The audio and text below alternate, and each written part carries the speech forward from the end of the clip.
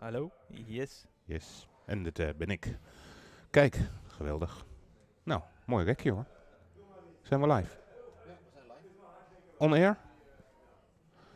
Alright. Good morning everybody. Good morning, everyone. Welcome here at a money match between Jan van Lierop and Marc Bijsterbosch. And what a match we have in prospect for you guys. Yeah, we're still in warm-up. So Jan van Lierop was here like an hour ago, so he's already got some time to learn the table. Yes, as you can see, this match is brought to you by Go Customs. We are here in the Go Customs pool location training facilities. Also, first and foremost, Orange Forks Productions. This live stream is offered to you guys for free. So if you are looking forward to this matchup, make sure you do share, comment, and like the links we have. Yeah, so we're the facility of Go Customs is in Apeldoorn. Nice location, and we are here. The players are downstairs at the pool tables, and we are commentating upstairs, where Goran Kobas is working on his cues. Yeah, he's got his own shop here, and the name says it already. Go Custom, so Goran does make custom-made cues, and I have to say they look very professional. All carbon fiber, but we'll talk about that later. I expect this match to take about 3-4 hours. Yeah, so it's funny as you started talking about the match, because the first thing I was about to ask you, Joris, is share your thoughts on this match. Well, I have my thoughts, but no conclusion about it.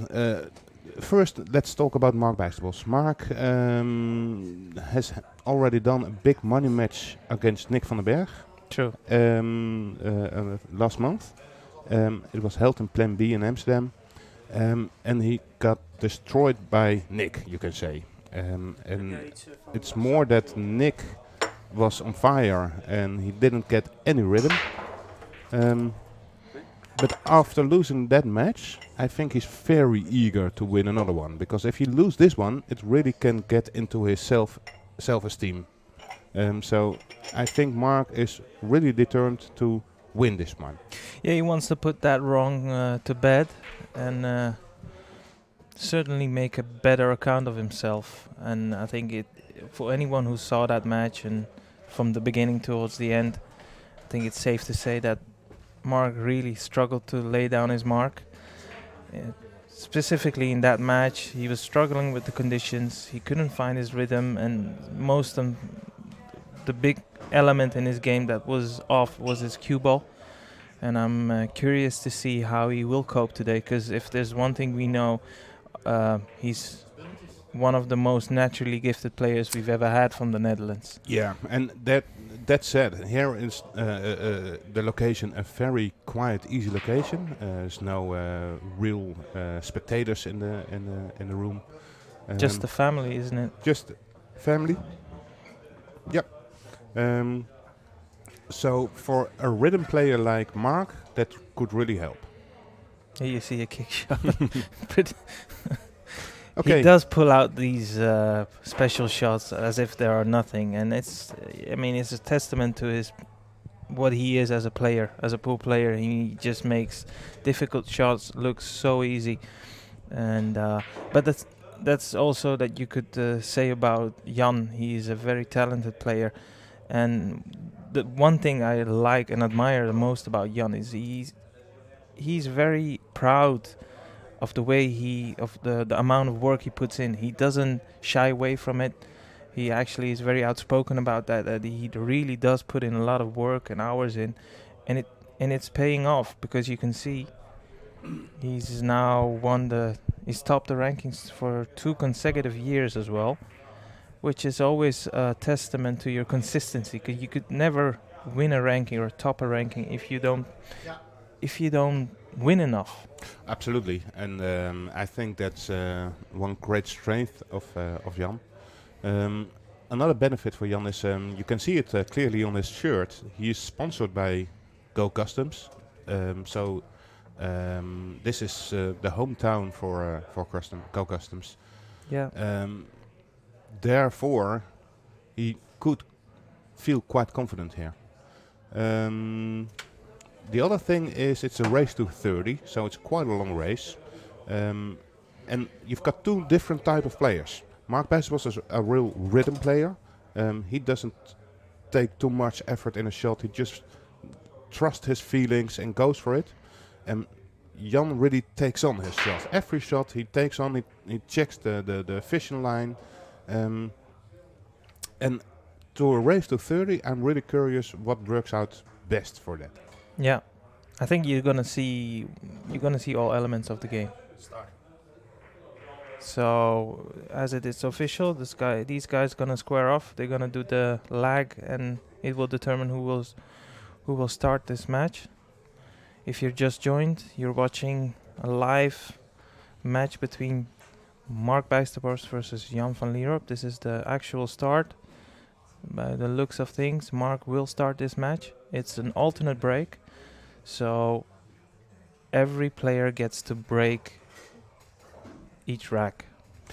Yeah, so it's a race to 30 alternate rack, and they're playing for €1,000. It's rack your own, by the way, I've noticed. Yep. Live stream brought to you by Orange Forks. We have 3 commentators. Currently next to me, Aya Sorabi. Hi guys. And the gentleman you just heard is Joris van Amersfoort. And later on, Pascal de Smit. We'll jump in. We'll jump in, or... Let's take a look at the elevation in his break. He's well known for his power breaks. Didn't move all scratched. parts of his body and still got a lot of separation. But as you said, he scratched. And I'm curious to see whether the 6 and the 7 is going to cause a problem. Yeah. By the looks of it, it doesn't It go does. in the middle. So if it is one positive outcome in that break is he's left Jan with some trouble. Yeah, some work to do, and it's always good. The table is, well, I don't know in inches, but it's quite tough. Yeah, just as I was walking past, it looks standard. It doesn't look No, to me extremely it's tight. No, It it's doesn't not look. absolutely not extremely tight, but to me it's a little bit more tight than standard. Oh, is it? Okay. Yeah. Normally, if you put 2 balls in the corner, it just hangs. It just doesn't drop in. Yeah. And I feel like it's half a centimeter tighter than that. Right. Okay. I'll take your word for it.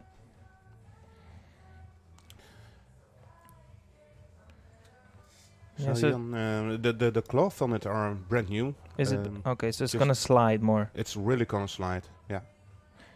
Here you see Jan pointing with the tip of his cue. The path he is planning to take with his cue ball. Has to cue it down, but not too much, because there's a decision he has to make here. Either he's gonna try draw back to the left side of the 5 as we look at it Yeah. here, or cross over to the side he's actually hanging over. And I think it's better to draw it. Or yeah, that line is better than go up and down, especially because of the new cloth. It's gonna slide really well. Yeah, not too bad. No, but Key shot already. The angle he leaves on the 5 is going to determine whether he's even capable of running this rack out. As you've seen before, this 6 doesn't go in the middle. It certainly doesn't go in other pockets. Yeah, so Me- he has option now to open it up. He can go forward 1 rail and bounce into the 7. I just think he's got a little bit too much angle on the 4 to actually get enough spin in that. Because it's a brand new cloth, it will throw more. So he's going to draw back and leave some sort of an angle on the 5. It could be helpful just to get close in range and play a tight telling snooker Yeah. on the 6 by hiding it behind the 7. I think it's well, he's got an angle to open it up. Absolutely. He could try, but Yeah. I'm not sure whether he thinks there's a lot of value in the shot. Well, if you hit it full, the 7 will hit the 6 in the 10, and that could give a possible shot. I see a lot of risk in this shot if he tries to open it up. I would go for it. Yeah, because I mean, in the beginning, everyone is trying to play positive, so that's nothing Ooh, strange. Did he hit it? He definitely hit it. Yeah, does it fit now? You know what? It looks like it got. It does look, yeah. And Might go. Might just be, it was just a hair that it touched. But it what could is be he? enough. What is he looking? Oh, is it the plant to the corner? yeah. So he's looking at the combination. He didn't even actually glance at the middle pocket for me. I'd be if it does go, but it's hard to tell because on our screen it looks like it does, but if it doesn't, it makes sense. He's looking at the plant here. I just can't see it from here. Yeah, so from here you'd say it looks a bit towards the right jaw for me. Doesn't really look dead set on, but he is looking at it and he's walked towards that corner at least 3 times now. So did he call the 7? No, but if he's going for it, I don't think he's going to call it. They will only call obvious pockets. I mean, or not obvious pockets. This really looks on for me. It does. Yeah. I'd be taking this in the middle every day of the week. I have to tell you this. Yeah, but if the combination is dead, I'll take the combination Yeah, every sure, day of the of week. course, yeah. But if it was dead set on, he would be down on the shot for me now. Yeah, I understand. So Let's see what Jan feels. Still hasn't made his mind up.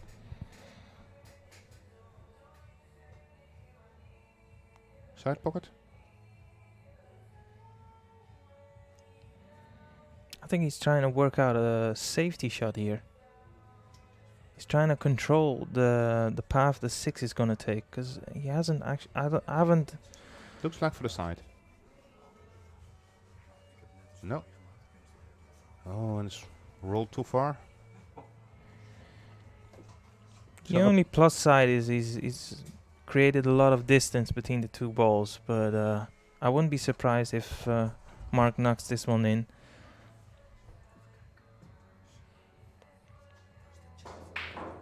Ooh. So it's 10 ball, and that means it's a cold shot. That means now Jan has the option to give it back to Marc or continue from here. And most definitely Jan will continue. Yeah, you could. Yes, you could bet your life on that one. Yeah, just explaining the rules there. Interesting to see what type of pace he's gonna play this one. 3 rails around, 10 on the side. 8 8 on the side. Yeah. Yep. Play to a very nice pace. He's got an angle to work with, so you'd think first draw for Jan. So this is for Jan's his first actual tester in this awkward Corona period. Yes. As mentioned before, Marc Bijsterbosch already played a money match against Nick van den Berg. But for Jan, this is his first real tester.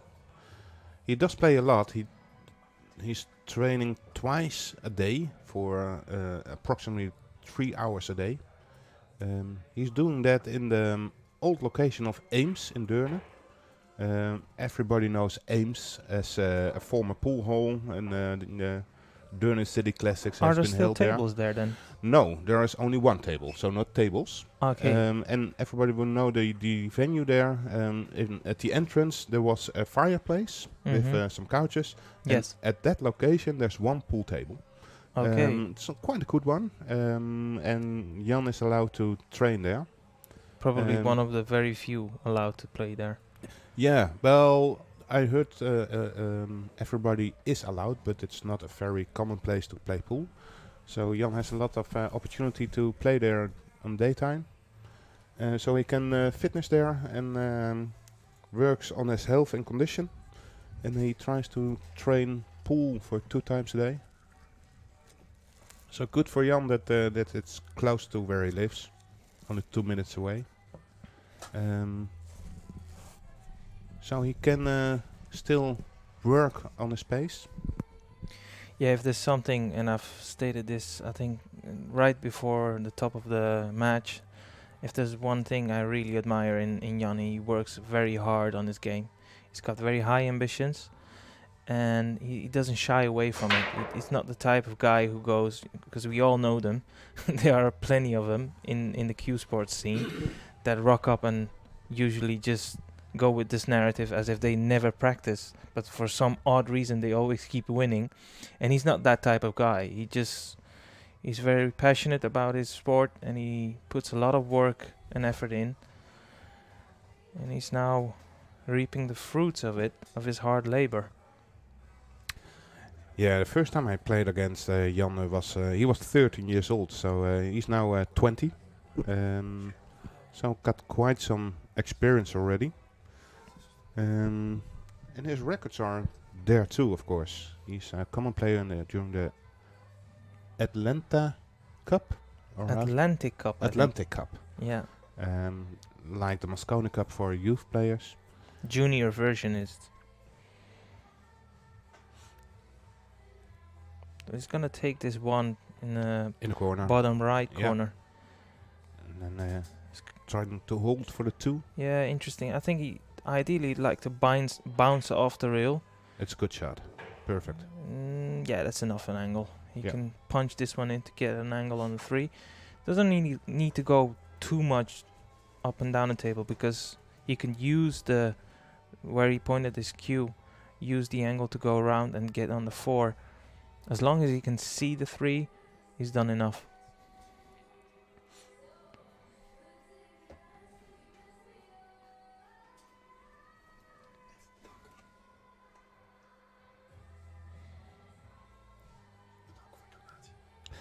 So, if you appreciate our stream, then please do a couple of things. Of course, like us, share us, call about us. If you really like us, we also have a donation option. We just had a donation from G-Master. Lovely. Thanks a lot for your donation. We appreciate it. Shout out to the G-Master. Looks like the kind of guy that's very generous. So I will be sending my bank details to him as well. Well, no, in all seriousness, we really do appreciate any kind of support, because all of these guys, us included, we are here because of the passion we have for the sport, not because we are actually in it to gain some money. Yeah, and to have that already out, we do have a little bit of compensation organized by Orange Forks. Because later on today we will do a draw for a jump queue. It's a jump queue made by Go Customs. I'm gonna talk about it later on. And there's a raffle already in, and there's a little bit extra in that raffle to compensate our costs. But that will be done later during this match. Jan and Mark have agreed that there is no real limit in timeouts. If you want to have a timeout, they can do it. Don't do it like 10 times, but if you have to go to the bathroom, just go. It's all okay. Yeah, and it's you can't really see the full setup. So you see the dotted lines, lines. It's a cross line. Is a chair of Jan, and across the room you have the corner where Mark sits, and next to that there's a table, and right next to that there's a toilet. So it's not like they have to walk for miles to get actually towards the table. So as you say correctly, it shouldn't take too long, which would indicate they're trying to implement some sort of game plan. No. But in the meanwhile, there was a nice break and run by Jan van Lierop, leading 2-0 now.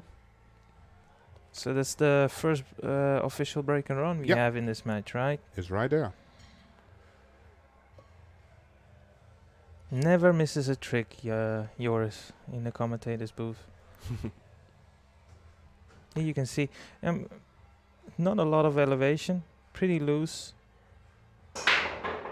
Nice pop. Nice drop. Great pop. And he's dropped a ball, right? 1, 2. Yep. Yeah, so he's signed the 8. 8, yes.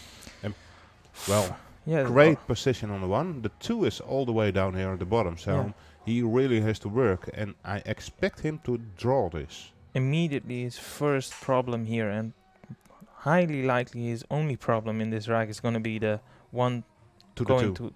Going towards the 2.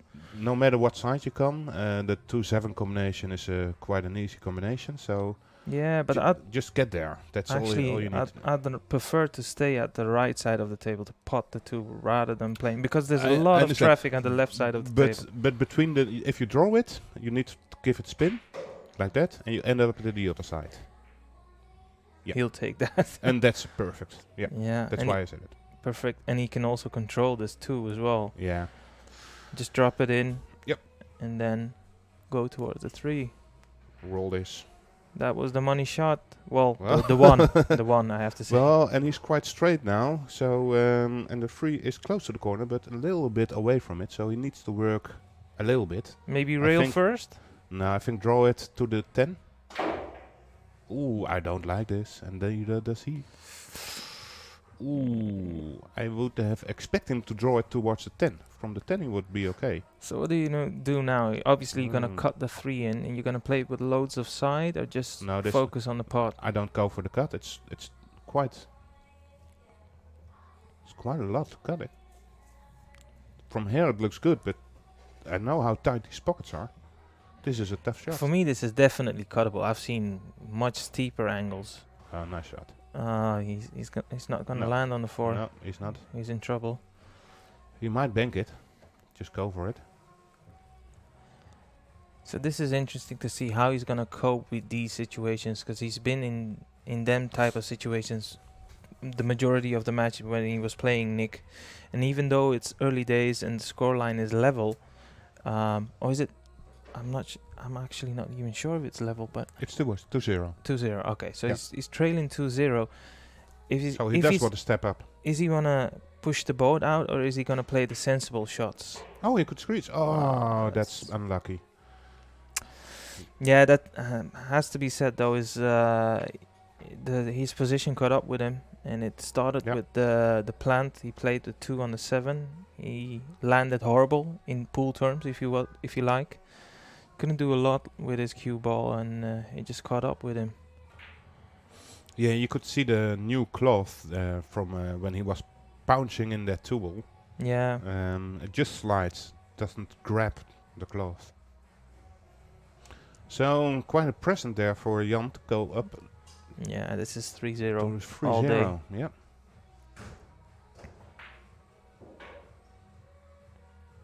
That's literally like playing 3 stop shots. So whose break is it now?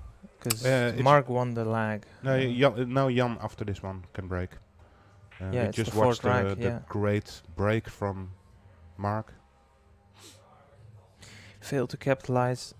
Has to be said, a little touch unfortunate the angle he left himself on the 1 in this layout when he had, but he was in first and he had a great chance. As I said before, his cue ball caught up with him. Needs to put that wrong. Put that wrong right. Yep. Jan van Lierop and both Mark play in the Premier League, Eredivisie in the Netherlands. Jan is playing for Hague 5. You can see that in his shirt. At the top of his shirt, he also, in the top, it's Hague 5. He's playing there with together with Niels Veijen, Alex Lely, Pepijn de Wit. So a really strong team.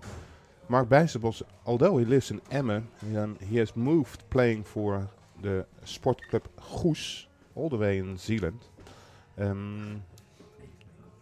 Together with Netherlands, the Netherlands, yeah, it's still the Netherlands, close to Belgium. Well, apart from Limburg, it's the most southern point of the Netherlands. He already played there with HGC and some Belgium pool players. they have now attracted also Ivo Aerts. So also Marc Bijsterbosch has a really great team around him.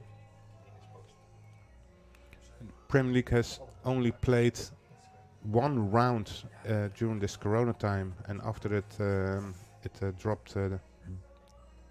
Still back. Yeah. It's put a spanner in anyone's life. Yeah. This COVID crisis we are dealing with currently. Well, this is good news for Jan. That 2-5 combination is dead on, so he doesn't really need to work. Well, Yeah, dead on. It's good enough. Yeah, comfortable enough, Yeah. and with the angle he has on the one, shouldn't really cause a problem. But ideally, these type of combinations you'd like to be close in range, so you can really control every part of the shot, including your cue ball as well as the hitting point. That's why he's taking a bit more time just to be absolutely sure where he wants to. Yeah, after the combination, 2-5 combination, the 2 ball will go towards the long from this side, right? Yeah. So behind the free ball. So therefore, you want to have the same angle from the 2 ball to the towards from the cue ball towards the 2 ball, so you can line up for the 2. That's what he's looking for right now. He's just having to cue over the 10. Shouldn't really cause a problem. No, it's comfortable enough, and he's cueing actually aside from the 10, so he can really get a grip. He is on the wrong side of this line. Yeah, now he needs to go towards the side rail to his left to draw it back, and this could really cause some problems, especially the. I'm pretty sure he's gonna make this combination, but if he's gonna. He has to pound it now. He really has to. Question remains whether he's gonna actually have a shot on the 2 afterwards. Yeah. So you want to have the 2 ball bounce from the left rail So back to where it is right now. This is well, you can't really see. This is what he's looking at, right? And he's definitely gonna draw his cue ball towards the right side long rail as we look at it. I think where the cue ball is right now, if you draw it back there, then you have most Do you know what? chance for another shot. At this pace he's playing, this 2 could actually pop up and present itself in the left middle. Well, not. Yeah, it was a foolish hit, and by the looks of things, Yeah, wanted to have further. no, he can't. He definitely can't put this 2. And as I said before, that was the biggest problem in that shot. And you were right to say he needed the right type of angle on the 2 for that combination. Kick and stick, maybe trying to get some coverage behind the 3 ball here. I don't like that. I would top spin it, follow, and get the cue ball 2 rails out around 10. I mean, he hasn't called anything, so it's No, not like he's I gonna wouldn't go for a call. I mean, there's a chance to kick the 2 in the bottom right corner, but No, he's going for the what thin was cut. Oh, that's a risky shot. It is. I don't like it from that angle. If it's more up the table, say where the say between the 4 and the 8, obviously you could see it. But say in a different type of scenario, I would actually fancy that shot. But from that angle, I don't like that shot one bit, because Well, if you hit it good enough, it can go back up table where it is right Yeah, now. but You leave the cue ball at the right side. If you make it, you have the free ball towards the corner. I do understand the benefit of this shot. you will always, if other than making the 2, you will always leave it there. And that's Ooh, he made it. he made it. Nice. But he's a bit unfortunate. He deserved more from that. Well, I have good news for Jan. And the reason that is, I say that is that he is sponsored by Go Customs. He's playing with his playing cue is a Predator cue. He got sponsored by Staff from Hague 5. But you see this carbon fiber jump cue. This is the new 2nd generation jump cue by Go Customs, and it jumps amazing. It jumps really well. It controls really well. you can see he already took the last part. He screwed it off, so it's a 3-part jump cue. You know what? For these, for the skill level these two guys possess, you'd fancy them to get this. This is absolutely a big percentage jump shot. There you go. It's still a bit unfortunate. I mean, he's landed the wrong side of the 4, and he's also queuing over the 8. I'm not sure even if he can get some right hand spin. I think he doesn't need any spin. I think you just roll this in. Not holding it. I mean, it's Maybe. very risky. I understand, and probably at this point that's his safest bet. But and maybe go back over the 8 to shoot a 6 in the same pocket. That could be an option too. Just miss the 8. You mean cross the table? Yeah. Yeah, that's a head scratcher there. Yeah, because that's very thin. You know, as you can see here, that's like, what's that? 1/8 of the ball. Yeah, you it's need to cut, pretty thin. and it's not really something you want to hold. And there's a gap where you can land to play on this side on the 6 would. He's now would looking look to possible. go around, but Yeah, he could go long rail, 2 times the long rail, the short rail above the 10, and then get back. But that's quite a more of a Marc Bijsterbosch shot to go this for. looks horrible, man. This really looks horrible. Let's see what he's going for. Safe I to think say he's going up. Safe to say he's a bit of a pickle here with his cue ball. He's gonna smash this in. Miss it. Oh, he missed it. What a shot. Great Played shot. to perfection. That's an amazing good shot. I'll tell you something. If this was in the Mosconi Cup, he'd get Quite an applause. good applause for that one. Yeah.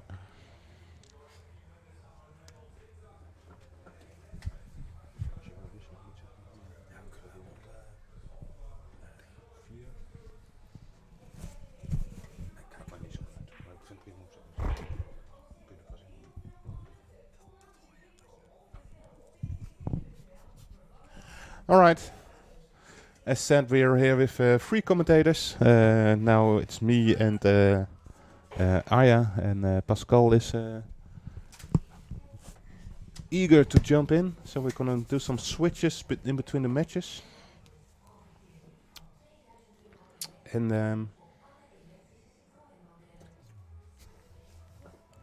until then, Jan van Lierop is in perfect position to go up 4-0. Yeah, it's becoming more like a deja vu, really, for Marc. For Marc, yeah, wow.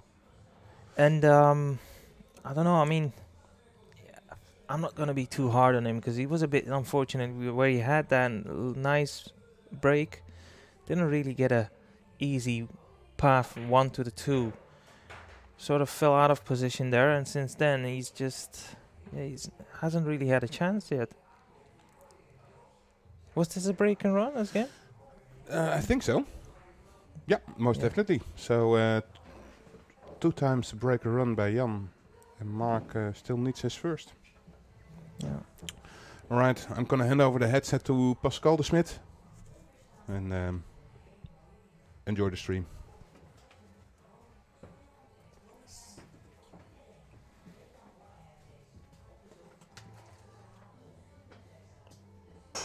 So I'm delighted to say I'm welcomed by Pascaliente.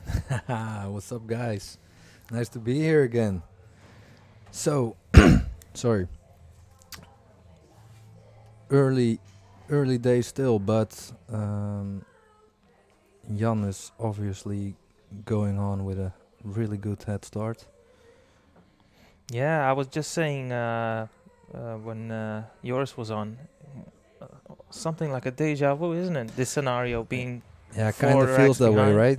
We were there with the previous match, MoneyBattle of Marc versus Nick Vandenberg.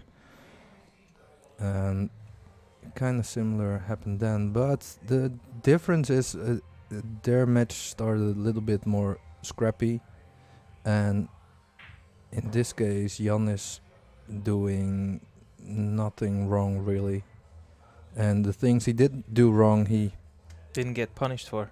no, or he made some good efforts to recover.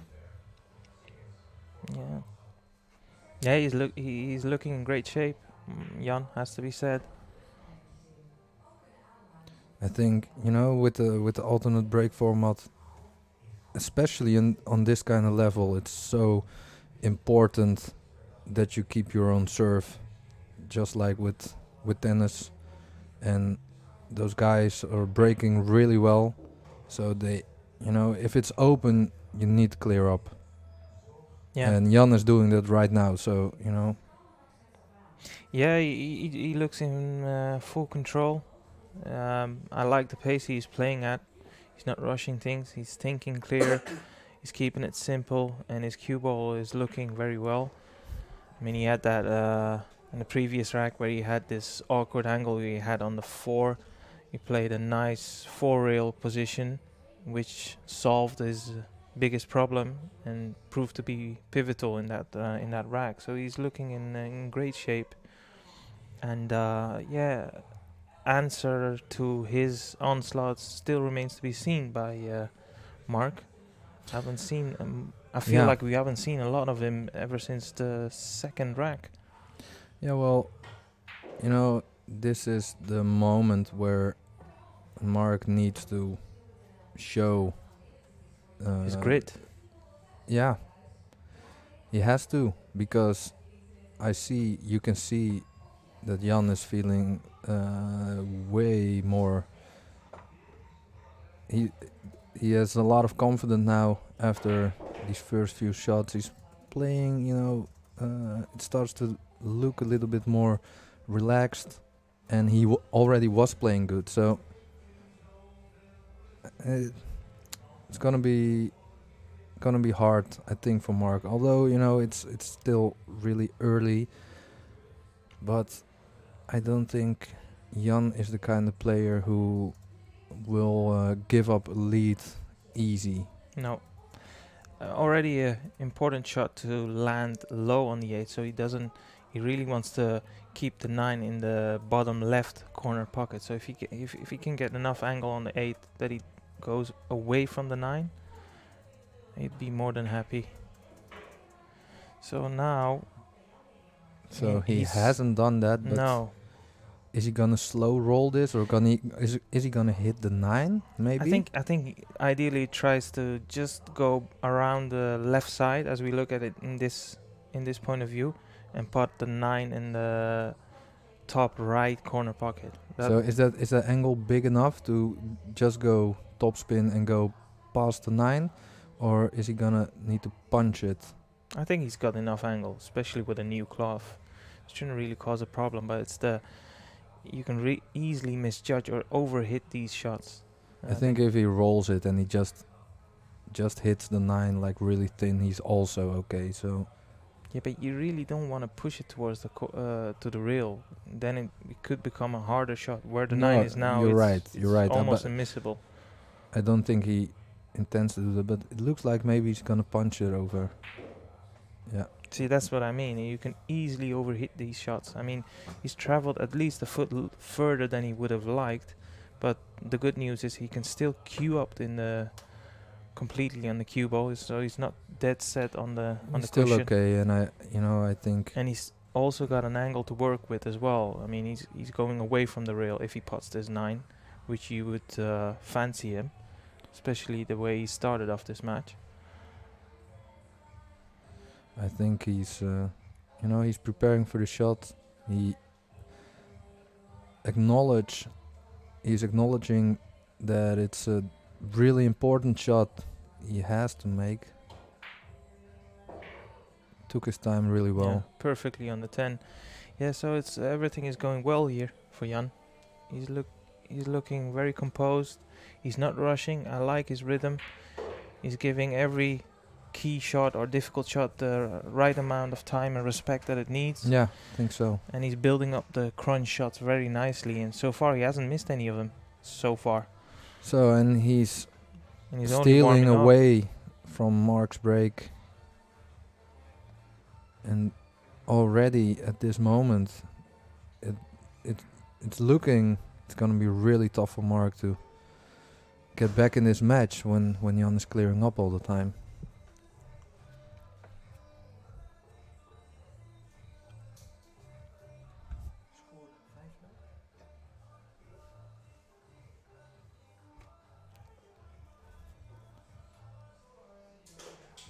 Yeah. So, is there any advice you could offer Mark here? Yeah, well, obviously I don't think he did that much wrong. You know, but He's just getting severely punished, isn't he? yeah, he is, and for a lot of players that would be really tough to deal with. In the case of Mark, I think Mark is still pretty okay in his seat. You know, it's 5 frame difference isn't that big in a race till 30, and I don't. It's gonna be really hard for Jan to keep up this level of playing like the whole time, the whole match. Yeah, and So there is gonna be somewhere. There's gonna be a chance for Mark, but I hear you, and you're completely right. In these long races, the momentum can always swift towards the other player. But I have to say, if there's anyone I really do fancy to keep up a high standard, it's yeah, it's Jan, gonna and be Jan. Yeah, he's especially tough. for his work ethic. You know, Yeah. he's not the type of guy that just rolls through these racks. No, As you can see, he's still looking and he's still thinking clear, and it's very important if you wanna stay consistent. It's these type of steps you need to take in your rhythm, in your approach of every single rack. You just treat it as if it's a new rack. Yeah, I think He's Jan, he knows how important every Yeah. frame is and every ball. So and that makes him super dangerous. So and I think if I if I have to give any advice to Mark, then it is that he needs to acknowledge that he's up against someone that is really tough, and needs to give the table and the situations the same respect as Jan is doing.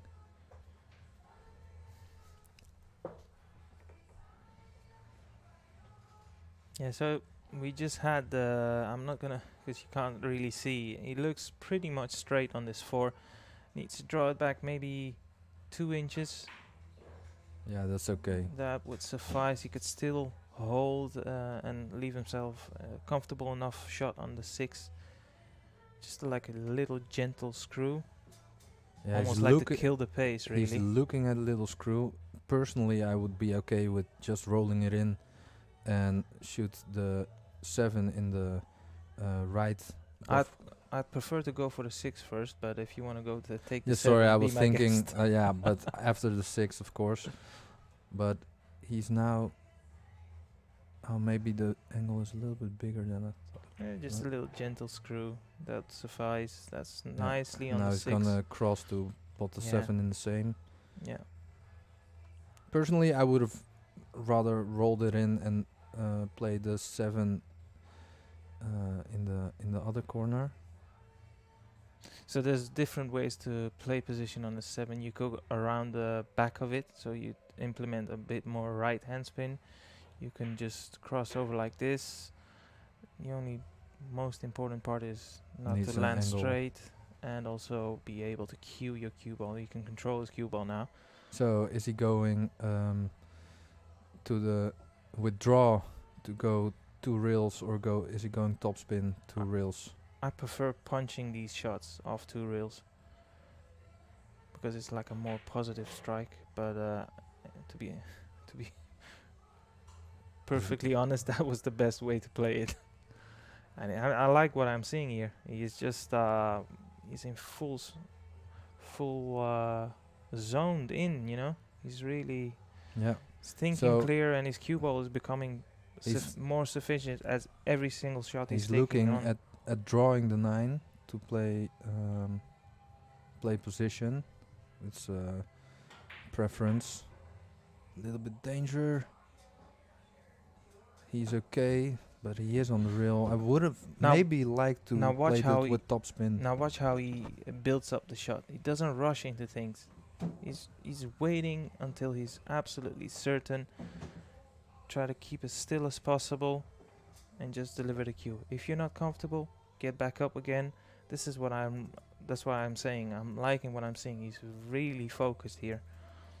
You know, it looks really similar to the way Nick is preparing his shots. Nick Vandenberg, Yeah. we watched last time. His pre-shot routine. Yeah. Yeah, you're right. Yeah, good Nice effort. cued. He's fully in control, and it's worrying signs once again. He's faced with a big deficit, Mark. Everyone wants a piece of Mark, I guess. Yeah.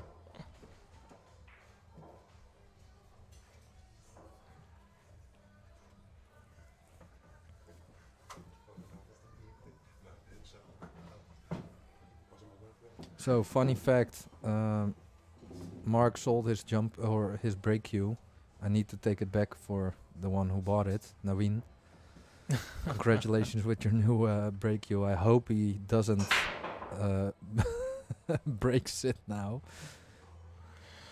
Right, Mark, time to stand up, mate. You really don't want to fall further behind than 6 racks already. I mean, it's not the type of start you would suggest or advise any player. No, so has to watch out for this position.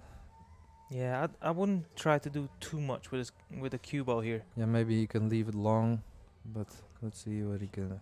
Middle of the table would be okay. Yeah, play to perfection.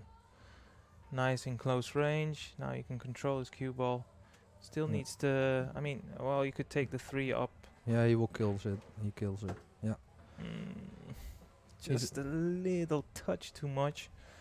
Now it looks like he's gonna go into the 6. Yeah, I think he's okay with that. He could even leave it purposely a little bit on a thinner side, so you can go around the 9 rather than going like a straightish in Oh, yeah. 4 in the side. But it looks like he's going into the 6.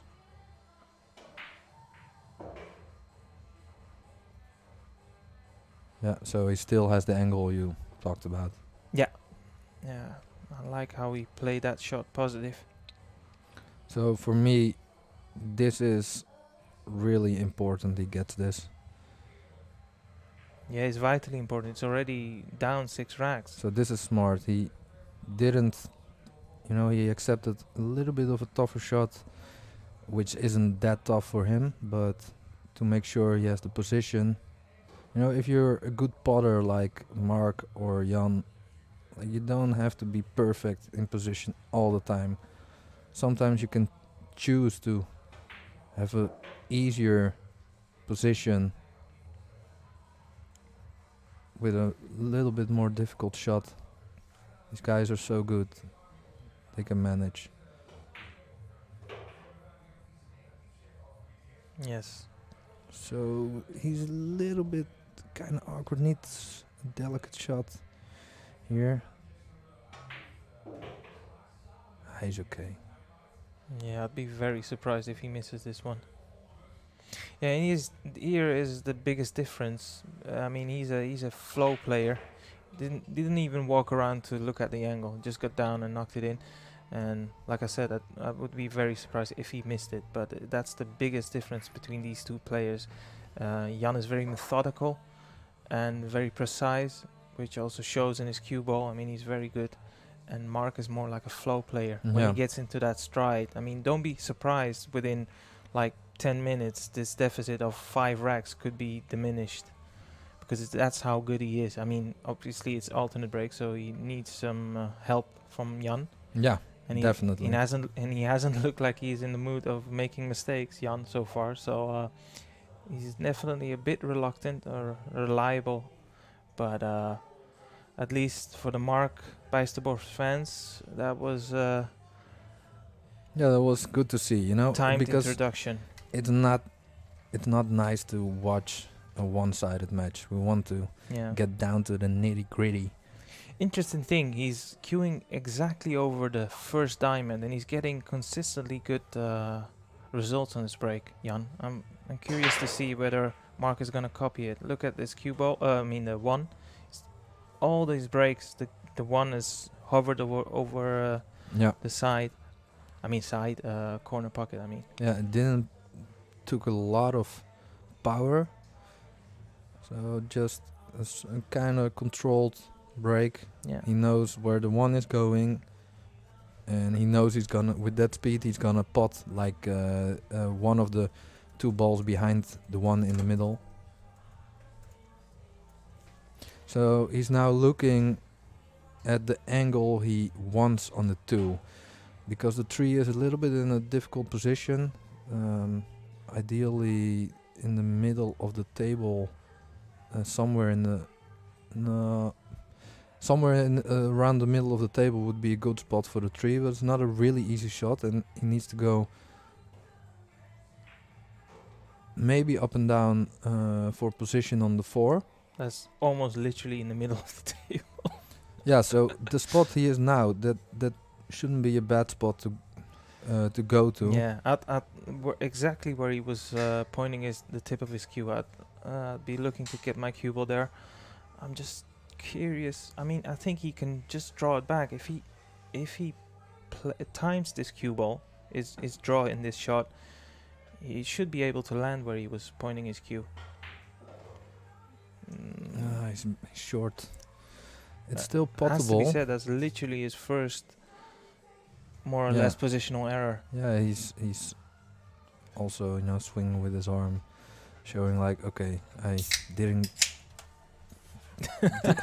So the whole stream heard how Jimmy is enjoying his beverage. Cheers, Jimmy. So someone loves a Scola. But that's more or less a guaranteed snooker. Tied in behind the 10. I wouldn't even... I mean, it's a straightforward snooker here. Yeah, well, the difficult thing is, the cross is... It is doable, but there are a few things that are... You know, if he cuts this in with left... he doesn't have to, but he really doesn't have to push out the boat here. No, he doesn't have to, but let's see what he does. I think he... Yeah, he's going for it. Wow. He tried. That's his... I mean, that's 2 unforced errors in So this rack. But not a really easy shot for Mark here. No, by any stretch of an imagination here. But I think he can get to the potting angle. Yeah, but what is he leaving? Because maybe he gets a double kiss on 5, yeah. Yeah, I don't think there's a lot of value in taking this shot unless he feels that he can generate enough topspin by using the 5. But it looks almost like full on the 5, especially from this angle. So I kind of like to play the stop shot and to leave the Chinese snooker here and play the 3 up table. Oh, okay, yeah. So snooker maybe snooker behind the 6, and if you don't leave it snookered, you still have the Chinese snooker. So and when you have the distance, could be kind of a good shot. If you could glue your cue ball on the 5, that'd be a perfect shot, but it's hard. Well, he definitely didn't call that one. He played the snooker behind the 6. But is it potable? I mean, it kind of... I think he is. Maybe with... It looks like it is, but... yeah, Jan is looking at... So, yeah. Position over there, so... Then... Must be potable. Yeah. So, I mean, he wants to cross the table, and he wants to cross the middle line, I should say. He leaves himself. Yeah. So is he punching this 1 reel, or is he going 3 reels position? I'd just go for the 1 reel, based on the angle we are looking at here. I mean, on a new cloth, you can definitely power this one in, no problem. Yeah, I'm not sure. Like I mentioned before, I mean, that's the biggest difference of these two players. He makes sure he doesn't rush into... Yeah, he's playing your shot, but he's looking at with a looking Yeah, he's a at bit the awkward bridge. queuing. Yeah.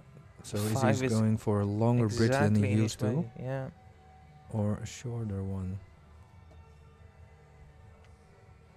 Yeah, There you that's a go. beautiful shot.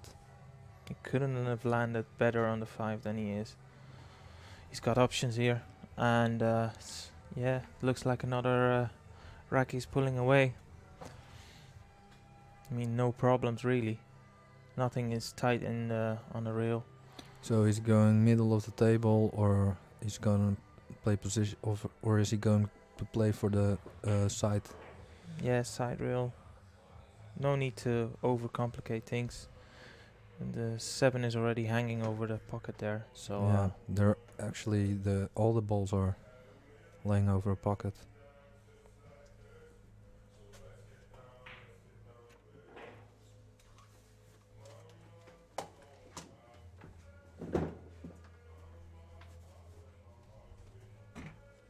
So Arya is going for a little break, and next to me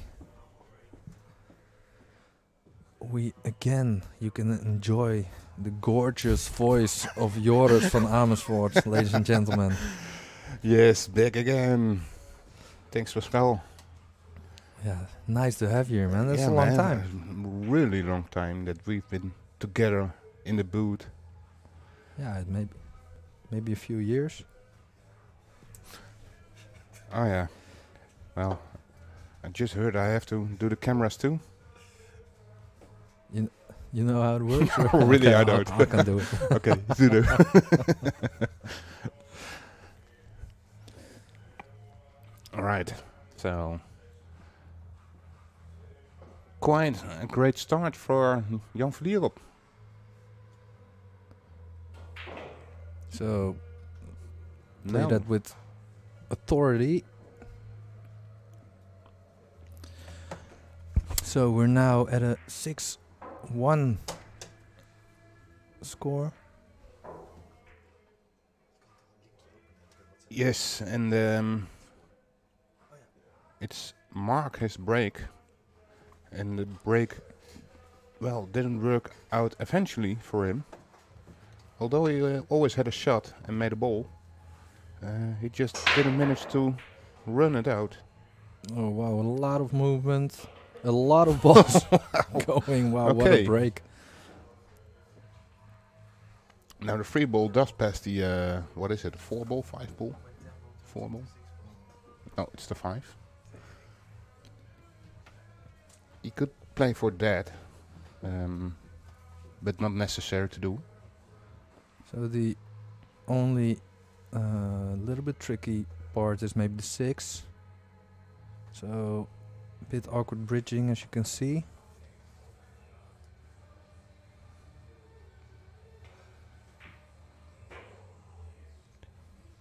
Perfectly for the side pocket. Could draw it a little bit back for a cut on the 5. Yeah, maybe leave the 6 long. In the line he's right now on 6, or maybe is he going down Yeah. for the left? Bottom left. If you leave it at the right side pocket, then you're all fine, just like that. Perfect. And this is what Mark needs. Now, Mark is absolutely a rhythm player. Likes to play fast. And this is the thing he likes most. Just smashing the balls. This is, Don't waste any time. we also like this because we like to go home fast. Wow, great stuff. Good break. You know, the cue ball got kicked, I guess. Yeah, many times. So And, a lot of things happened, but eventually, great break and run. And Jan is back at the table already.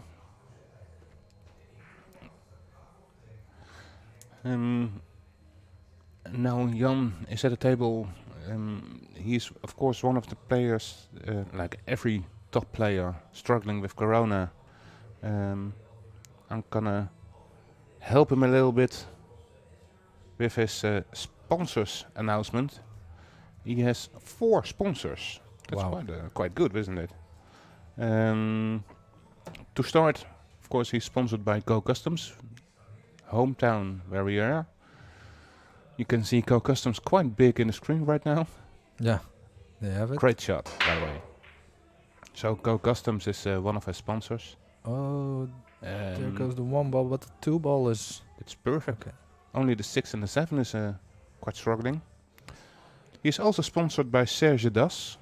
Ah, so Sergio is also the one we can look at over here on the table. You can see it, Sergio does billiards. So he's obviously the one provided the table, or at least the cloth, I guess. Yeah, I think Serge Das also works together with Goran Kabas here. So Serge Das sponsors Jan van Lierop. Then a local restaurant in Deurne, de Eterij, is also a sponsor. Never been there at that restaurant, but heard good things about it. And the last one to pronounce is Roycon Installatie BV. Installation for plumbing, heaters and air conditioning. So there you go. Hope it helps Jan a little bit. So on the background, there's happening a lot with some side betting, and I see that the world champion, Mr. Gorst, is also watching. My friend Fedor Gorst. Yeah, he's your friend, of course. You won. You won the. I won the raffle. Yeah, the queue. His That was great. Yeah, that was amazing. Yeah, and really glad with the queue. It's just an amazing queue. It's a Q-Tech Synergy queue. It looks great as well. It looks amazing. Looks absolutely great. And it was quite a struggle to get it from Moscow to the Netherlands. And eventually, with great help from Fedor, we managed to get it. So got really lucky there. So, but is he looking for action? yeah, well, he says he thinks Jan is gonna win. So it's interesting if the world champ is saying something. Yeah. Who are we? To Most say definitely. different, yeah. Yeah, good to have you here, Fedor. Now, apparently the 6 passes the 7 to the side corner. Well, let's see, because I think he's played it to play safe, You think it's just for safety? Maybe we can or see maybe it he here? can play billiard on the 7. Hmm? It's also, but He already checked that. Doesn't seem to go. Nah, he's looking at the safe. I think so too. Just Roll it around the 7. Leave the cue there. yeah, go 1 rail with the cue ball to stick it against the 7. There you go. Locked up. So it shouldn't be an easy or a difficult hit for Mark. He already called the corner Yeah. pocket. You can see how stand up he is on kick shots. You see, he doesn't go all the way down to his cue. He stays up. He always does that, just for the line of So- sight. Yeah, a lot of players. I see a lot of players do that, especially a lot of players his age in the Netherlands. Or they all kind of do that. They maybe they learned that from a coach or something. Yeah, I've seen it a lot. Also, some American players are now seen doing that. So it could be quite a good tip if you're struggling with your kick shots to stay up a little bit. So, but at the moment, Jan is looking at a not so easy shot. He's awkward. This is gonna be awkward cueing and a little bit of a funny angle. Yeah, and I think he's going to run into the 7.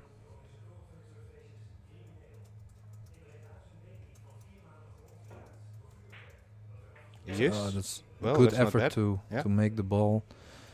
Kind of felt like it was second prize for Mark to to hit it and to got kind of sort of safe.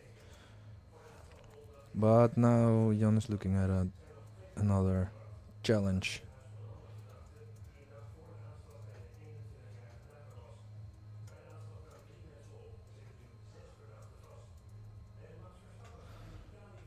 So as you can see, there's a lot of the 8 is totally free, but because of the 9 and the 10, you don't want a big angle on the 8. So maybe he could cross over, go past the 9 to play the 8 ball in the side or in the corner closest to the camera right now. But I don't know if that's maybe a little bit too risky. So we see that thanks Naveen for your donation through PayPal. Thanks a lot. No, it this means is a lot. he missed Oh it. wow. The first So miss from Jan. he actually played the shot I was calling out. Yeah. But it wasn't easy. Yeah, it's the first miss here. And some good news for Marc Bijsterbosch. So position 3 rails, cut it in thin, or go 2 rails if he hits it full. I don't know exactly how full he's gonna hit this. Yeah, 2 rails inside spin. Great shot. Yeah, some work to do here. You can see how straight he is on the 8. So getting into position for the 9 is not automatic. Going forward.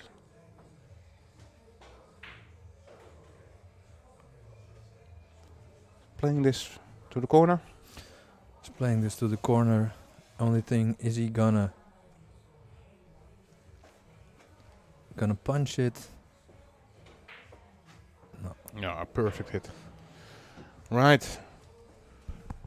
And besides the scoreboard, yeah, It's always nice to see how sort of relaxed he's he's spotting shooting that. the last shot. But what I was trying to say is that besides the scoreboard, he has now finally got a second frame. He also has had some table time and some confidence, and that should do him well. Yeah, let's see. And he's breaking this 10th rack.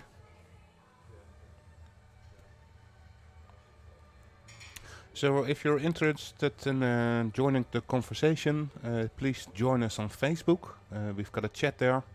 We're trying to answer some questions from the chat. Yeah, but mostly the most people in the chat are on YouTube, the YouTube chat. There's also you have the opportunity to donate through the super chat. You can donate some if you like the stream, and it's all for free, guys, so appreciate it a lot if you could donate like 3 or 4 figure amount. So no, but we got a few donations already, and we really love that, so thank you a lot. So this was the first dry break for today, and after the former break by Marc, he made like 4 balls on the break. Now he was dry, so not consistent in any way. No, it's yeah, sometimes it happens, but it kind of looked like this table isn't breaking that hard. So play that with inside spin to check it out. Yeah, and it's not an easy table. The 4 and the 5, of course, go towards the side the corner pockets, but the 9 and the 10 are a little bit of a challenge, especially when you see where the 8 is laying.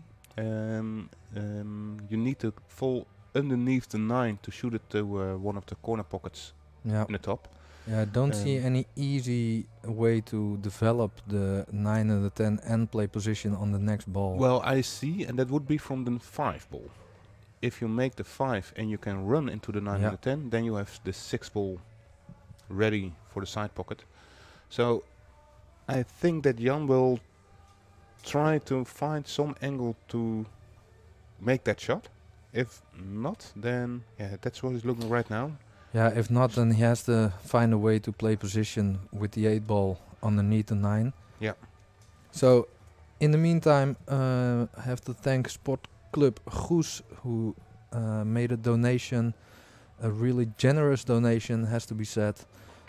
Thank you a lot, and you know, for all the people listening and watching, Sport Club Goes is a really really nice place to play pool, to have some action, and to have really good drinks. And also I have a great Premier League team now existing from Marc Bijsterbosch, Ivo Aerts, UGC. Yeah, great stuff. So, thanks a lot. I know Vincent probably is the one donating, so Vincent, thanks a lot. Means a lot.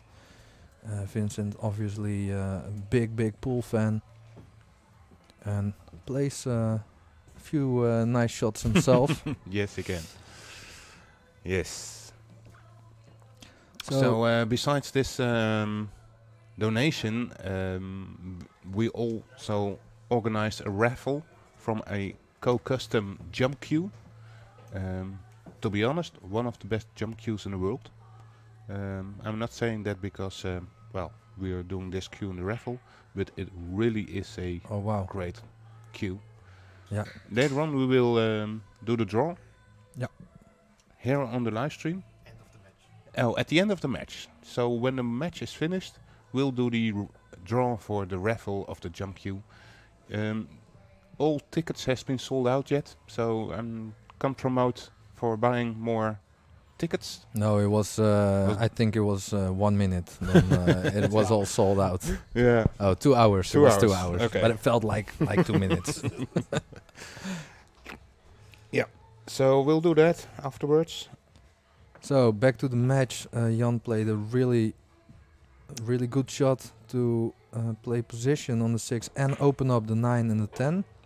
Yeah, it was the right time to do that. Cheated the pocket a little bit. Still need some good shots, huh? Yeah, Kinda need to kill this shot on a 7, so quite slow roll this. yeah. You can or slow roll this or like kill it with draw, but it depends on your. Personal preference, Yeah. you mean? Yeah, I think he will do both. Take it slowly, a little bit of side spin, a little bit of draw. Oh, he left That's it. quite a lot of angle here. Didn't expect him. And maybe he doesn't like to roll the ball. Yeah, he played a little firmer than I expected to be. So now he has to just cross and go to the upper part above the side pocket of the right rail. Yeah. But then he needs to slow roll the 9 again to hold for the 10. So curious to Oh. see how he takes this on. Oh wow! He took it all back. I Nice didn't shot. didn't expect he could do that, Yeah, being that close to the rail as he was. great stroke there. And of course Jan van Lierop can play some pool. He's been 3 times European champion at the youth. 1 time at the pupils, 1 time at the juniors and 1 time with teams. He got 3rd during the World Championships juniors. Has joined the Atlantic Cup 2 times, 2018 and 2019. And also won 11-0 2 times. Yeah, Jan is obviously one of the greatest youth players this country ever had, and then I'm talking about the Netherlands. Yeah, and in the Netherlands he also got the Dutch champion youth at the age of 12 already. And the general Dutch championships, his first title he got when he was 17. Oh wow! So in That's some total, achievement. yeah, in total he won 23 Dutch titles. That's an all-time record.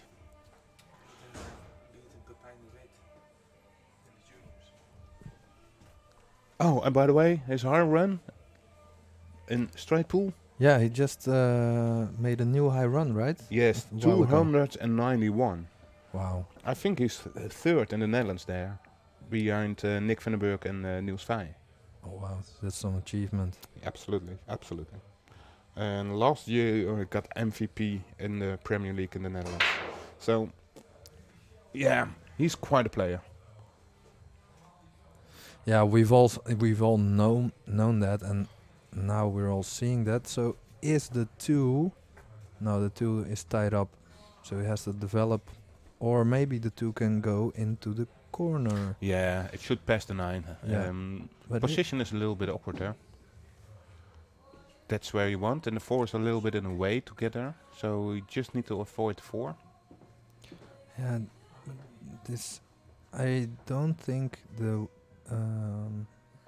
or he has to cheat the 1 a little bit to hit it thicker to go over to the left side of the table Well, yeah, if you play it with a lot of the left spin, yeah, and just throw roll it in a little Yeah, bit. yeah. I don't know if the cloth will take that much. I think if you take it easy, I expect it will take. Needs to hold, needs to... Oh no, that's too far. That's a snooker. Yeah. Yeah, it's a tough shot. And also a tough kick now. It's not easy to get out of here. Yeah, I think one he needed to do what you said, like use more. More side spin. Yeah, Yeah. but that made maybe the pot a little bit more difficult. Now he's Kicking 1 rail. hitting the 2 into the 9 and hoping to get the pot. Yeah, and I tell you what, if On it's the gonna 2. be close, you need good eyes to see if it's not a fall. Yeah, Let's Expect see. to hit it firm. let's see what happens. Oh, that's Oh, not wow. needed as an eagle eye. So, ball in hand for Marc Bijsterbosch. So let's see what he does. Pretty open chance here. Only difficult thing is maybe the 7 ball.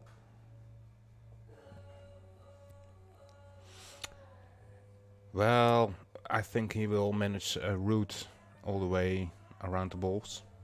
We He just cou- had... he could kick the 9 a little bit. He could. He's could, always gonna yeah. have position on the 3. Let's see what he does. We just had the results from Jan van Lierop. Now, Mark at the table, and he has done quite some things too. He is... Yeah, he played it. Yeah, he played it. Nice. He is European champion 10 ball in 2017 and got in that same year second in 8 ball. He had 2 Euro Tour finals and 3 semifinals. His best performance at the World Championships was last 16. And as we're playing 10 ball, his streak in 10 ball is 8 breaking runs. Oh wow, great stroke, but Ooh. not a great result. So and of course Mark played in the World Cup of Pool. Yeah, in the matchroom events, he did play in the World Cup of Pool together with Niels Veijen. And he ended up in the quarterfinals and in the semifinals. So that had to be a great experience. Absolutely, absolutely. And therefore, everybody knows that, okay, if during the World Cup of Pool you're going to send out the 2 best players of your country, of course, Niels, and if it's Marc Bijsterbosch, then you may expect that Marc should be the favorite for this money match. Yeah, you should say, but that's already a while ago, and in the meantime Jan had a lot of time to practice, and he's now left with not an easy shot, but Mark left him a shot, so he wanted to snooker him, of course. So I feel like if he makes it, he's always gonna have position on the 5. Yeah, stay above the side pocket. Don't do crazy with the cue ball.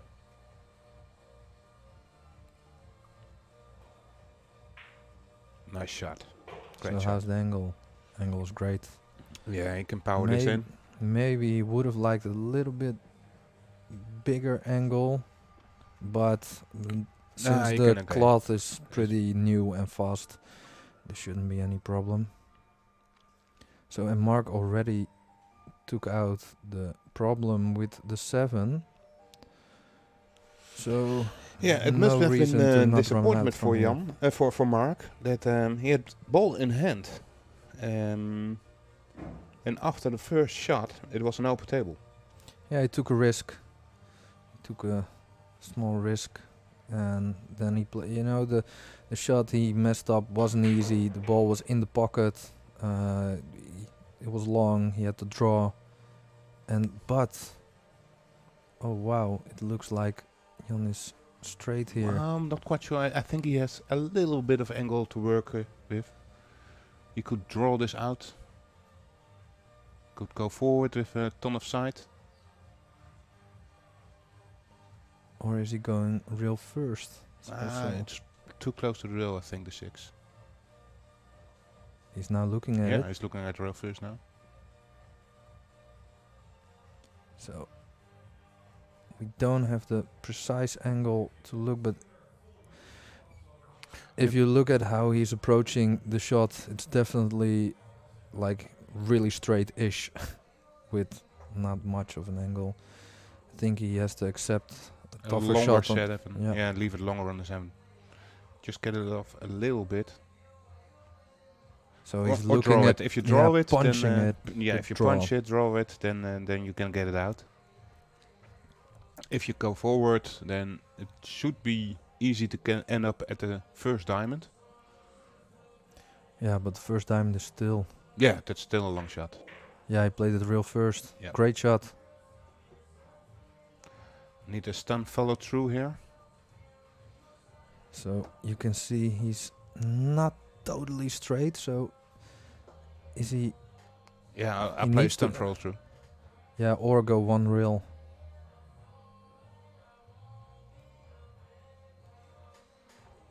Looks a bit too straight for that. Let's see. Then we have another look. You see, it's quite straight. Yeah, it's a small angle. Yeah, I'll play stun follow through here. Kind of depends on how you feel, I guess. I think he's with the same. He has the same questions as we do, probably. Yeah, yeah. So He has to play the percentages. a bit back into how this match got stand up. It first was a money match between Jan van Lierop and Lars Koegam from Germany. Oh, really? Yeah, it was. It was 2 months ago. It was already planned, but then Corona got in between, and Lars couldn't go to Holland and back to Germany because Oh. of the rules. Right. Oh, That's just what I said. It's too straight. I wouldn't go for it. Oh, yeah. It's too He straight. doesn't have to see the. Wow. Didn't expect him to go for that. Of course, there was an angle, but it was really tight. Yeah, yeah. Well, as you could see, he potted it a little bit in the left side of Yeah. the pocket, Yeah. and that's why he scratched. Yeah, that's why I wouldn't have gone for a... So, but a free present for Marc Bijsterbosch. and he could use it. yeah, so What's the score now? 8-4. 8-4. And that brings Mark back in the match. Especially when he can take this 13th frame. But he didn't left himself a shot on the one. No, I don't think so. At least maybe he could do the The third. imitation of the rest jump shot from Nick Vandenberg in the Moscow I Cup. don't think that that rest is in his bag. He's going for a kick. He's going for it. He's looking at it. Yeah, And it's I a easy- understand. it's an easy hit, and when he hits it, he has a really good chance of getting position on the 2. And making it. And if he wants to make a push out, he needs to play it behind the 5. Yeah, he's playing the push out. And yeah. Want to stick it on the rail.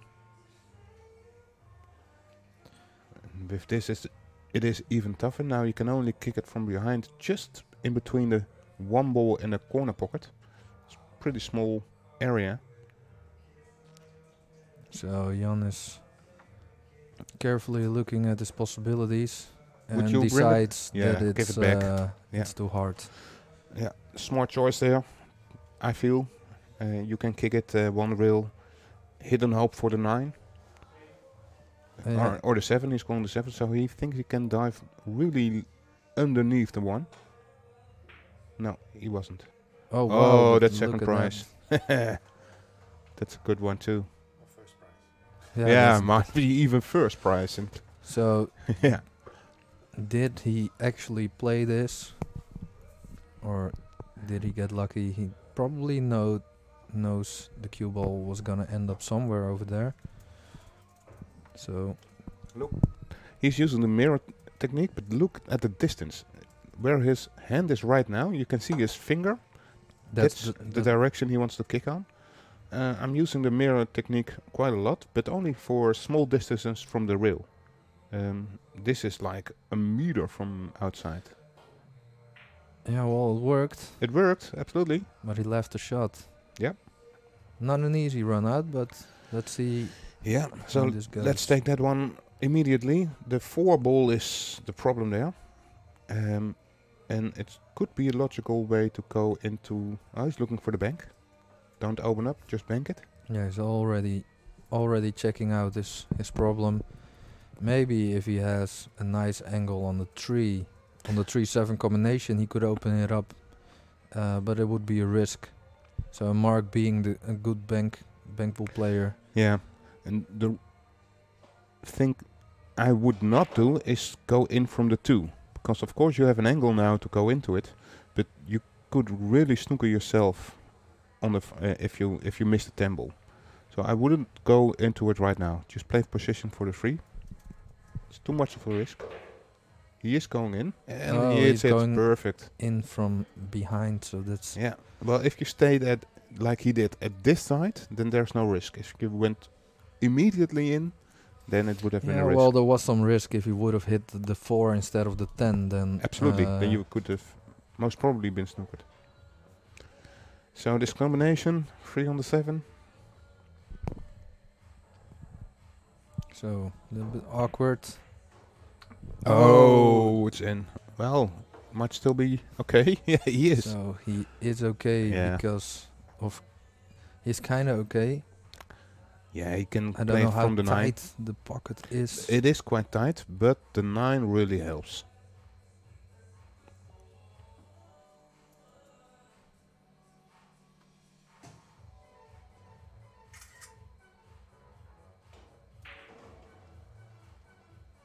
Yeah, that's great. A little bit too firm. Yeah, but he can just kill this in and Oh, hold it yeah, for the or hold pound it it. for the 6. I could hold it. Perfect. All right, everybody. It's November the 1st, 2020. No actions in tournaments. So we're glad to bring you some action in the live stream. Hope you all enjoy it. This is rolling a bit further than he wants. Oh A wow! lot of further. Wow, look at that. Expect him to make this though.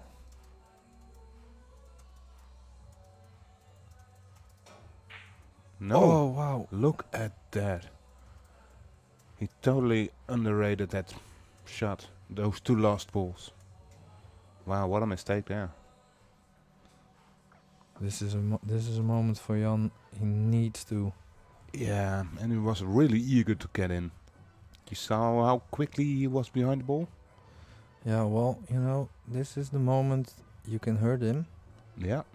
So he's definitely want to take advantage of this moment.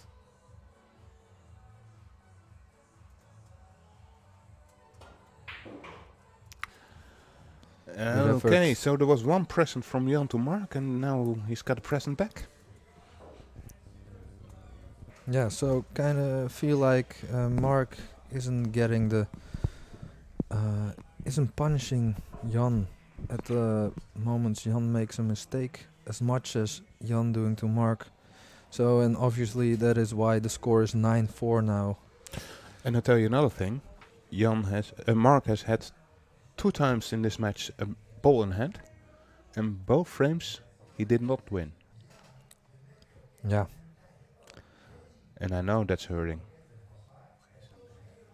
Yeah, has to forget about it. And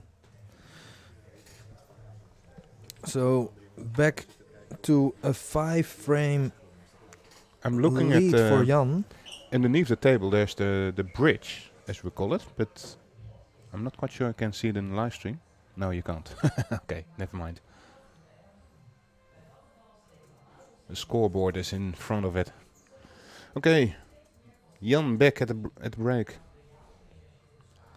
So let's see how he approaches the break. Look, he has a small elevation.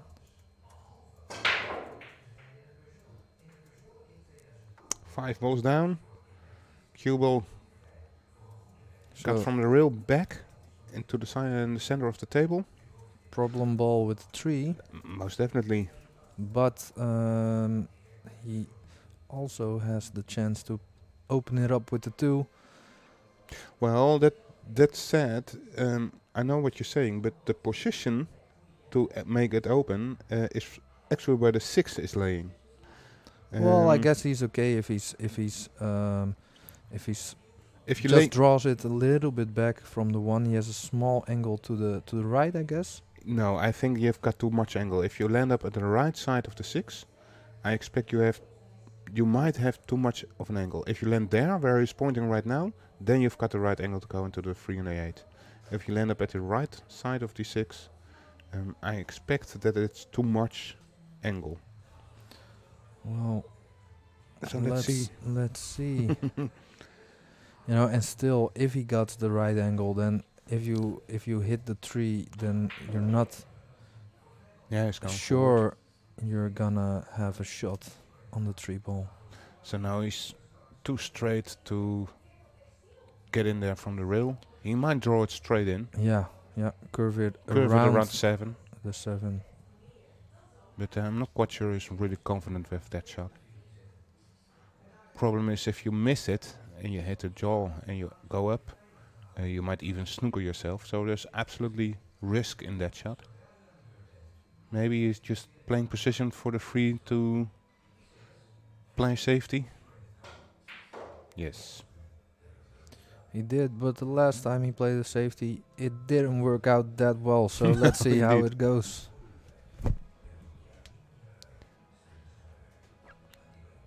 So he's gonna roll this, but there's quite a bit of distance between the cue ball and the 3 for the Yeah, for and such also a some delicate angle shot. because he needs to hit it quite far at the left side of the 3 to make it go around the 8 ball.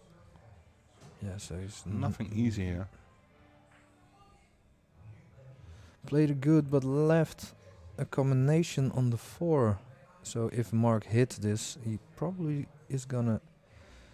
Yeah, he's definitely gonna pot the 4 ball. Oh, at least. Yeah, just crazy to hit it and not make it. So He got lucky. he got lucky. Again, he got second prize. Yeah. And it's too far distance over the 6 to make a jump. Yeah, at least you have to be lucky to leave the cue ball on the table after the jump. After you jump this. Well, yeah, we call it lucky. I know some players are capable to control it, but not us. Except if you have like the Go Customs jump cue. That is. that I heard. If you have that jump cue, easily. You see what I did there? No, but he's looking at the kick shot into the Yeah. middle. He called it. Yeah, the force So making it a bit of a bigger pocket. Ooh, it's too thin. Yeah. So Well, but still a good hit. And now this is going to be a jump shot, I think. yeah. So, but Mark is a really good jumper. Let's see. Jump for the bank. I think so. He hasn't called it yet. Yeah, now he called the cross corner.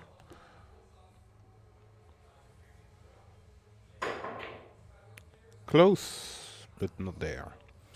No cigar for Mr. Bijsterbosch. Yeah, and I expect Jan to stay at this side of the 10. So from this angle, it's the other side. But go in between the 10 and the 4. Yeah. Just don't want to overrun it again. The 8 might want to Interfere. Yeah. interfere there on the path to the 4. But so still work to do here.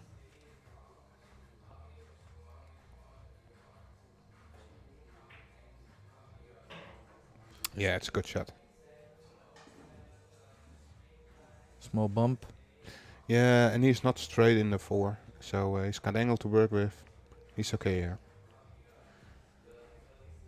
Only thing is, he would have liked to leave the 6 a little bit straight, but I don't know if he is able to hit it with draw. No, I would not play for the side pocket for the 6. I think I go towards the temple to shoot the 6 in the corner. Yeah. But Snake. he's holding it. He could just reach it. Perfect. All right. Smooth cruising here for Jan van Lierop. So there you can see it. He's pretty. And I think Jan is already very happy he has some action during these times.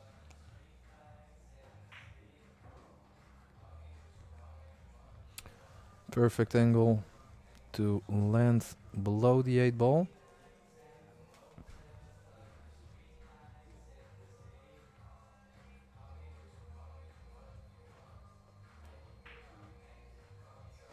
Need a bit bounce. Yep, perfect. So now you don't want to make a mistake to draw this closer to the 9, because if you do that, then the only thing you done is you can't reach it anymore. So stop it, or maybe go a little bit forward. Yeah, he's not really long. No, it's not the tallest guy in the world. So there you see, you go forward. Oh wow.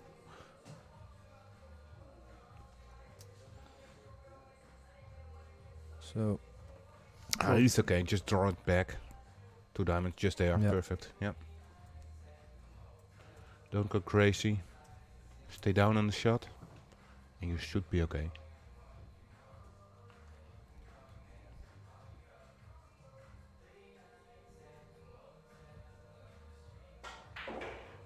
that's perfect. Great stroke. So for Jan, it's also a nice environment. He likes to play in quiet areas, and of course here in the shop of Co Customs in Apeldoorn, it's not a pool hall. Although the pubs are closed in the Netherlands, pool halls are still open. So there's still some action in pool halls. Drinks are not allowed, but to play pool you're still allowed to do. So I know in Amsterdam there will be some action, also where Marc Bijsterbosch played against Nick van den Berg. And we're glad to present you this money match. They're playing for €1,000. Winner takes all, of course. And while I was talking to you, we had another change in the commentary area. Aya is back next to me. You did that on purpose, huh? Yeah. Area and Arya. I should have known. Bastard. It was interesting to see the break. It just went a little bit too fast as you were also completing your sentence. I was very pleasantly surprised to see that Mark was trying to copy Jan's break, which is over the top of the first diamond on the short rail. And it's something that consistently Jan's been doing. As you can see, the one is Again at the top right. yeah. So But it's a that's dry good- break. Yeah, it's a dry break because he didn't hit the one flush, as you can see where his cue ball is landed, and he didn't get it kicked there. So he just didn't hit the one flush enough or full enough, if you like to. So you would advise Mark to stay with that plan? But yes. next time hit it firm and straight on the nose. Yes. So execute it betterly, but keep the break. Stick to the plan. Yeah. Right. So the 5 looks like it presents a little problem because it feels like it doesn't pass the 7 here. No, Does I think go so. in the middle. Yeah, in the side middle. pocket. Yeah, absolutely. So the angle he leaves himself on the 4 would be very important. Yeah. And so he's got something to work with here as he's landed on the 3. I'd suggest he more or less wants to leave himself a similar type of angle, but then on the 4, so he can go around off 2, 3 rails. Yeah, you want to be a bit straighter than he is right now on the 4. Yeah, but not. The tables and the rails have quite True. new cloth. It was slide a lot, so you don't want to have too much of an angle.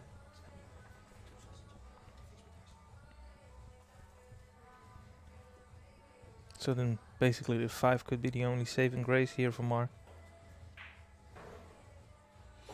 I'm not quite sure that Looks like he has to one use rail one just rail. missed 7. Yeah. Yep. That's a bit more risky in terms of if you nudge the 7, anything can go wrong there. Yeah. And also, not so much the pot, but because you're so much focused on the cue ball, you could take your eye off the pot.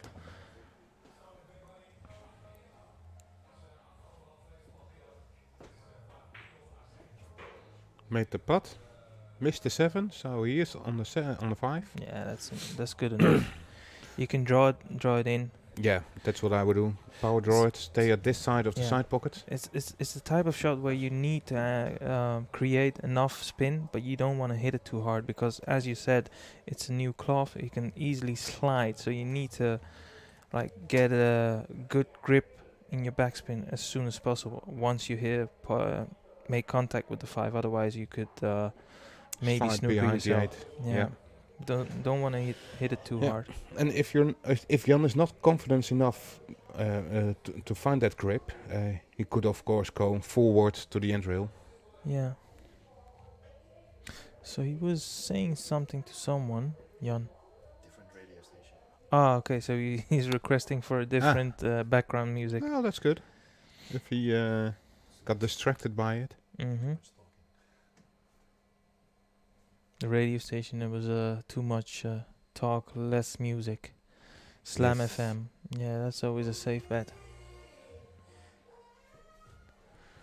Yeah, and I understand we need some music because otherwise the only thing you could hear is ball slamming and us talking. No, that's not. Ball slamming. That ball sounded slamming. very strange, have to say. But I'll let you pass this time. He chose for the end rail Yeah. and he played it perfect. I like that shot. Yeah. He took out the equation of maybe snooker himself on the 8. You agree to go forward here? 3 rails? Yeah, absolutely. 99 times out of 100, I agree with your shot picking. It's second to none, I have to say.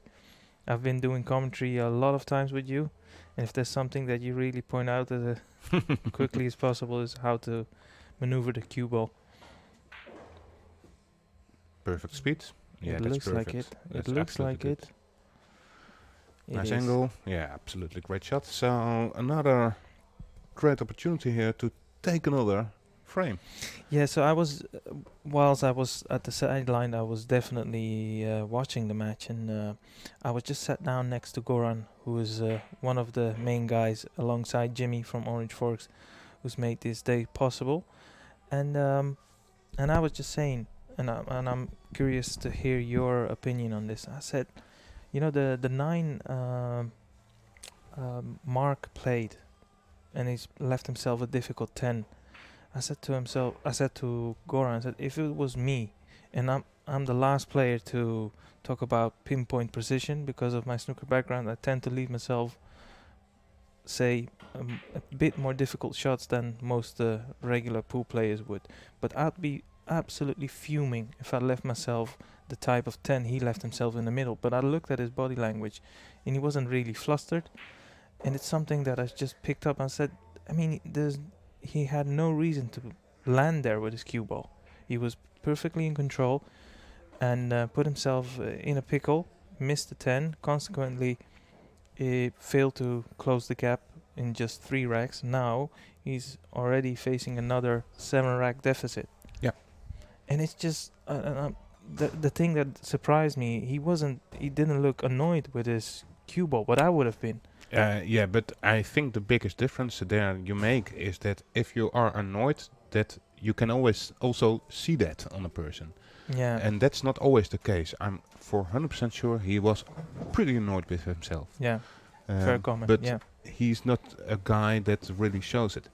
And I might even think that he has been training on that. You don't want to show your negative feelings to your opponent. Agree. He could use it. So I think Mark is also a guy that he can learn easily to accept mistakes. Agree. He Yeah. for sure knew everything went wrong there. The 9 ball went wrong, Yeah. and of course also the 10 ball went wrong. You could use it as a strength. Yeah, the you're- opponents. Yeah, so I think he just learns to forget it. And to be honest, it's a race to 30.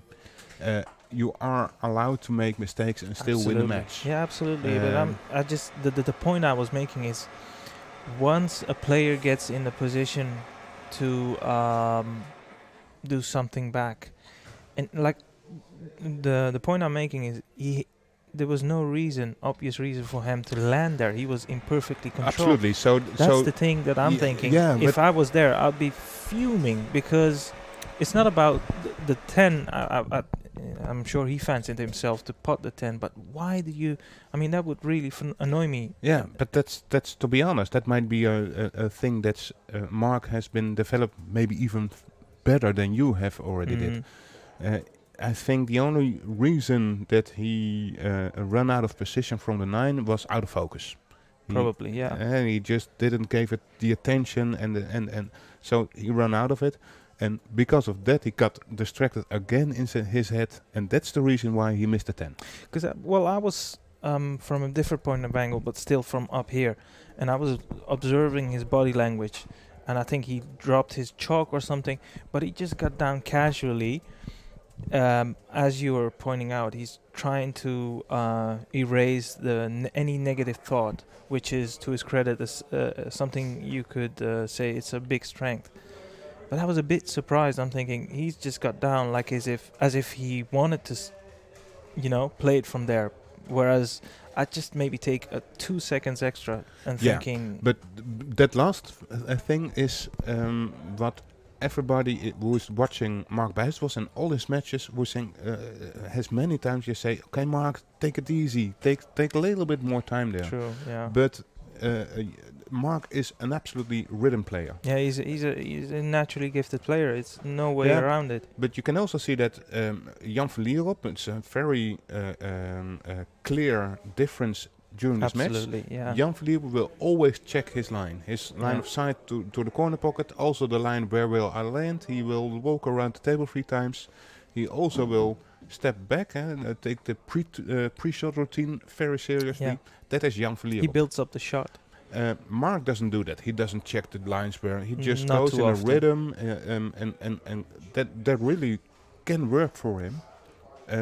But it's very easy to say that if it doesn't work for him or he makes a mistake, He will turn to saying against him. that was the reason why he did it. But I don't think for Mark that was really the reason he misses a shot. It's just a glitch in concentration. Yeah, it is. Fair comment. Yeah, absolutely. But it's something he could have done without. I mean, he was on the verge to It be was in very close range. I mean, 8-5 and 9-4 is a big difference, and already he's now looking at an 11-4 deficit.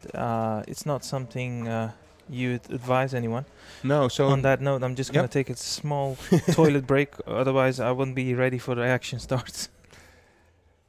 Okay, well, that leaves me all struggling by myself, and you guys and the viewers. I'll take a quick update as we have a timeout. You're watching a money match between Marc Bijsterbosch and Jan van Lierop. It's held at the shop from Customs in Apeldoorn, and they're playing for €1,000. Yeah, Pascal, help me out here. Yeah. Well, what do you want to know? Of course, Jan is in a big lead. Do you think the match is over? Do you think Marc can turn things around? Yeah, well, I know Mark is capable of turning it around, but Jan is definitely not making it easy or giving him a lot of chances to build some confidence or to get some rhythm. And that's also with the alternate break format. It's harder for players like Mark, who really thrive on a win and break format. But he's used to it. He played a lot of tournaments with alternate break. But I kind of feel like the alternate break is favoring Jan a bit more than Mark. But yeah, well, we'll see. It's definitely gonna be really hard, and if Jan keeps this up, then I don't see any reason why he shouldn't win this. Yeah, I agree there. And we were just talking about rhythm players and more technical players in checking lines, etc. And because of the alternate break, it's really hard for Marc to find his rhythm in this match. Yeah, I agree. I think that's...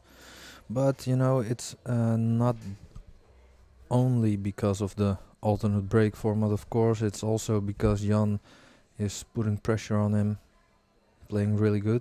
Yeah, most definitely. And breaking really good. Yeah. Although he doesn't power it that much. He wow. always had a result. That's definitely a piece of the commentator's curse. Yeah, yeah. Well, Joris also van that Amersfoort. also that the first time he's dry, he doesn't leave a shot.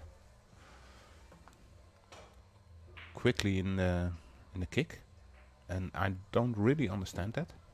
Do you? Yeah, it was a bit fast. He was really fast, and I think he played for the snooker because he didn't call. Yeah, but And look at the risk. But we've been through this. The last match he played against Nick.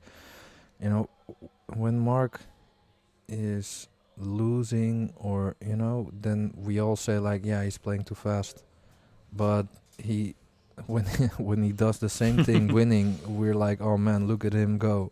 Yeah. So I think it's hard. If I would have played the shot, it would definitely would have been too fast, but I'm not sure. Because we're talking about Marc. Yeah. Yep. So 1-2 combination. What's the cue ball doing? Oh, good control there.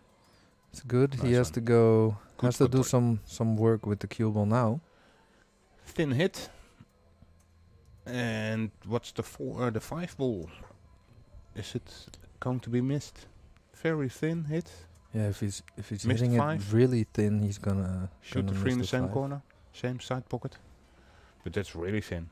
Go around it. Go around the 5, around the 10, 8. Yeah, but is the 3 ball? I don't think the 3 ball is passing the 9 now. No, it isn't. definitely not. So you have to go come back all the way to shoot the 3 in the same pocket. That's a toughie. Yeah, and also having the right angle for position on the On the 4. 4. This is quite a challenge, yeah. Need to miss it. Oh, yeah. It was There too you have much. it. Too much asked. Right. So it's gonna be safety. Pointing out where he wants to lay the 3 ball, and I expect. No, I think he points out where he wanted the cue ball to hit yeah. the rail, and So I thought maybe he was going for the 3 rails, 4 or 5 rail safety. Wow, yeah. yeah. But maybe he's just snookering behind the 9 ball. I think he's just rolling it behind. It's very risky still. It's a tough shot. If he's going for that, it's tough. He's going for it, and he found it. Good hit. Yeah. Well done. So, Should be easy Another hit kick. for Mark. yeah, but finding position and making, I think he's going to hit it firm. Just smash it in. No, he doesn't. Does he get lucky? No, he doesn't. So, free rail shot. You need to pound this one in.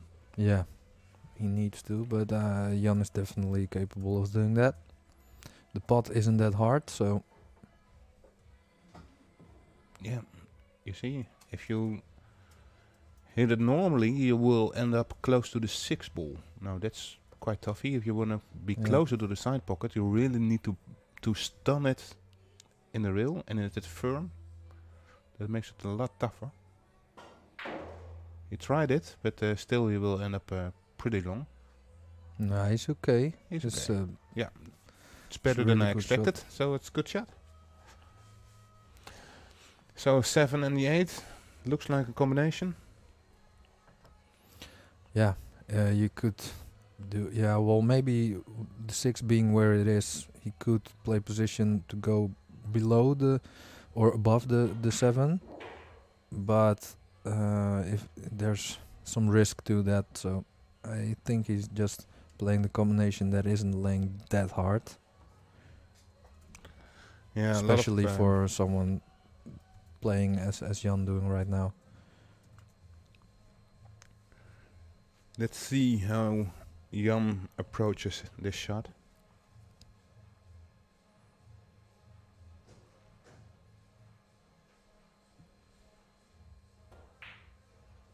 Oh well, Ooh. just went in. Yeah. Yeah, you saw him. Yeah, he needs to rest for this one. And now I'm not quite sure if he's going to draw it back to the... Yeah, so now he maybe is going to. Oh, he's That's where he wanted. He Yeah. wanted more angle. Now he can't reach it. Okay, so decision time. I think you've got 3 options. Draw back for the plant. Then leave it at the top rail to shoot the 7 in the bottom right. or to go Or two go rails in between 2 rails in between the 7 and the 8. to play the 7 in the same maybe. He's going for the last option. Go in between. Yeah, I found it. Wow, Yeah. great shot. The line was quite natural there.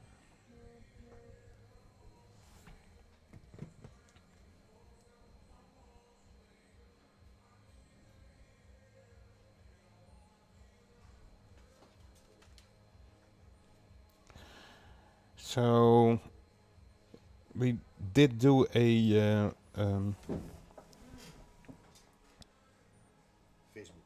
Facebook poll. Thank you, Jimmy. Thank you. We did do a Facebook poll where you, as a viewer, can vote your favorite to win this match.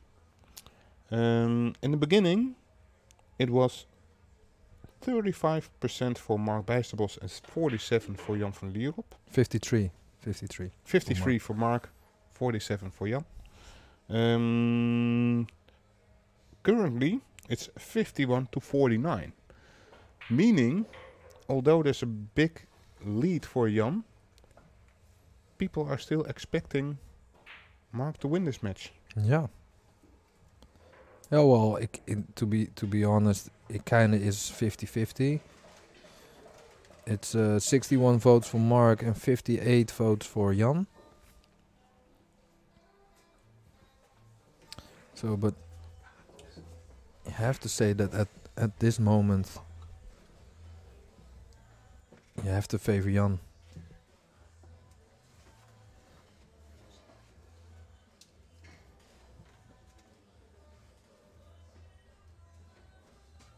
So there you see Mark's approach of the break. Taking a little bit more time. Yes. He had 2 dry breaks. Once again, he's not hit the one flush, as you can see where his cue ball has landed. So Arya is back in the booth.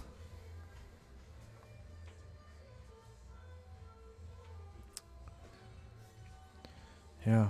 He really needs to shake things up, because slowly but gradually this match is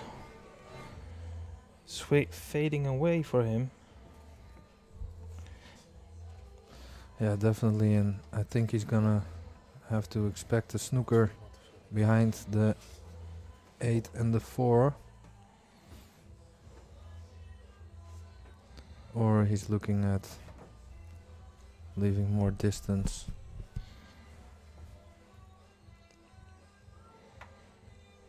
Already 8 racks behind. I mean,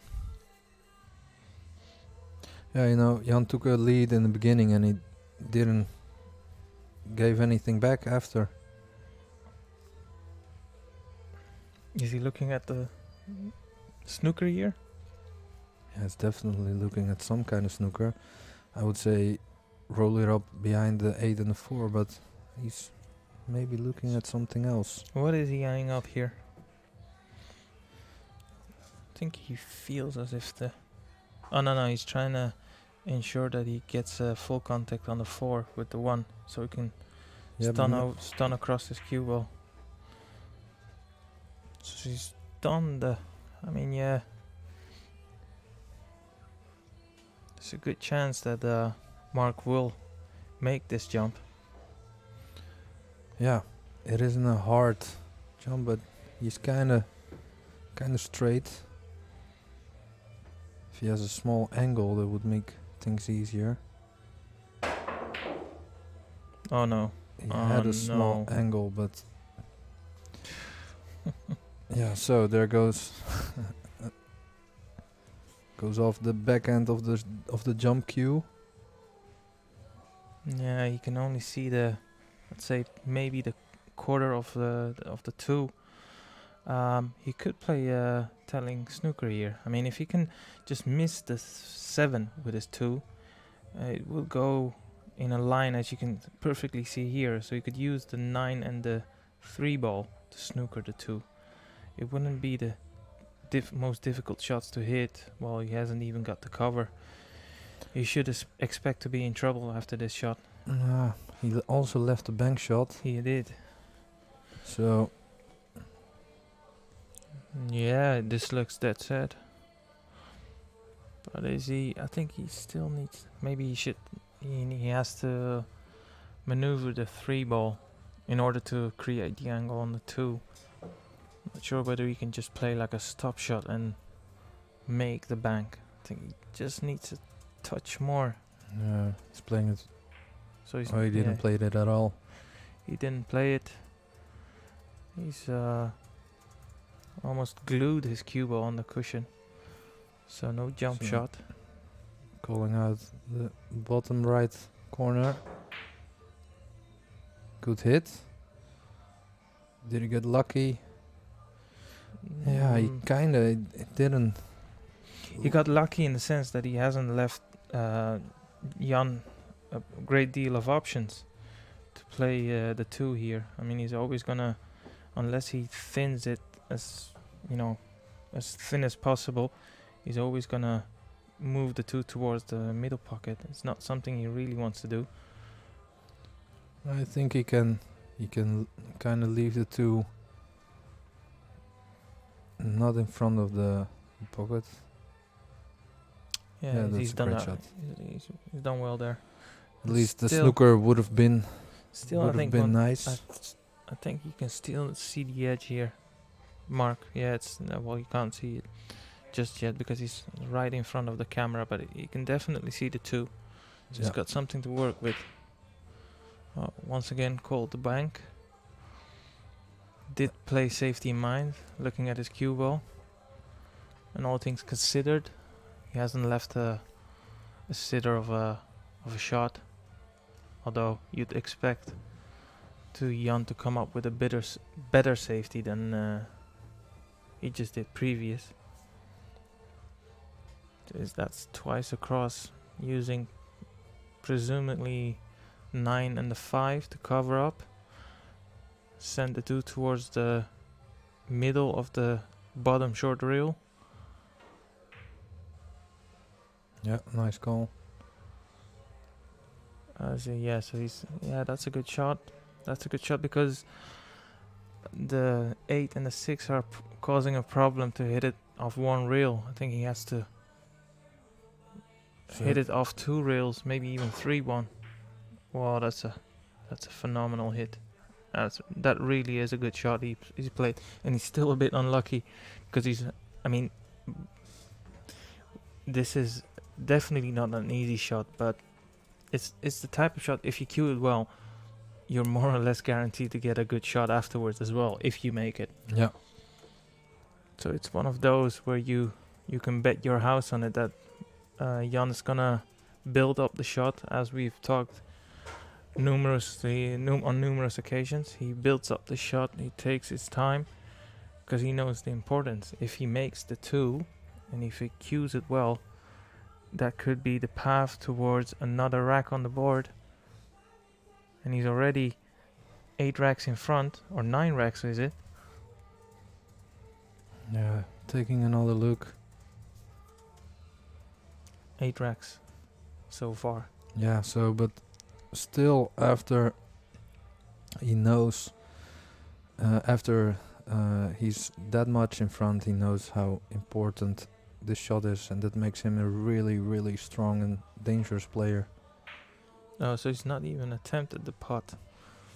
So that's not a good effort. I think what we can conclude from that is he didn't have the angle to avoid any sort of contact. Otherwise, I'm a bit surprised he didn't go for attack. But I'm presuming his angle wasn't as nice as it maybe appeared on the screen.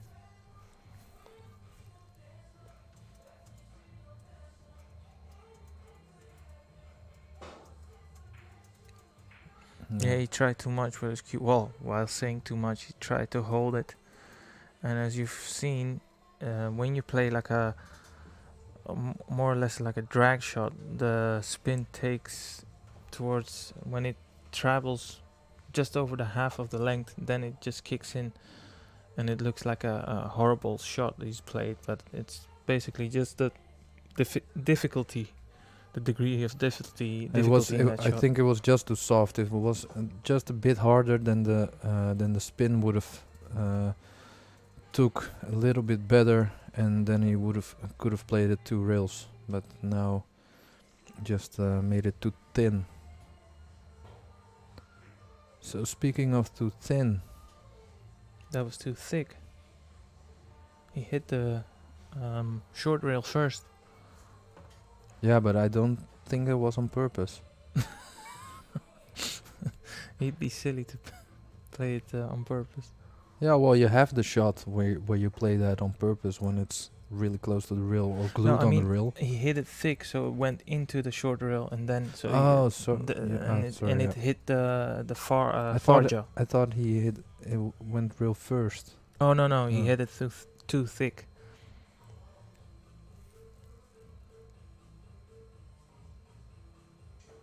This is a touch shot.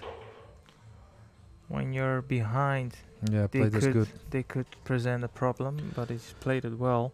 Still needs to avoid any sort of contact and be close to the side rail to have a shot on the 4. Should be okay. Is it hard enough? Yeah, I just think, oh no, it isn't. Based on his body language, you'd say no, but I think he can still make this off the rail, and I'm pretty sure he's gonna go for that. Ever so casually, got down. Oh wow, what a recovery! Yeah, but he's not out of the woods by any stretch of an imagination. In fact, I'm just curious if he can go back on the. It doesn't look like a. Can he avoid the in-off or the scratch, I should say? I mean, ideally, you'd like to go off. Well, yeah. So, wow, that's a nice shot. That is an amazing recovery shot. Believe you me, that's a very hard shot to play. Even here, it could go wrong by snooker himself on the 10. Oh, he went for the side pocket. Took that Did out he of get the lucky? equation, but is he taking this on into the side pocket? Yeah, it's called bank, cross bank. All attack now. Yeah, these are worrying signs. Already 8 racks behind, looking almost certain 9 racks, and he's done all the hard work there in terms of recovery shots. But yeah, anyone who knows pool on a decent level knows this game isn't about pulling out recovery shots. It's about controlling your cue ball, being in control of every single shot. And it just catches up with you. These little positional errors they just creep in, and it's like a snowball effect, makes the next shot even more difficult. And Jan is more than happy to pick them off there. Yeah, he definitely is. Got a small angle. Yeah, Should be perfect okay. angle. Stun run through. Okay, you see here that he has Yeah, his elbow is a bit towards the outside, but I mean it's just for the visual. I mean yeah, he does strike the cue ball very positively. It's the main thing in any cue sport is when you actually make contact with the tip of your cue, if it's in the straight line or not. 9 racks deficit. I don't know. I mean, when we were driving towards here, Yeah, we would think it should be more closer than this. yeah, I thought. I mean, I was almost sure that it's. I mean, when we were driving here, we were discussing this match, and if you can remember, I told you I expected to at least be 30-27, or even like a hill match. But odds against now.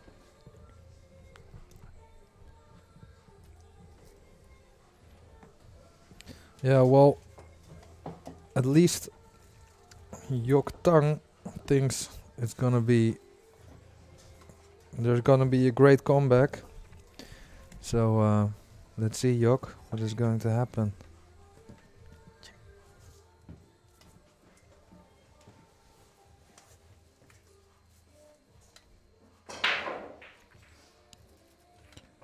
So I kind of feel like the table is breaking a little bit different than before, than in the beginning of the match. So Mark getting down really fast, just flicks the 10, and with that snookering himself on the 2. No possibility for a one rail kick, or at least not without elevating.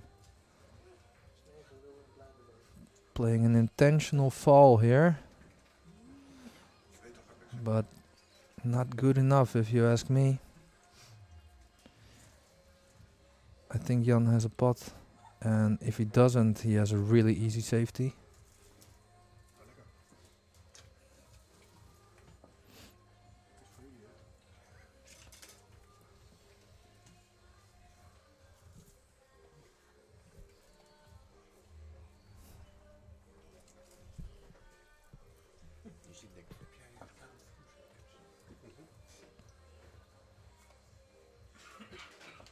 So he's looking at the safety now.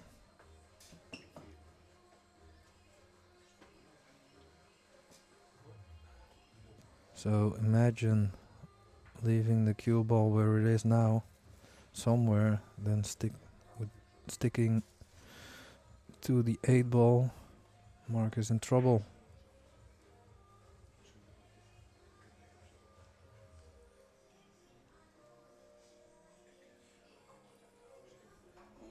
So he's calling.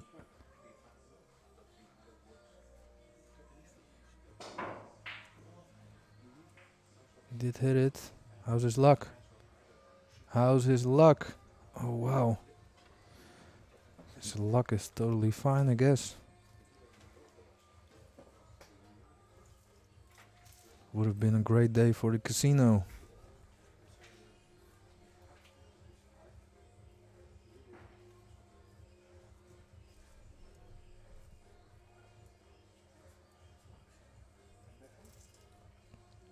So Jan is eyeing up his shot.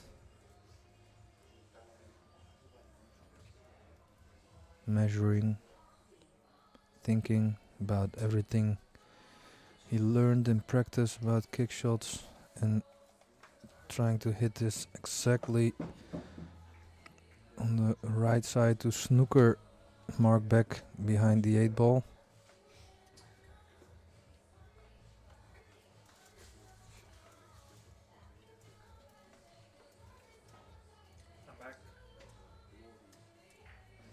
Oh wow, that was a good effort.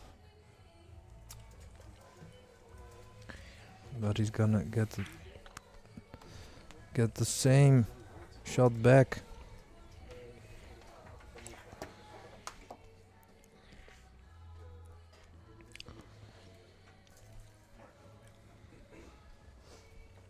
Yeah, who would have thought that actually at this point of the match it would be beneficial for Mark to have a rack that he's needs a lot of work and thinking, but it could prove important to maybe throw Jan a bit of his rhythm. I'm joined again by Joris. Good day, everybody. Nope, just missed it twice. Twice he's just missed the paint of the two.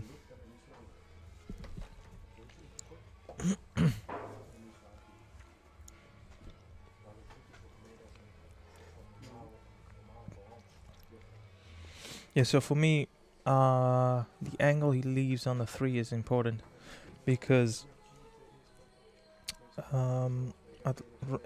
if I had ball in hand, I'd like to put the 3 in the middle to cross the 4 in this picture on the right side to put it in the top left corner pocket. Then you have a shot on the 5 and presumably trying to put the 6 in the same corner top left as we look. And I think that's what he is looking at. I mean, obviously he still needs to put the 2 and I hope he doesn't forget. He hasn't, but he's looking at the positional shot on the 3. That's the most important part in this sequence. Yeah, roll down the 4, miss it. Yeah. Shoot it in corner. Yeah, so he's Everything has a pocket, it can see.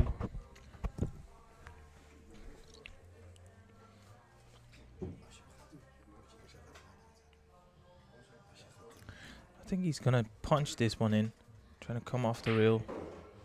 Yeah. Yeah, that's a good shot.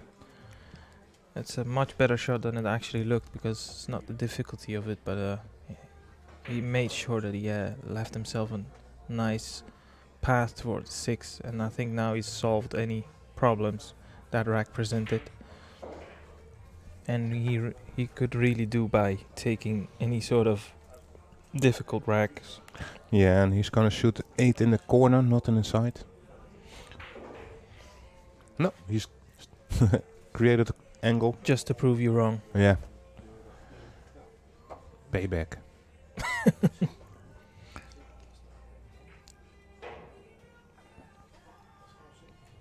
Probably roll this in, shoot it. No, again proving me wrong.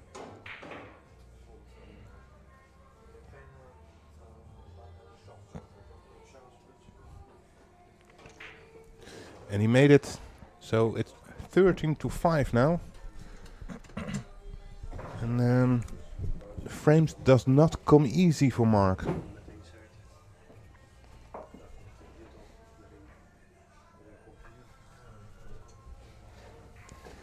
Only 5 frames. Well, it's a race to 30, so a lot of things can still happen in this match. It's all started where Jan van Lierop said, I want to have some action. There is no tournaments, there's no action during this corona time. And I want some action, so he challenged people for a money match.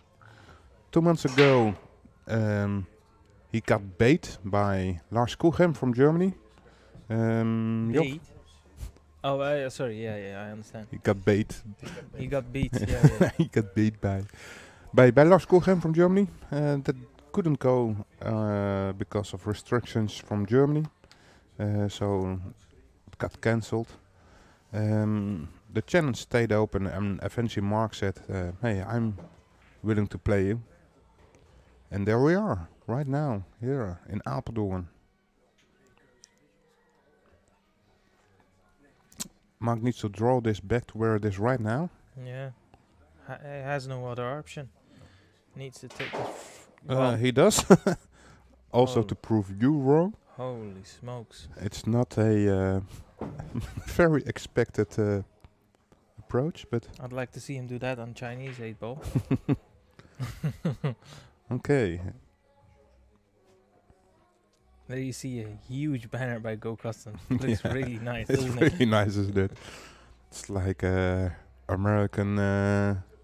Advertising. I think he can just hold his cue ball Yeah, I here. think so too. It is Just enough.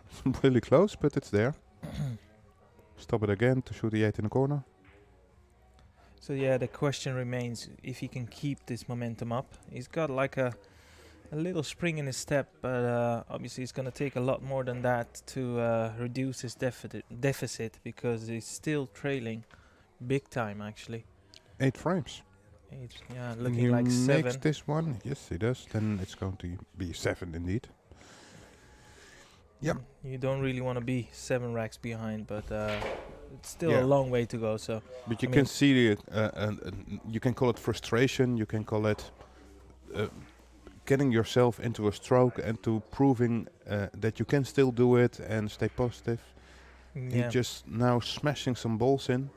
I mean Also to get his arm straight. it's well documented that Mark is a very naturally gifted, fluent player. So there's no point in bogging yourself down, especially when you're already behind. So if you see the right shot in front of you, just get down, get to business as you do usually, and trying to build some momentum. Yeah. Because we also know that if he does get on a roll, the scoreline just switches ever so quickly. So it's Jan. Who He's staying true to his his game position? plan. Yep. Still a diamond to the left. His cue is exactly over the first diamond on the short rail, ensuring a full hit on the 1, as you can see here, full enough, at least controls the 1. Bit unfortunate, but I mean the majority of his breaks, he's had a. And if you want to be ultra critical, his cue ball didn't kick there, so he didn't actually hit it full. He just hit it, Slide tight. off. Yeah. which But caused again, this the layout. second ball will has always gone into the left side pocket, True. and one ball always towards the right top pocket.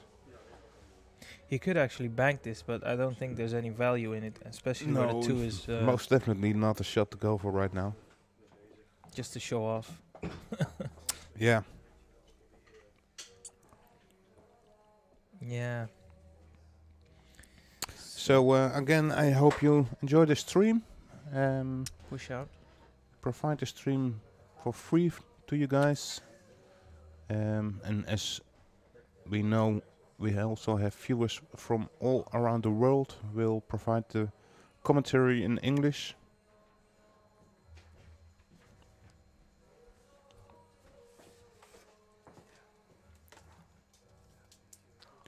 Jan has played it pushed out and handed it back to himself. And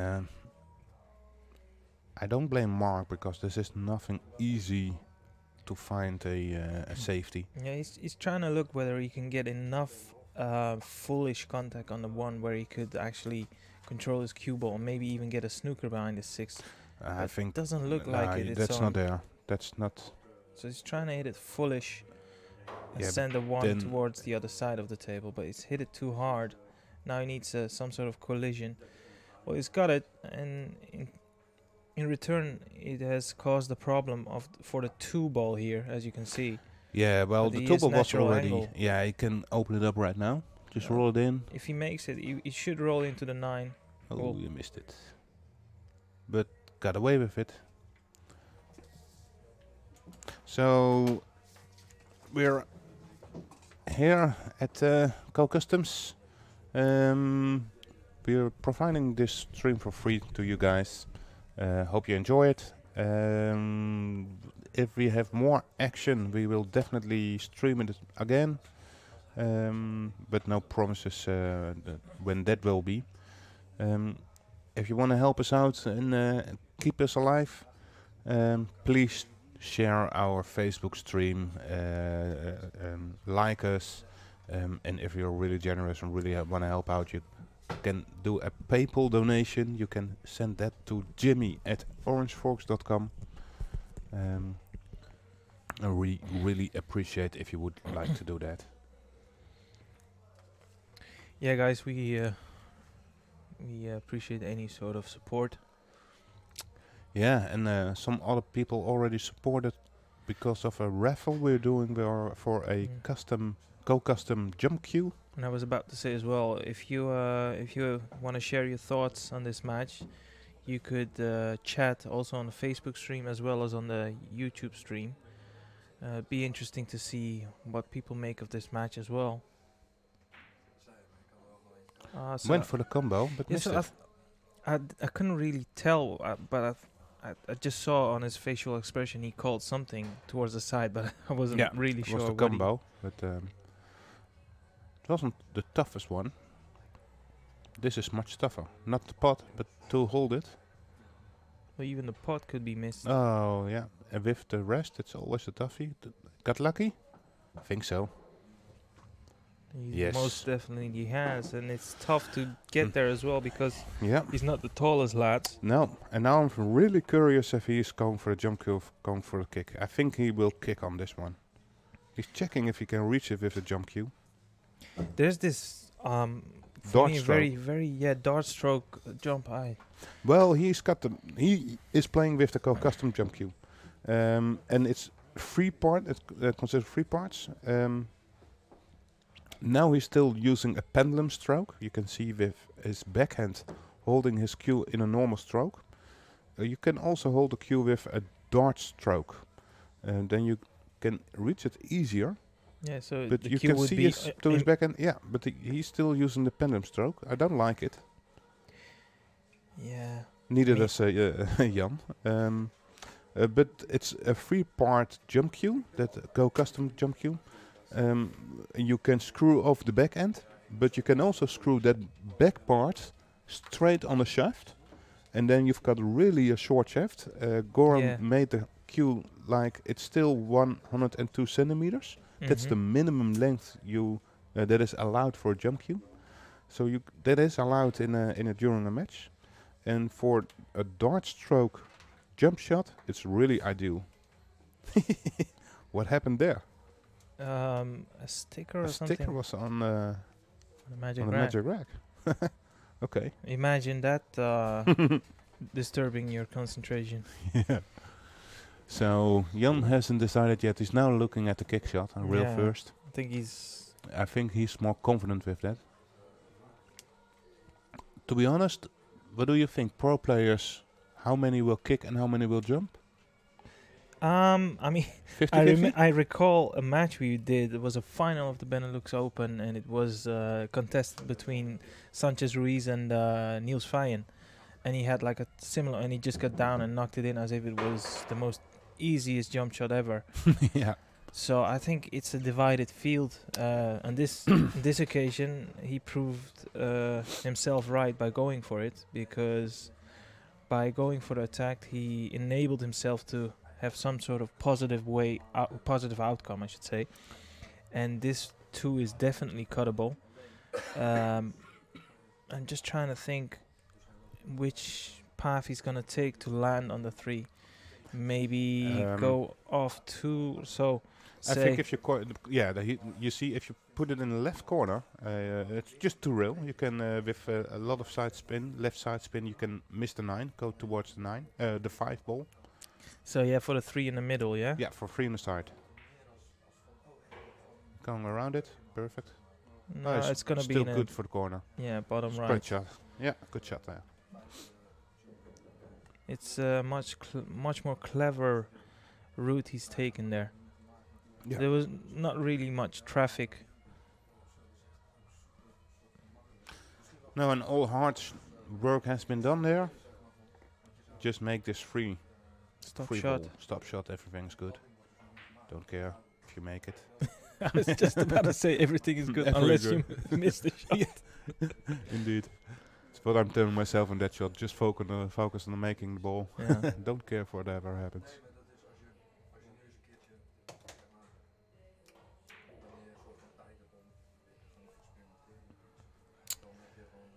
So, looking good again for Mr.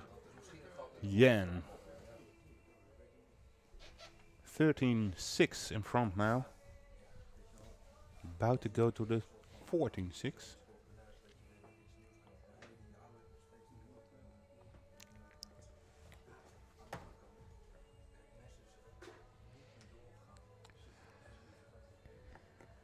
You can see that, A lot of side spin. yeah, and Jan will never rush into any shot. Even if it's an obvious shot, even if it's really easy to do, Jan will always give it the attention he feels that the shot needs.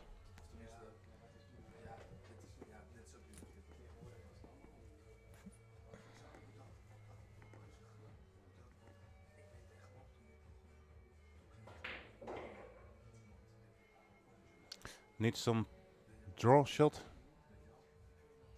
because he's really straight, isn't it? He's been straight on a shot before, where he was doubting, shall I draw it or stun it or shall I go forward? He went forward and scratched. So I don't expect him to do that again.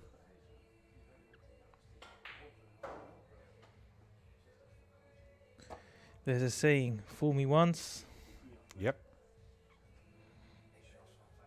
There's another saying, a donkey.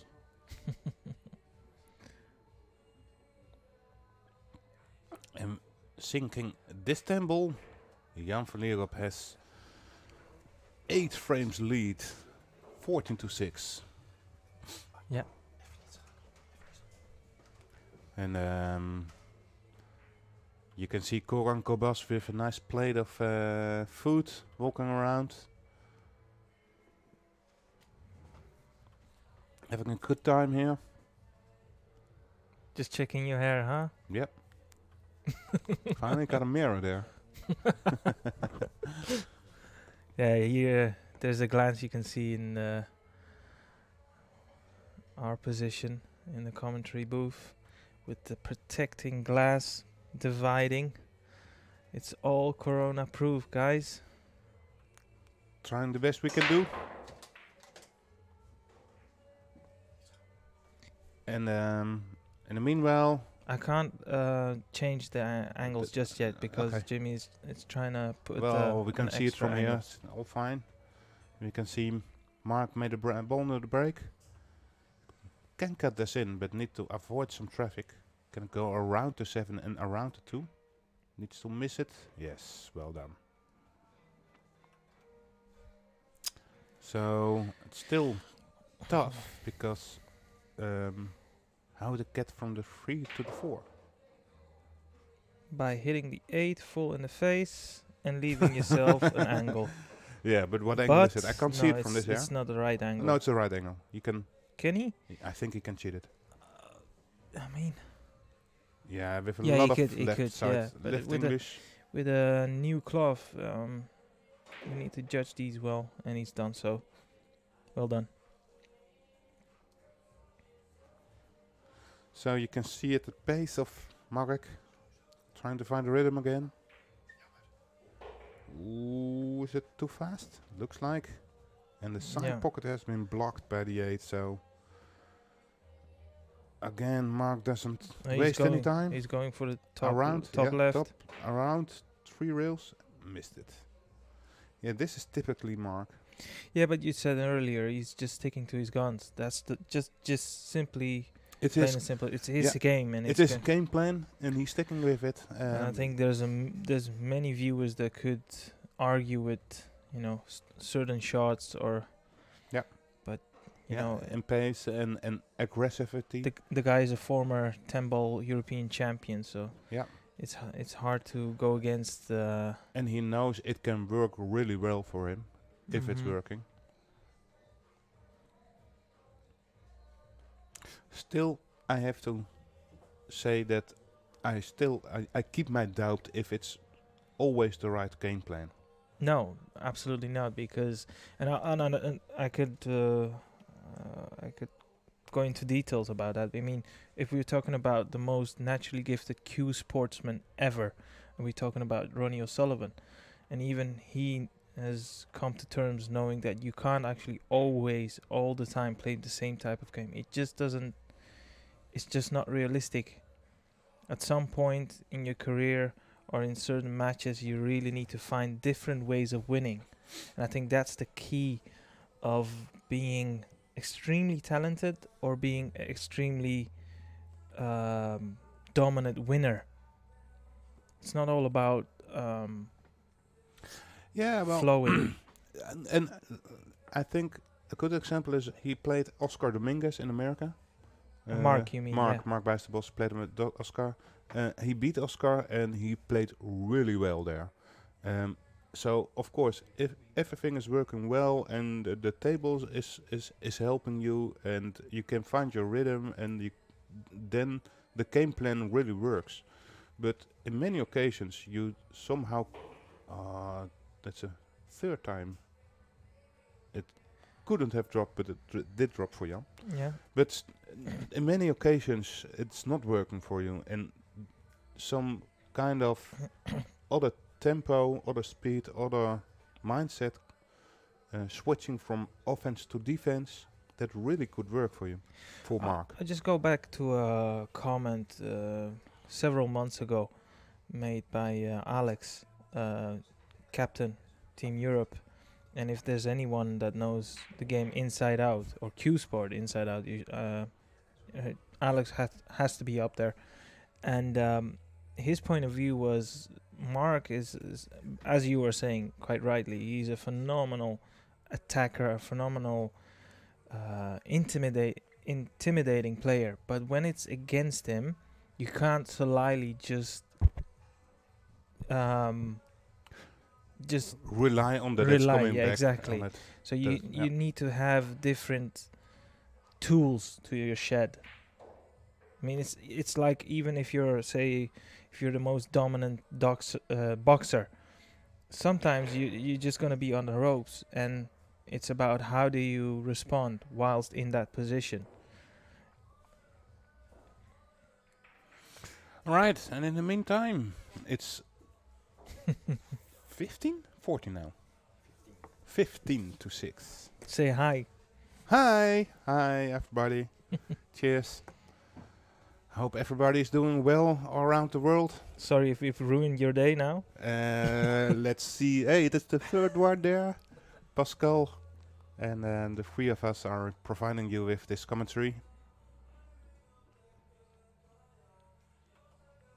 Yeah, it could be interesting to see what the viewers make of this match, because I haven't really actually watched or kept an eye on the On chat. the poll. Well, we did start a poll where we could see if who was favorite to win. And Mark has always been on top, but I can't imagine it's still there. No, in the meantime, Jan is 54% and Mark has 46% favorite. Yeah, so G Master, which is our very own co-commentator, Graham Hickman, is saying deja vu. Yeah, you're totally right, Graham. And even the start of this match, same thing. He was facing at least a 6-gap deficit, if not more, and it's just not been working out for him. And to make matters worse, same with Nick. What happened in the Nick match? Jan is full steam ahead, and he's just relaxed, focused, firmly in his stride. And it's tough. It's tough to see this match go close, even though we all want it. The only positive is just now, actually, Jan has reached the half mark point of the match. He's on 15 racks. Still needs another 15. But it's safe to say Mark needs to find something from somewhere. Otherwise, this is just a one-way traffic once again.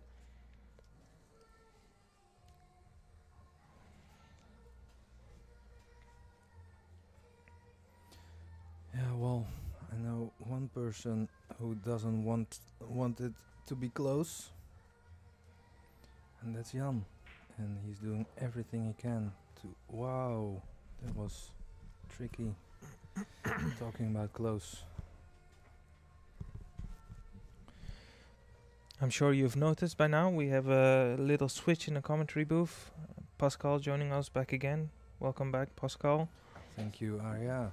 Nice to be back, as always. I've just had a little glance on Hi guys. just a little glance on the chat on the YouTube stream. It's a lot of guys from different areas and around the world are watching, so nice to have you guys. Elfried from Curaçao, Piatekovic, I think that's from Poland. He's made an interesting comment. He said Mark plays like a Ronnie with Selby. Yeah, Different styles. Style makes matches, right?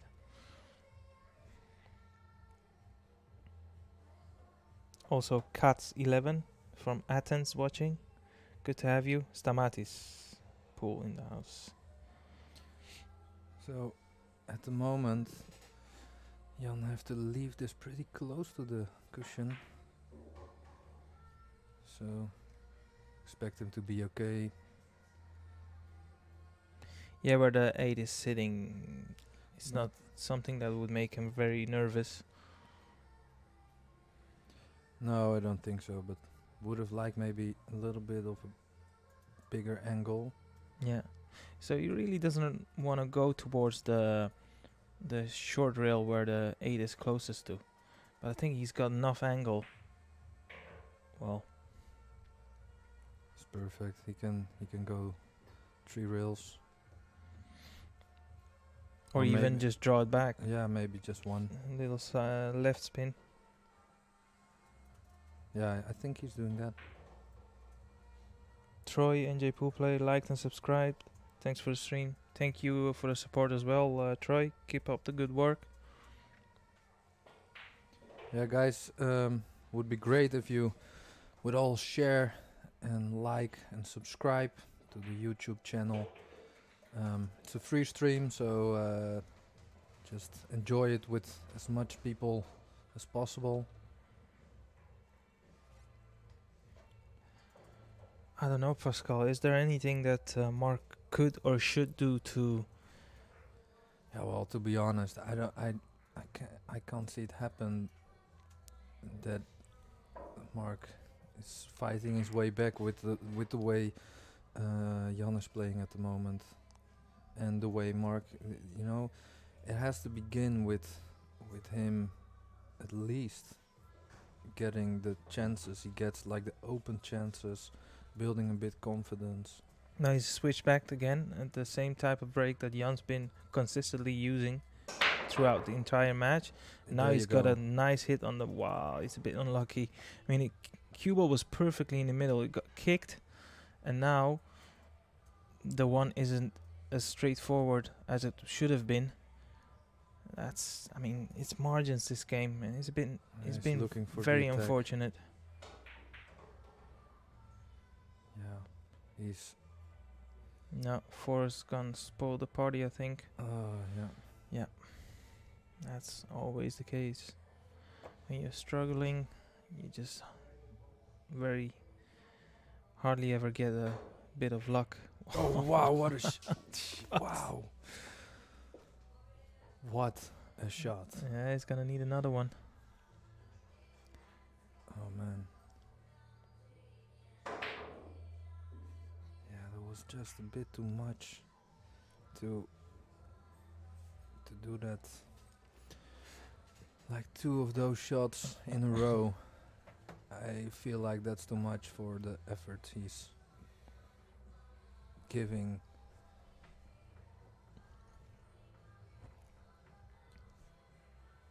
So Jan needs to avoid the kiss on the 9 to play position for the 6. Or he could go up and down above the 9 and leave a longer 6 to end up right above the right center pocket. He's done as you've predicted, and he's done well.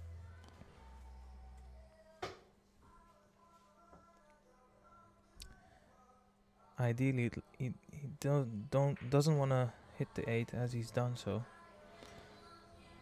Yeah, another rack seems to be going Jan's way once again, and he's just building up on his lead, and it's looking like a 11 frame gap. Could it be too much for Mark? Yeah, well, to answer your question you asked me earlier, I think the thing Mark needs to be do right now is to reset the match, and what I mean by that is he needs to get Jan out of his rhythm in a way that it evens out a bit more. That there, for example, if he would play a bit more safeties at the moments, you know, he's not really sure to get the pot or to get the position, then he could have a good feeling about the shots again. And, you know, Jan is taken out of the potting rhythm. I think that's the thing he needs to do.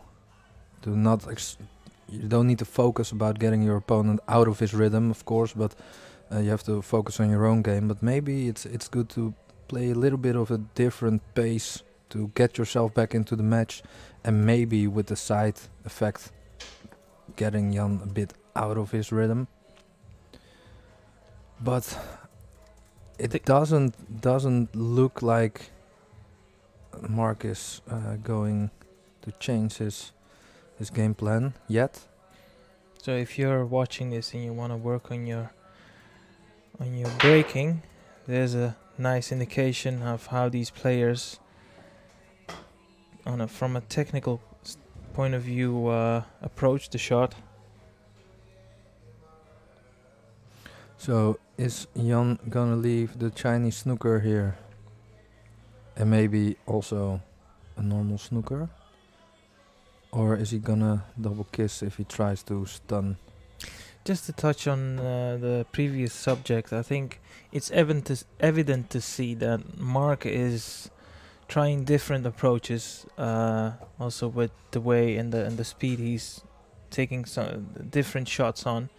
I think he's gone to the point where he's just letting his hands go.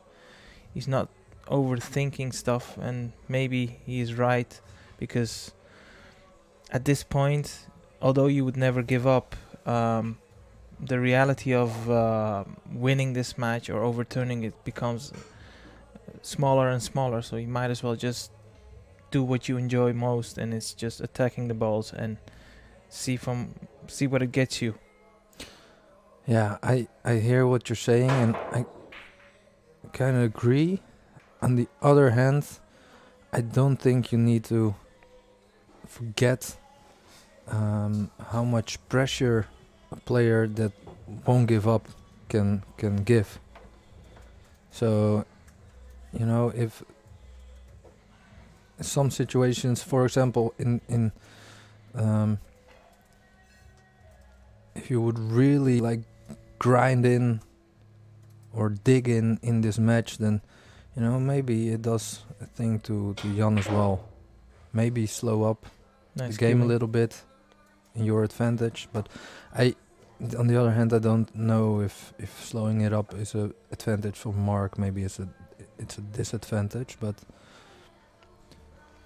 when you're playing really attacking, then, you know, if your opponent is gonna get back to the table faster.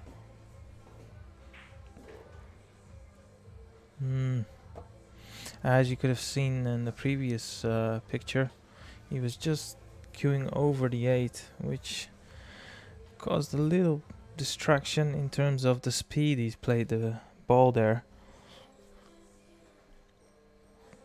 I mean, it's tough to see whether he can avoid the 7, go around it in between the 7 and the 9.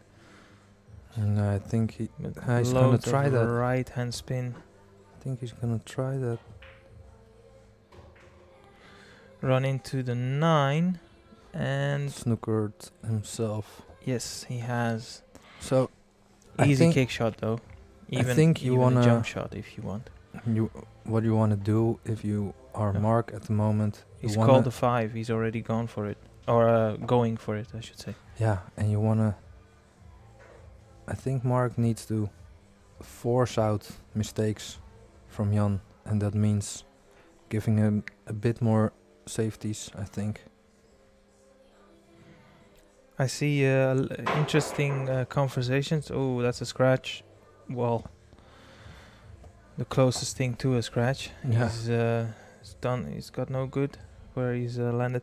There's an interesting conversation going on the YouTube stream, YouTube chat. Sorry, and I agree with Jimmy, our very own Orange Forks Productions editor.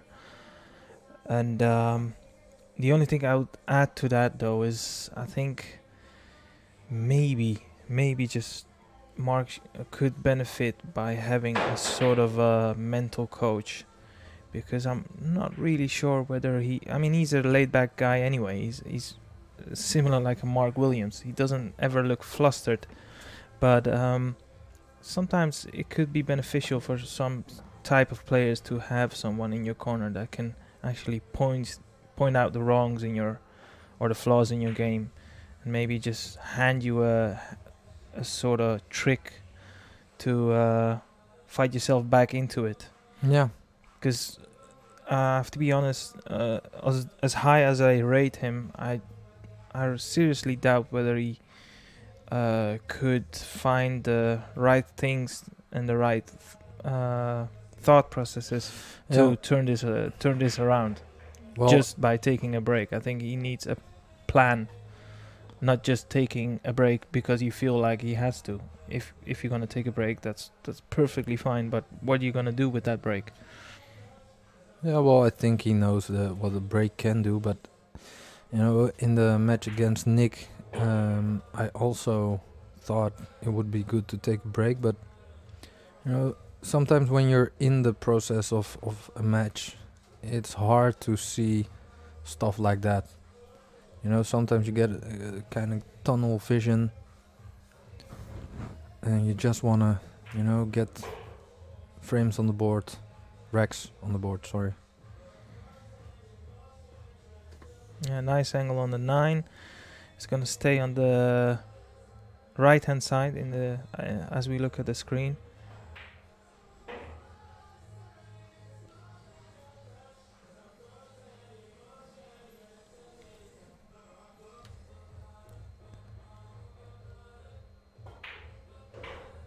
$18.6. So over the half of the points he needs, and Mark needs a lot.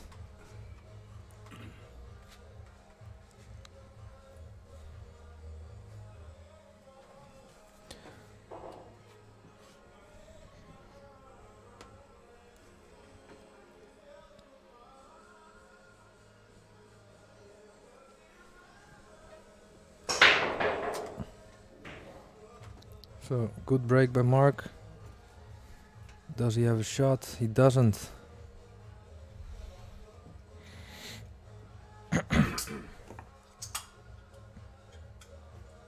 Dangerous rack as well. I mean, he really could do by leaving something safe. Has he left the putting angle? I think not. I'd be very surprised if he's left the putt. Yeah, on the other hand, maybe he left a bit of a temper. I mean, if he's left the putt here, that's just blown my mind.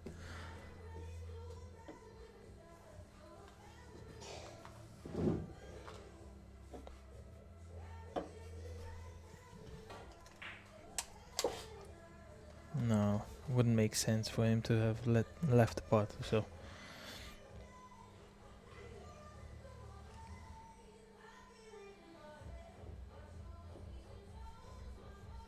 So creating distance.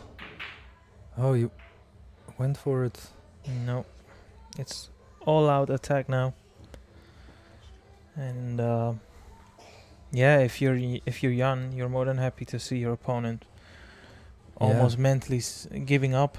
Yeah, sort of tilting, but on the other hand, you know, when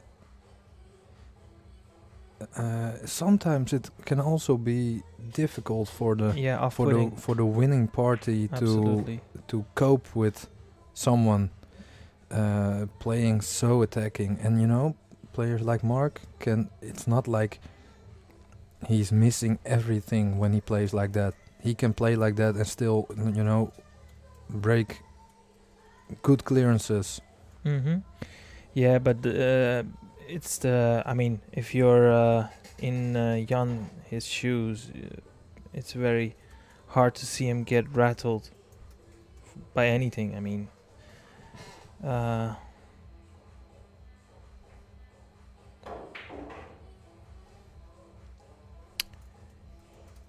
G Masters talking about Selby style. Secretly, we all knew he's obsessed with Selby. Yeah, in a positive way. Yeah, he's one of his biggest fans. He just doesn't like to admit it. Oh wow, wow! There you have the first. Can you call this a crack in the armor, or is it just an honest mistake? Nah, well, he's because 12 racks behind. I mean, and it's alternate break as well. To call it a crack in the armor, I need to see at least 4 more of those mistakes consecutively to actually believe it. You're right, but he kind of looked a bit, yeah, maybe just really focused, maybe over-focused a bit. Yeah, but it's very hard to keep up the standard over a lengthy race. Maybe I just want to get the match more excited. I think all of us want, except for Jan and his parents, I believe. But yeah, of course, and all the fans Jan has. But it's nice for a match to go close. Oh wow! Don't you worry. Wow, Safe, just you know, sorry. Safe and sound. Oh, how about that? Did you see how he slow rolled that ball in? Now you want to look for any type of thing, right? 1 down, 11 to go. I want to pick those brains. 11 more to go, just to make it even. Yeah, Boy. well, some interesting comment in the chat. The G Master, he said, Jan, if Marc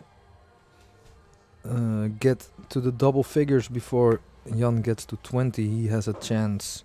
Otherwise, I can see how he can get back into this. I'm afraid Jan playing solid. I think that's what we're looking at. I think that's pretty accurate. So that means like Marc can lose 1 and has to win 4 or 3.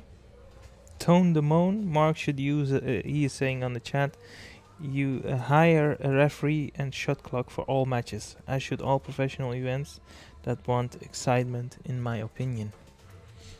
Well, obviously you've got the Mosconi Cup for that, where you have the shot clock with a maximum of timeout, or extension I should say, per rack. Yeah, interesting comment. Something that some players do really prefer. Yeah, it's not even bothered by looking for different options. Yeah.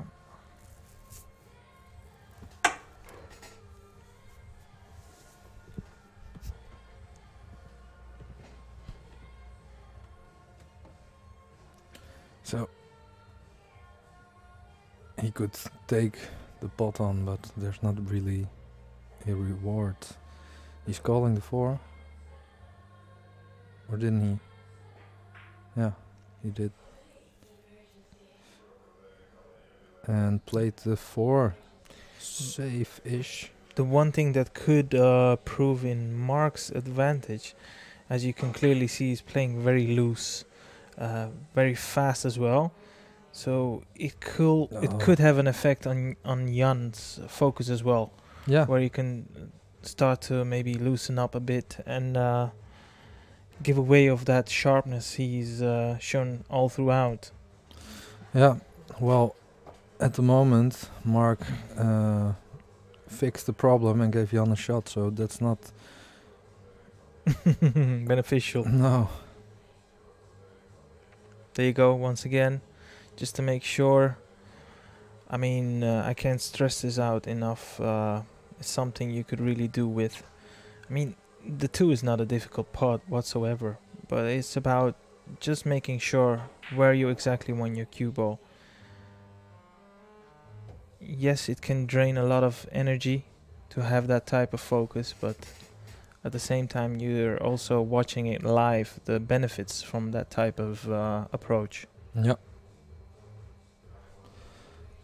Yeah, I think you're right, and you have to figure out a good balance, especially in a long race like this,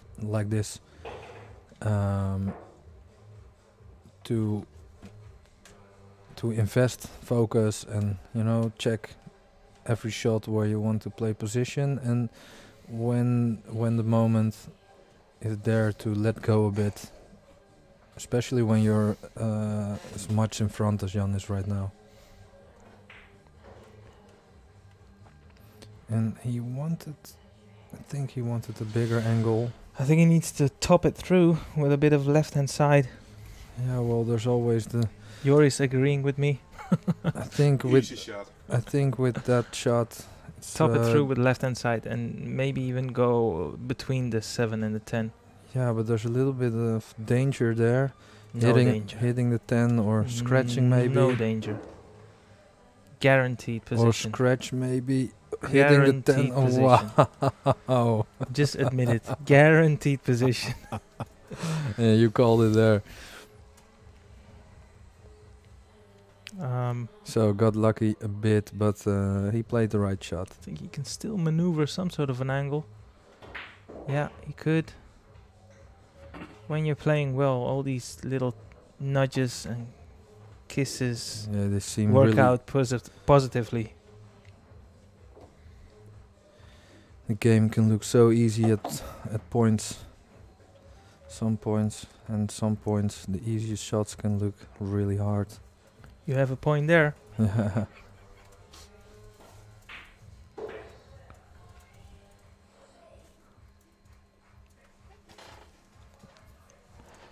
So, 10 towards the top left, or in the no, I wouldn't take it in the middle. Top left. Yeah. Across the table. What's his pace like? That's perfect. Yeah, he's So cruising away, chipping. If we have to believe the G Master, then after this, Mark can't afford to lose another game until he's in the double figures. But of course, it's never over until it's over. Are we still referring to the Selby fan or? No.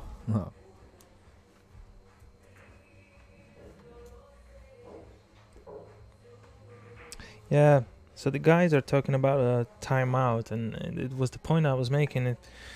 It just, I mean, if you look at what has happened throughout this match, you tend to think, is he the type of player that he's gonna benefit from that timeout?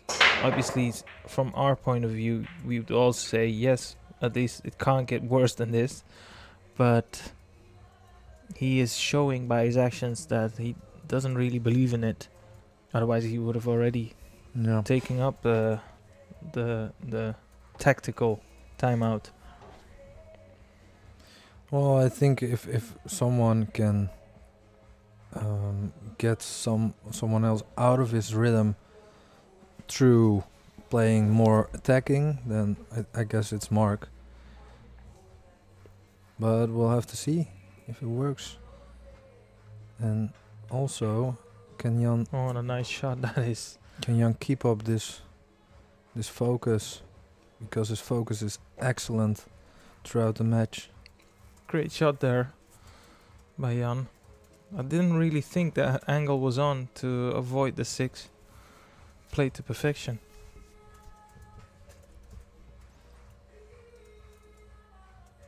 Very important to leave himself an angle to go toward up table. So, say where the 10 is, just a bit further would be ideal. Yeah, like one ball further.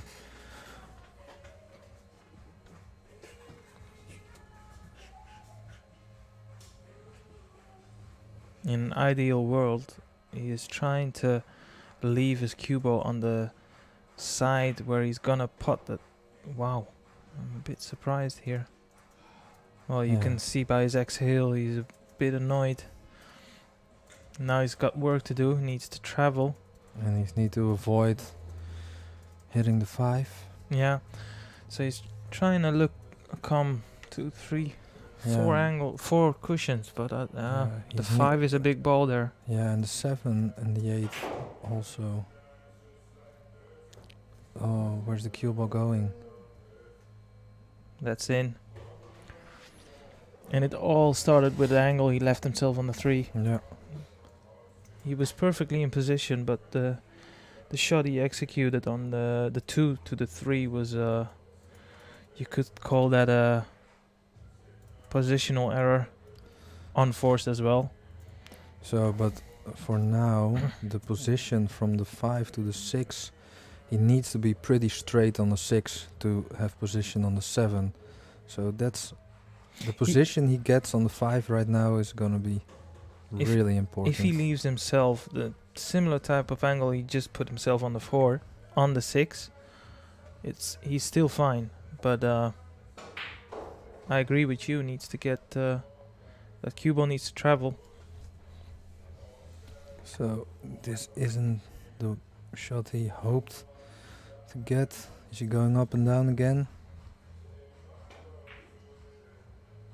It's in. So did his cue ball look? Oh wow! But is he going to jack up?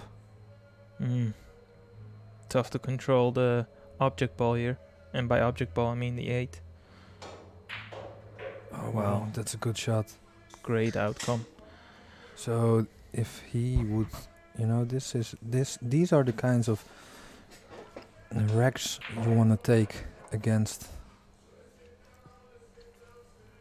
Jan. After a mistake, you want to punish. You want to let him know that he can't make mistakes against you. That's a good effort. Although it was ball in hand, that wasn't easy. He made it he made it look pretty easy, but it wasn't.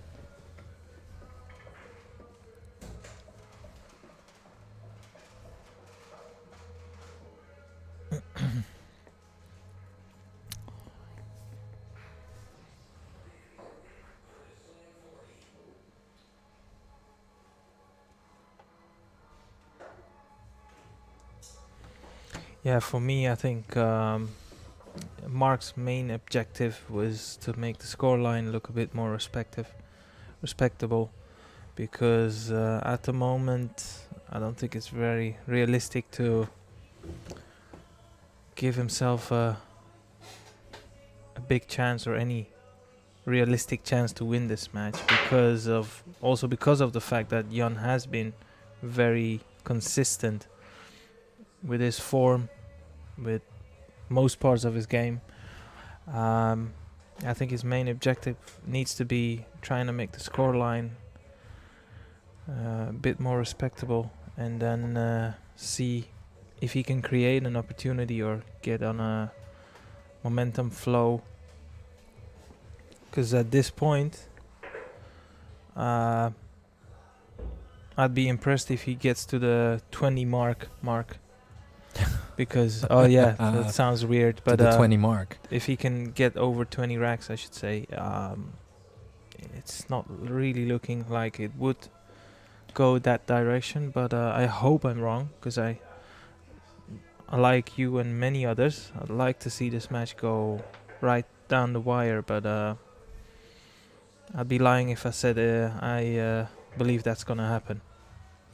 No, I also don't think it's gonna happen, or at least the chance is small. If it's gonna happen, we need to have these type of unforced errors. Yeah, and Mark needs to punish. This is also always a little bit tricky when the ball is in the pocket like that. I guess from a body language point of view, good to see Mark jumped out of his seat, ready to take this chance. It's not like he wants to get out of this match. But again, this is awful. Yeah. Just make the ball. Don't make it too difficult. 5 is hanging over the pocket there. Yeah, roll it in maybe. Anything but tight on the cushion, which is likely to happen anyway, would be more than enough, I feel.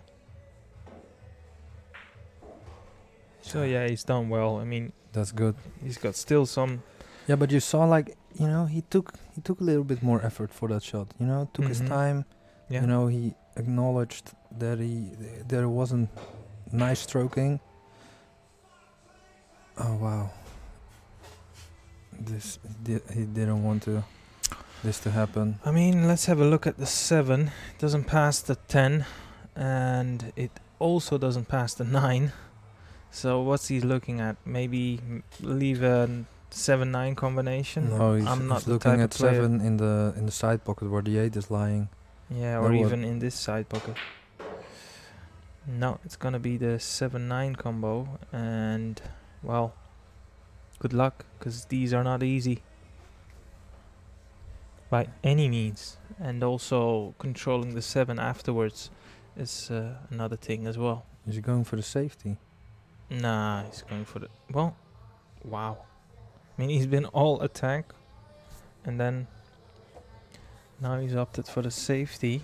Well, I guess he felt like, you know what, I been in this situation a lot of times now, and went for the difficult attacking shot, missed it, and left him with like 4 easy shots. I think from a neutral point of view, it's good to see that he is in search of different game plans. Yeah, I think which indicates he's not already given up. Yeah. Although might look at some shots where he's just very having a knock.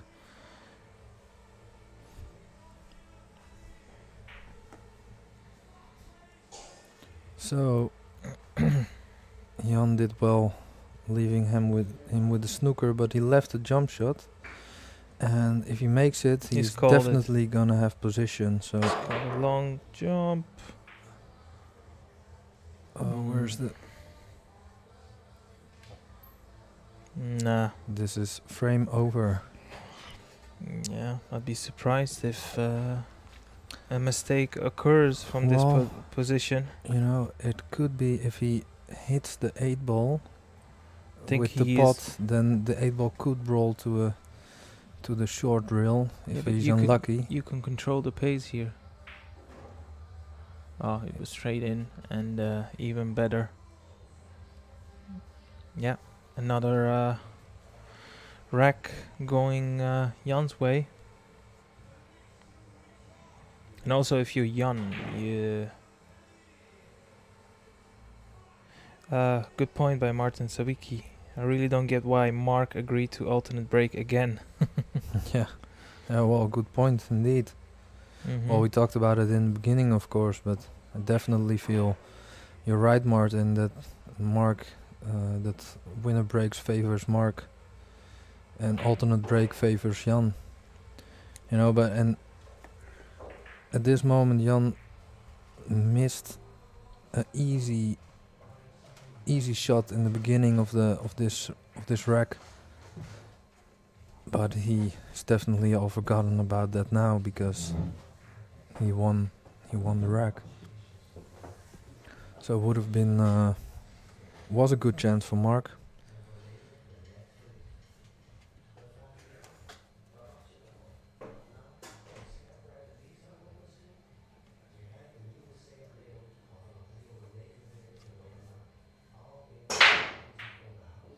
Well, kind of got lucky because the cue ball was going towards the middle pocket for a Yeah. scratch. I wouldn't count myself lucky with that layout. No, but this is always better to push out than to give your opponent the ball in hand.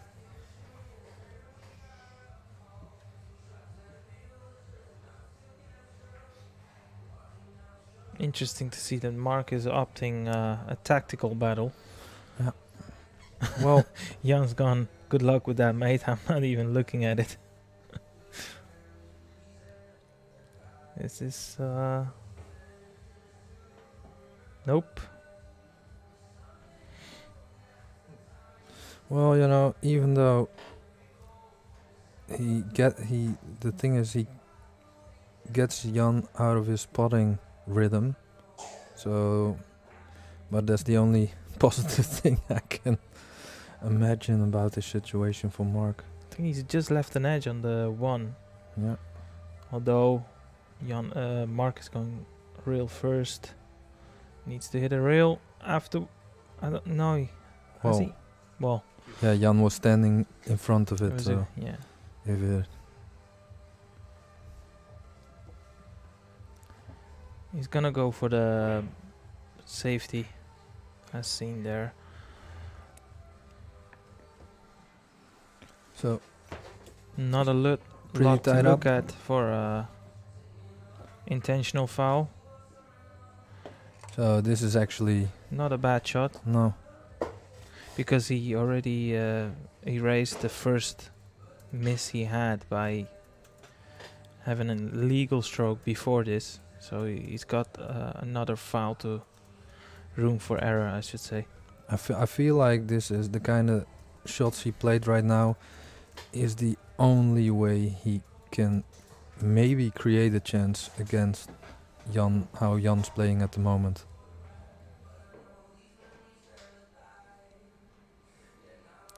Because a while ago Jan was spotting balls, happy days. What do you think Everything is about good. this? What do you think about this idea of putting the 1, leave yourself a nice position on the 2 and play a tight snooker?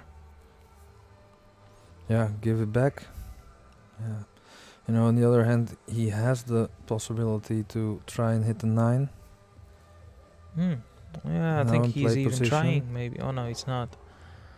So And he can, of course, if he can play position on the 3, which I'm not sure, he can try to open it up with the 3, and if he misses, if you're going past the 4, then he could play safety. So, but I don't think I think the 7 is interfering with. yeah, that's that line. definitely in a way. Yeah, to go directly, that's looks impossible. So it's gonna be putting the 3, leave yourself some sort of angle where you can guarantee a nice snooker, because it looks impossible to nudge the 4 and the 9 out.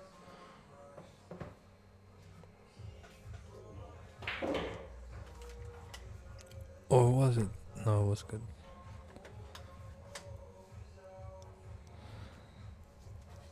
So, played to play safety, but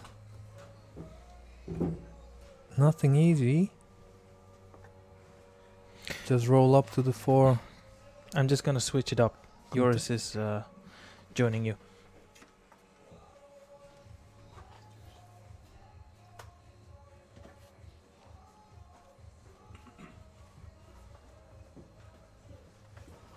So, have to watch out to not get the 4 in front of the pocket.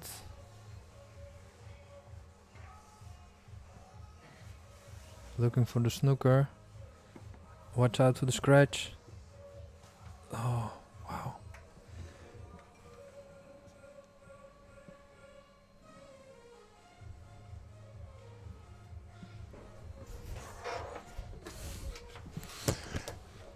Okay, I'm back. I So- just handed the cameras Back. controller to Pascal. So, as we look at it from this point of view, it looks like he's snookered, and of course Jan is taking his jump cue. Yeah, and I have to say I'm glad to see that Mark is playing safeties all over, meaning he does believe in himself in this match. Yeah, It's not like he's not giving up. absolutely not.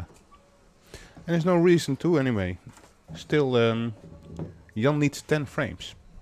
And in pool, 10 frames is easily...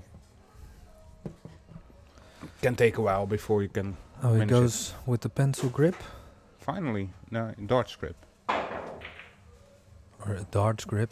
I'm Yeah. sorry. You know, I'm holding my pencil right like that. Really? Yeah.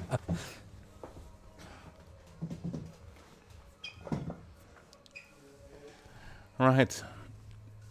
He's kicking on this? Is he really? Looks like it. Yeah, he is. He's relying on it. Oh, Wow. close, but no cigar. But how aggressive was that? Wow.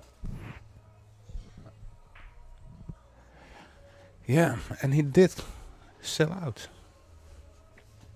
Because this is an easy starter. Just need to miss the 10. Going 2 rails out.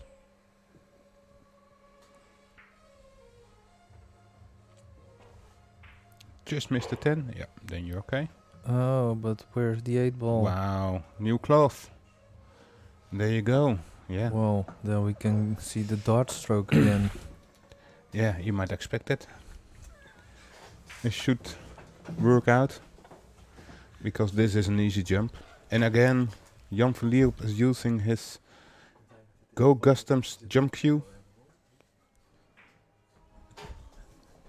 And here you can see it. It's a 3-part jump cue, and he's now taking his back end of the jump cue, screwing it directly on his shaft. The length is just over 102 centimeters. That's necessary as a minimum length of the jump cue. And with this, it's very easy for a short jump. Oh, but he missed it. That's a foul. It's a foul. So, So still good news for Mark, who chooses to go for a small pocket. Okay. yeah, wanted Oh, to, he wants to. Now I understand. Yeah. But he missed. but still okay. He can Should be play. okay. Yeah. And the 10 is nicely there, hanging, waiting for the corner pocket. Just leave yourself straight on this 9. Stick it to the rail. Yeah, that's perfect. Absolutely perfect.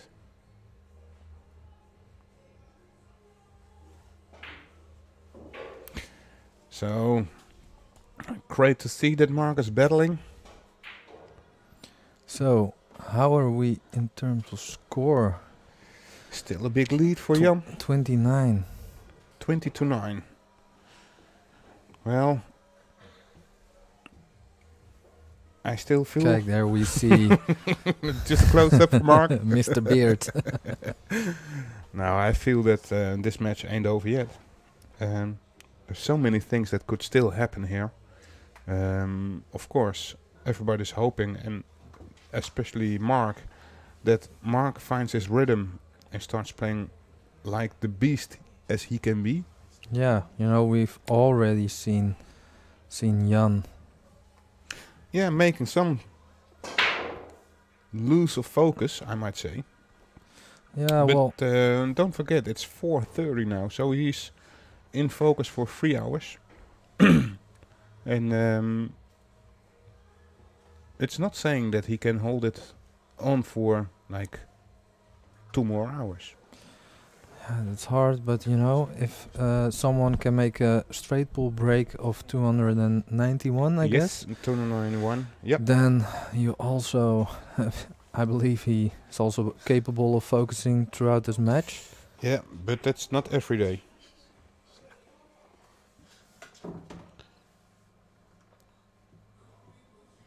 So this is still possible for Mark.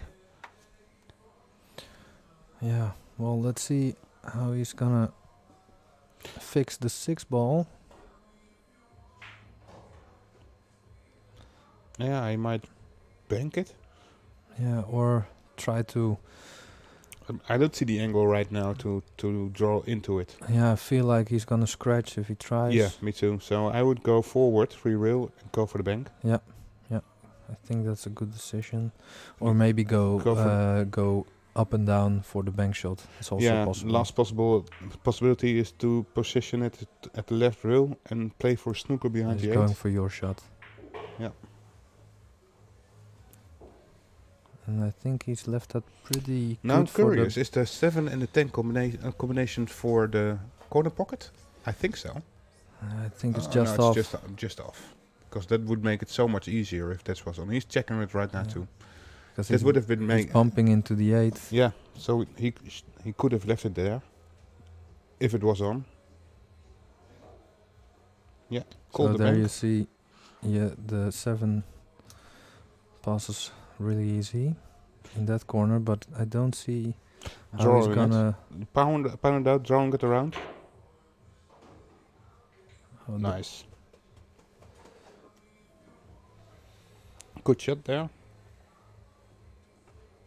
But this so- is tight, isn't it? It's really tight.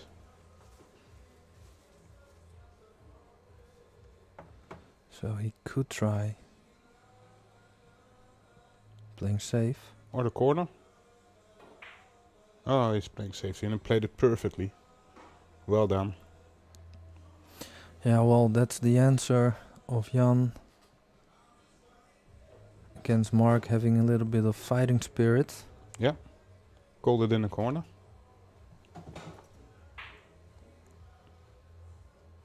Ooh. And does he get lucky? I'm not quite sure. I don't think he can see enough of this 7. Well, I think it's with okay. with a little bit of left-hand English, he can pot this.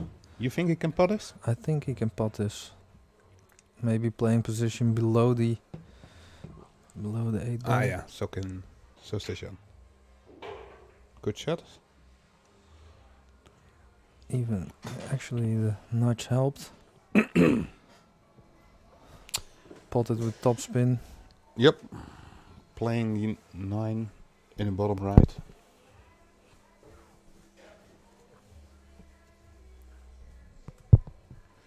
Still need to focus. Can't take this shot for granted. Yeah, that's a good But shot. made it. Yes. So another one. Probably go up and down. A little bit more speed. Yeah, the angle is a little bit bigger than he wanted.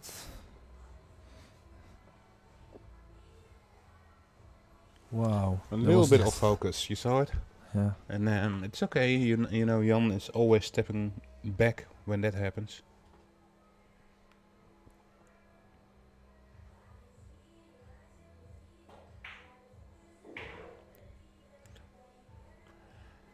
Yeah, he's playing as sharp as possible.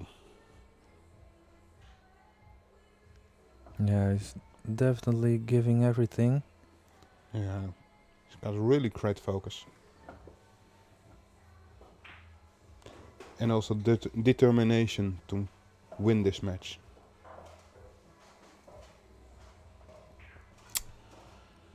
So I don't recall that after this money match there is another next match been set up. Well, We had this is the third money match we broadcast from Orange Forks. First one was Marc Bijsterbosch versus Nick Vandenberg. the second one, Nick van den Berg versus Ralph Sigan. And now the third. If you are interested in organizing money matches or battles or whatever you might think that is interesting for people to watch, please let us know. We are always open for suggestions. And maybe if you have an idea like, oh, I really want to see these guys battling it out, let us know. Maybe we can set it up. Oh, did he went for that? I think he went for it. And again, he sold out. Yeah, well.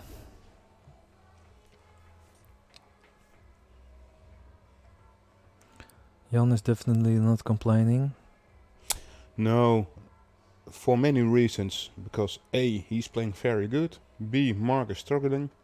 And C, if Mark is struggling, Lady Fortuna is with Jan at the moment.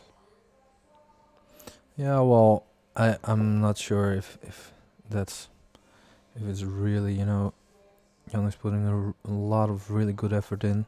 Oh, absolutely, and he deserves the gap he has. But it feels like it's always that way, right? It is, and like now again, Mark missing the one ball. Yeah, it could easily roll behind the 4 ball, but somehow it always happens that in those moments it sticks out.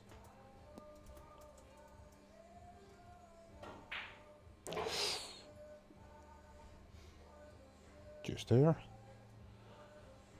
Nice angle on the 3. Probably go around the 10. Yeah. Or maybe above. Needs to be needs to do a bit of work. Yeah, but the layout is perfect for this table.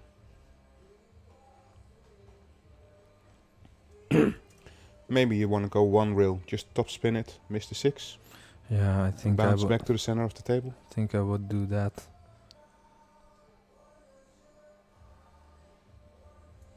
Yeah, normally I always like to take an extra rail, but in this case I think I would have gone. I feel for like 1 you rail have to put in so much extra. Yeah, indeed. To go around to make it work. Yeah, that the pot is getting more difficult. Yeah. Yeah, he played it with a little bit of check side.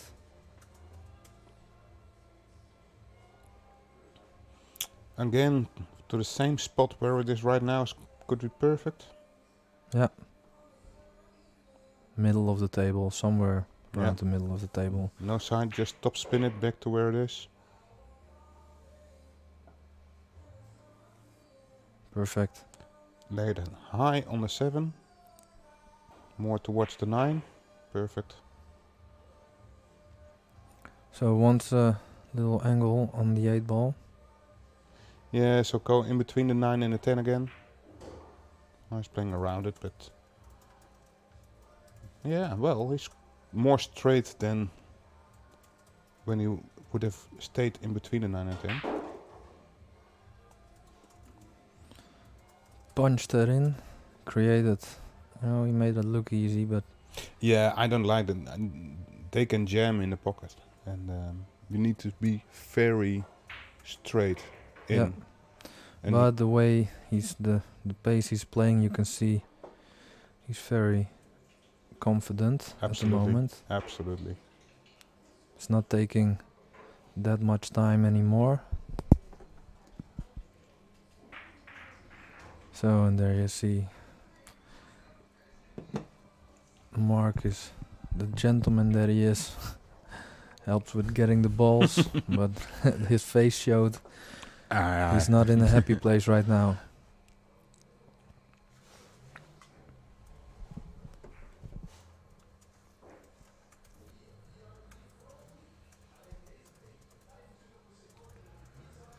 Yes, so how long shall this match take? Well, it could be over in like 45 minutes. It could be a lot longer if Mark finds some gear. Maybe we need to sleep over.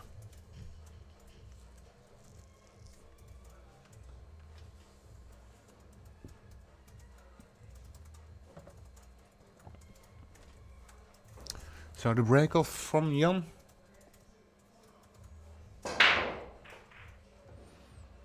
Again, the 8 in the side. Hey, he made a tumble. Temple break. So there was That's a time. uncommon. There was a time There that was he a would have time. won Yeah, yeah. the wreck. Yeah, I by can putting the remember tumble. my very first match against Ivo Arts. Tumble. I had to break. What happened? I made a tumble break. It was allowed back then. And to be fair, that was my only frame I won from. Yeah.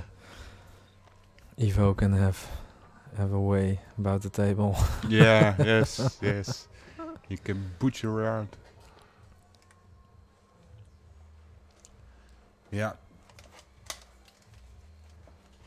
So, Jan is now looking about what to do with the 6 ball. And Yeah. if you ask me, it would be perfect if you find a little angle on the 2 ball, so you can roll forward from the 2 ball into the 6 and play the 3 ball in the side. Yeah, well, you And- have to have the perfect angle, and it looks like he's. Like a centimeter Just a extra little would have bit. been perfect. Yeah, it was just a little bit Yeah, straight. he showed it. And he wanted just 1 millimeter to the right, then he would have been perfect. But still, I think he can stun follow through this into the 6. And I would go for that. Hit a little bit further, like that. Hit it. Oh, he tried it. Oh, He that tried was it. so close. Yeah. So, depending on the angle on the 3, he could again draw it in the 6. But he didn't have the angle. Alright. Troubles in paradise for Jan. You have to make something work with the 5, but for that to happen, you have to have perfect position. Yeah, or he again checked the line from the 6 to the side pocket, and maybe it does go, he just didn't like it. And I think it's the last one. I think he's going to play position for the 6. I think Oh. it does go. Yeah, he's It's looking just at it tight. now. It's hard to see from the camera angles we're Yeah. looking at. But I think it passes, looking at the face of Jan. So now we know for sure it Yeah, does pass. He played for it, so I guess it has to. But he has to draw it I have to. back for the 7. So I'm curious if Mark is looking for the contact. Looks good, Yeah. but nothing easy. Definitely not easy. And I'm not quite sure if he needs to work with the cue ball. The 9 ball does not pass the 10 to the corner. So he needs to... roll it in. Yeah. Wow, great shot. Perfect shot. And Yeah. there, that shows quality. If you're making those kind of shots, it's gonna be really hard for Mark to Yeah. get back into this match. That was a high quality shot there. So, smooth cruising there by Jan.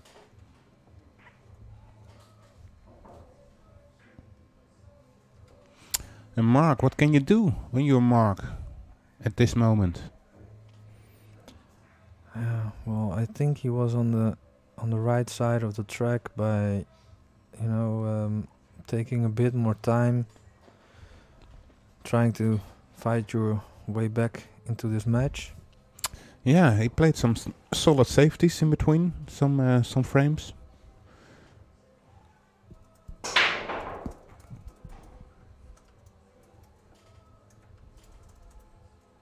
So good break again, no shot, or at least he has a shot. And that's what I said with Lady Fortuna. But Of he course, has it's not like he's got bad luck or He's Jan taking is on the lucky, billiard. but Oh no. I thought he was gonna take on the bird, but this is actually a good sign Absolutely. for the Yeah. Mark fans. He has not given up that on you. easy. He's It's not, like given up on you. You're saying Rick Ashley? Yeah. Never gonna give you up. Nou, maar have to say, Mark going not for the billiard is a good sign. And to be honest, it's not very easy to get this back safety. Good double kiss, it is, and that's actually not too bad. Mark is quickly there. Perfect. Yeah, that's a good shot. And what you do? Roll it in, fire it one bank, Yeah, roll the 7 to the 1. I think he's looking at Yeah, roll the 7 to the 1. intentional foul. Yep. So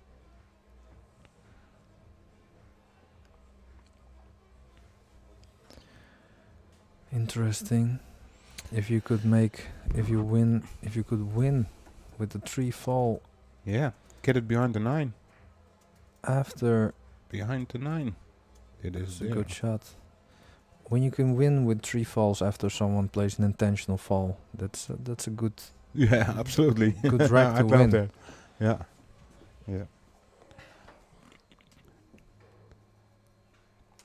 That might as hurt as much as you play a push out, the opponent kisses Yeah. back to you, and you run out. Yeah, yeah. That's the best you can do.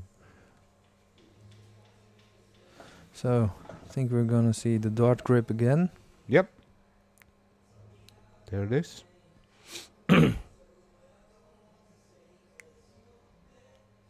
Can he reach over the 9? He can, and he makes it. And he left But it. He left it. Now, Mark is not out of the woods yet because of the 4 ball. And I don't think he has a lot of opportunities to develop the 4.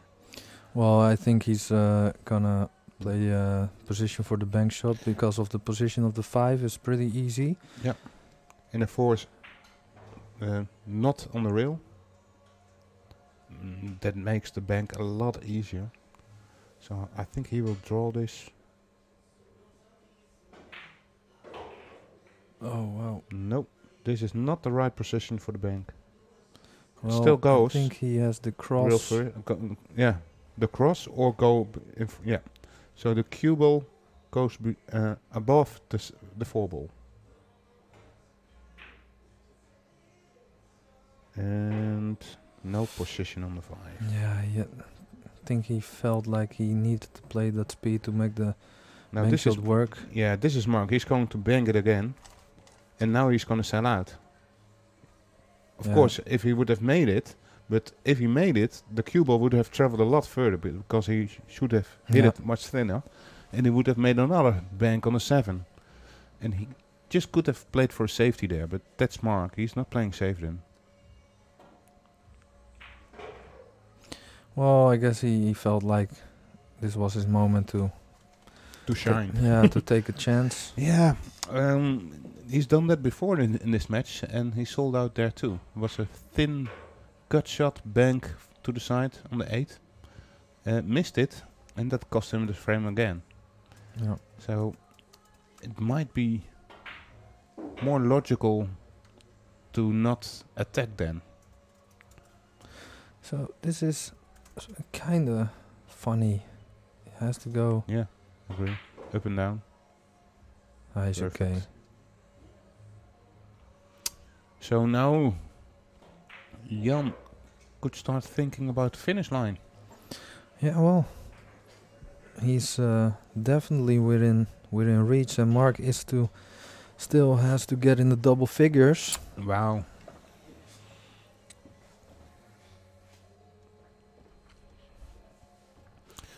Yeah, and sorry for that. If Jan can punish Mark that hard, then I know what the next money match should be. Yeah, me too. I think it was already Jolie said in the chat. Next one, Nick Vandenberg, sorry, versus Jan. That should be very logical. Yeah, would be a great match to watch for sure. Yeah, most definitely. So there we go. Can he produce that break he's using throughout the match? One got kicked away. Cue ball got kicked away. What's But left? not too bad.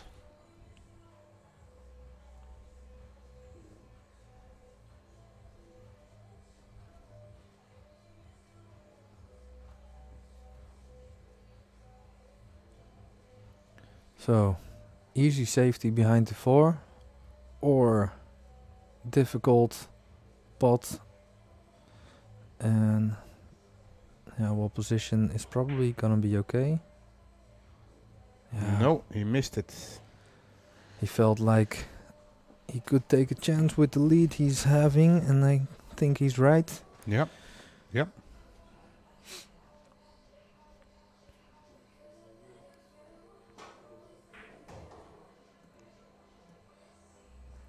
Didn't hit that as good as he wanted. So is he calling the 6?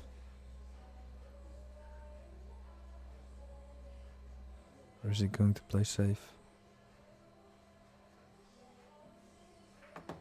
There's a safe. Is it safe? It is. Yeah, he can see the edge of the ball, but he cannot take any Well, part on. I'm not sure if he can see. Can he see the edge? Yeah, I think he does. Yeah, He's so too. looking at it. what happens then as rolls towards the 7? Maybe you can make the 7 inside. Yeah. Oh, he could. That's a good shot. That's a great shot. A really good Amazing effort. good shot. Very well done there. Is Mark gonna go 2 rails? 2 rail kick out, yeah. Just above the side pocket. And didn't call anything. No. 10 ball is not going to be in the line, so again a good chance here now for Jan for another frame.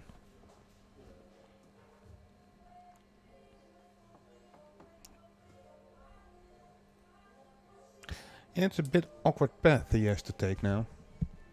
He could hold for the corner, but then he really needs to play the soft. Around us. It's a good path. Nice shot. You played a good. Yeah.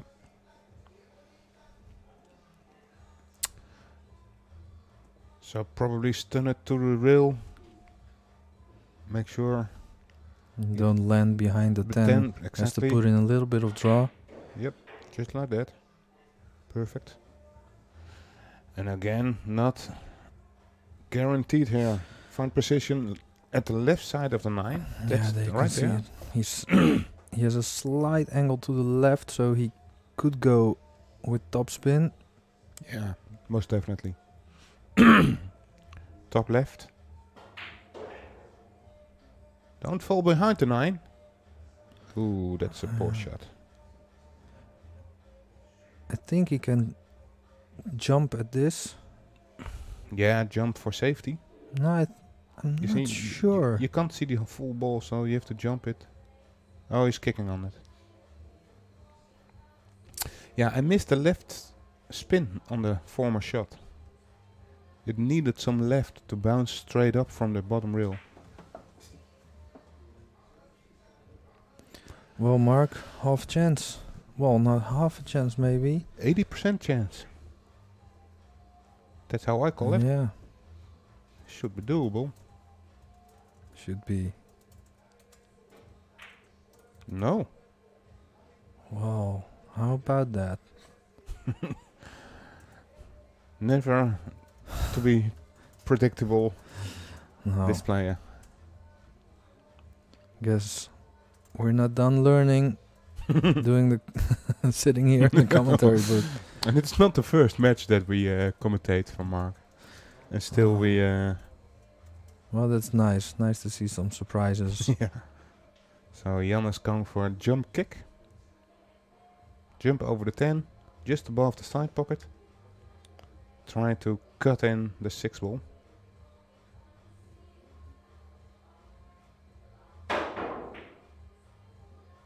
Oh, it was a good effort. Yeah. And again, didn't give any shot to Marc. Now Marc has to duck and hide again. Or, no, yeah. That's not Finally. good. No, that's, Whoa. well, not He quite definitely sure. can see the 6, but He might even be able to pot it, yeah.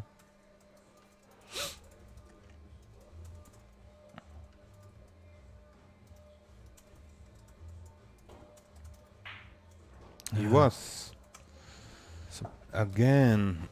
poor safety then by Marc. Yeah. Yeah, you see how he's speeding up. Yeah, he feels the confidence now.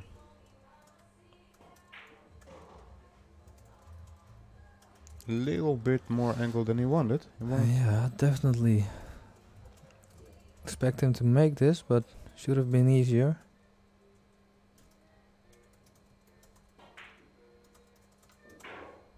Oh wow, that was.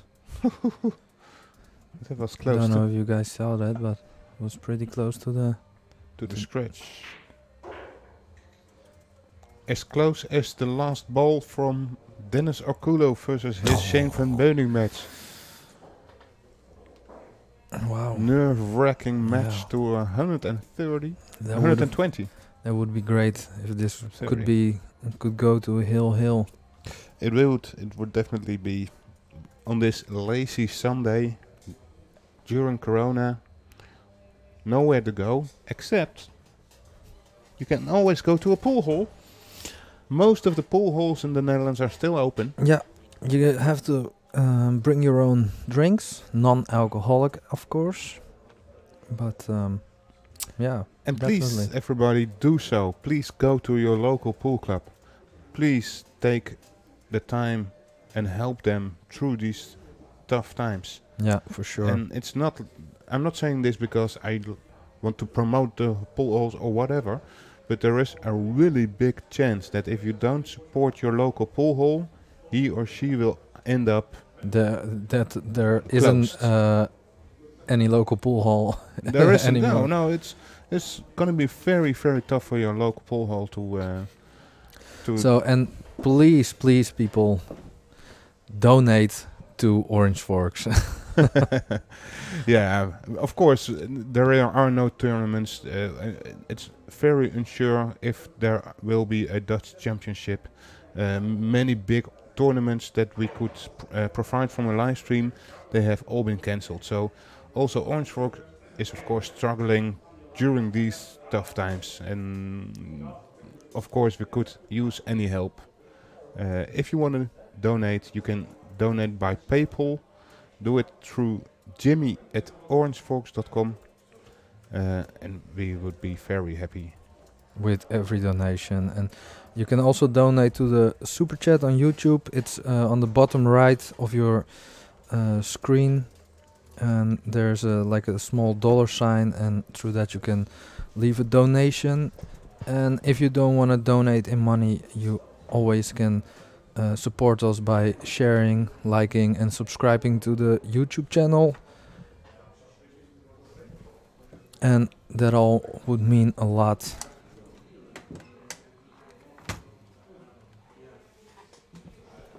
Oh, right. So another little interesting update. We already announced that we are very open for new money matches, and we have nothing. Money. Money. We have nothing open yet. So if you're interested, please let us know. And we already have one pool player interested, and that is Ivo Aerts. So very nice to see Ivo in action. And if you feel like you're the right opponent for Ivo, please. Or you know the right opponent. Actually, that's pretty. Who, for you guys in the chat, who would be a great matchup against Ivo? Let us know. For sure. And it has to be doesn't have to be a Dutchman if you're from England or UK or Germany. If the corona allows it, we're open for everybody. So please let us know. And Ivo, really hope you to meet you here in the next money match. Definitely. Yeah. Love to see Ivo here. We're still in a timeout. There has not been agreed on 1 or 2 timeouts in this match. If you need a timeout for your breath, stop, then all allowed. You can see us looking downstairs. We're on a ceiling next to the pool table. Yeah, we're in the secret facility of Go Customs. So everything in the back there you may not see. It's Yeah. actual top secret, yeah. But no, Goran Kobes, the owner of Go Customs, he works here and creates their jump cues, their braking cues, and playing cues, all carbon fiber. Yeah. Check out his website if you're interested in his products. And after this match, we will do the draw for the jump cue. the jump cue and the Go Customs jump cue. I actually I just had it in my hands, and it felt like the weight was really nice, so it felt really good. But what do I know? I don't even know how to play a jump shot. But No, most definitely you don't know, Pascal. But what I do know is that some other player who are using it and choose for this cue, they do know about things. And I'm talking about Nick Vandenberg, I'm talking about Niels Veijen, yeah, and a lot of players from Amsterdam, they all choose the Go Customs jump cue. yeah, it's definitely a really popular jump cue at the moment, and I guess that's because it's a really good jump cue. Yeah, for sure it is. Alright, back to the match, guys. The break-off from Mark was even more powerful than the others, and it resulted in a, cue ball flying off the table. Ball in hand now for Jan van Lierop. So interesting thing on the Facebook chat, we got a response from Joshua Filler, who said, "Killer fillers are interested." Alright, Well, let's make it happen. let's make that happen any day of the week. So, but interested in playing who? I guess he's interested in playing everyone. So, I but assume he's interested in playing me too. Yeah, but I don't think a lot of people are interested in playing him. Yeah. Well, I don't know. I guess that's not true. I guess Mark or Jan or Ivo, all those guys would have a piece of. I'm interested in playing him too for small money, just to sponsor the guy. Yeah, like 10 euros. Yeah. So talking about 10 euros, Brian, thank you a lot for your donation on the super chat. That means a lot. Thank you. Cheers, Brian. Who's also pretty good player. What Brian are you talking about? Strokes of genius. Brian Wu. Brian Wu? Brian Brian Wu. Wu? Yeah. Nice. Cheers, buddy. So, and here's the line. Yeah, 3 rails into the 9 and the 7. Hit it. It is. And how does it end? Yeah, Nice. pretty good. Absolutely. So, already some interesting information here. Ivo Aerts, Joshua Filler, both open and interested in a money match. That would also mean that Joshua is currently in Germany, back home.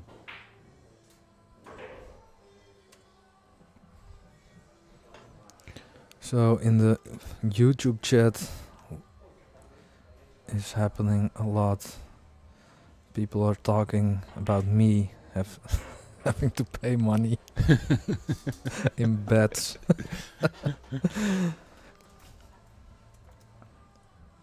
Yeah. Yeah, well, To be honest, everyone here likes a bet. this time I set out. Ah, that's It's a great nice stroke. queuing. Absolutely. Yeah, Jan is on fire. So I don't see any way how this No. match is going. Can go Mark's way anymore. No, I don't expect that to happen either anymore. unless Mark can surprise us big time. Yeah, well, I think there needs to be. He needs more than playing good. He needs Jan to play bad, and I don't see that happen. No, if he still has to be, if there's a chance, he needs to get into his head, and I don't think Jan will allow him into his head. Than it was yesterday. He needed to do that like way early. It's, it's, to be fair, it isn't over till it's over, but it's Sure. really hard to see this going Mark's way. Although, of course, we would have liked to see this going all the way. Yeah. Again, the 8 in the side pocket. Again, the 1 ball at the top pocket. And you can say that Jan really has learned the break here at Go Customs shop in Apeldoorn.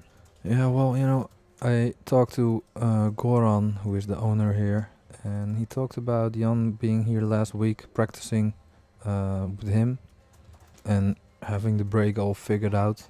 So that's definitely one of his big weapons in this match. Most definitely. And he consistently found that spot.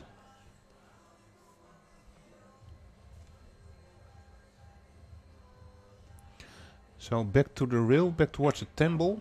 Yep, that's the right place. Now you can go forward 2 rails and find in between the 9 and the 4. That really looks like a small area, but I feel that the natural line is going to it. Well, I feel like I think he's gonna draw this in. He was 2 rails, and go all the shoot way it to the right and bottom right, you see. Yeah. Let's see what he does. He's going for it. Oh, your line was pretty accurate. It was there. Absolutely. 100%. So, perfect position. A little Absolutely. bit lucky kiss, I guess, but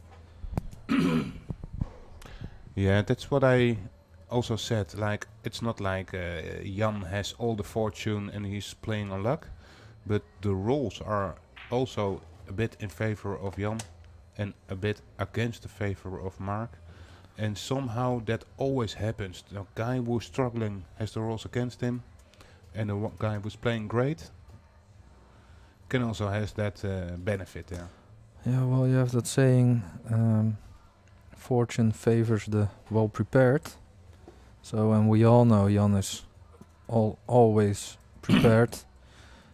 On the other hand, it's not like Mark isn't. So, No, definitely. And I learned from the master that the more you practice, the luckier you get.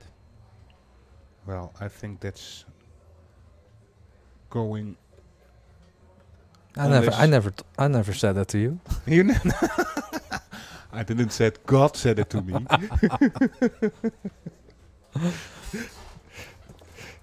Well, All right, buddy.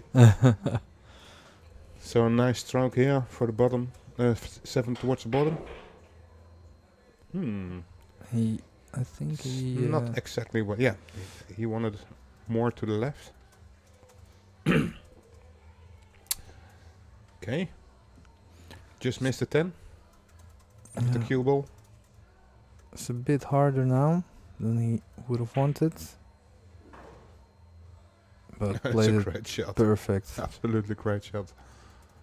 And you see how much control he has on those shots. He really feels those shots.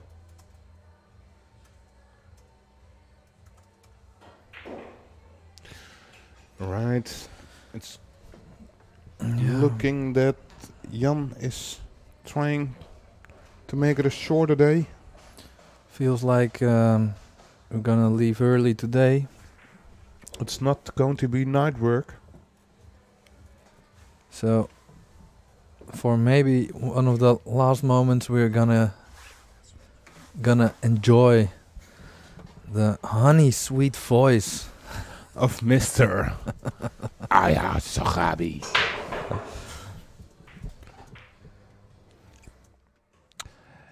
Right. So there's a switch here. Thank you very much, Pascal de Smit. And next to me now, back in the seat. Aya. Not for very long, I'm afraid. Not for very long, you say? No. Because the match is going to be over soon, or you're going to leave? No, I think this is gonna go one way and one way only, and that is That's Jens' way. Jan having a nice Corona bonus. Yeah. What can I say? Too little, too late. I mean, I think his only real window of opportunity came where he had where he should have closed the gap within 3 racks. That pivotal moment when he failed to make the 10 and he played a bad position on the 10 in the middle, which made the score go 9-4, and ever since he's just won. How many racks he's won? 5 to 22. Yeah, that's a big difference. Well, 5 to 20 almost ever since. So from that point he's just won 5. Yeah.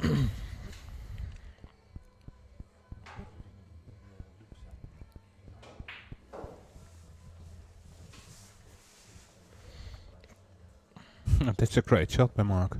Yeah. There's no pressure anyway. So No, but still. it's just gonna show maybe a bit of his magic. Has to be said, hasn't been very beneficial couple of money games for Mark. No, I'm not quite sure how many money games he's playing. We only have broadcasted 2 of them. Mm-hmm. Playing a bit short here. Still managed to go up and down. Oh, it's there. And the money match between Mark and Nick Vandenberg was for 1,000 too? Yeah, it was 500 each. Yep, yep. Similar to this one. Yep.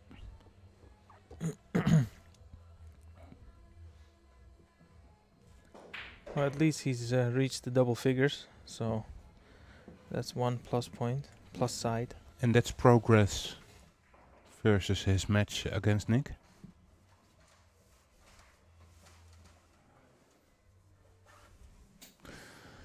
Okay, so he's got one back.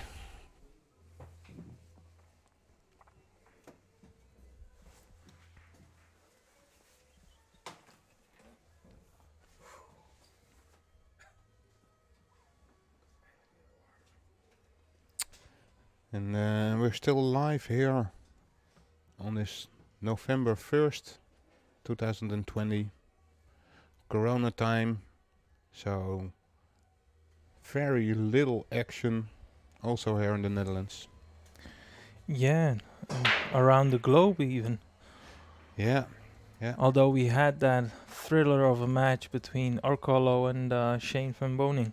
Amazing match, amazing match. 120 against 119. With even enormous tension. Oh, he called 1? I think he called a 1 ball. Wow.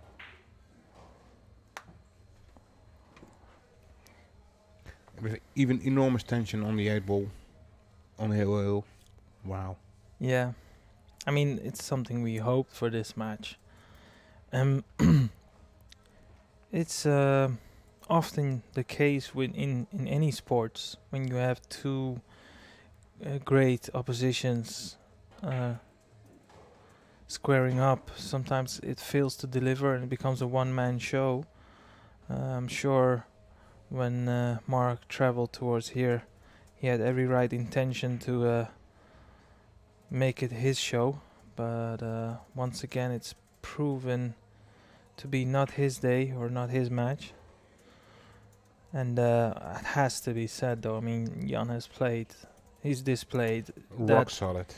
exactly perfect word to describe, to sum this up. He's been rock solid, very consistent, and for anyone out there watching, if there's something you really need to take on board, is the consistency this guy shows in every shot he plays throughout the entire match. Rarely even accelerates, even though now he is playing a bit faster, but still not seemingly on the eye playing too fast or too careless.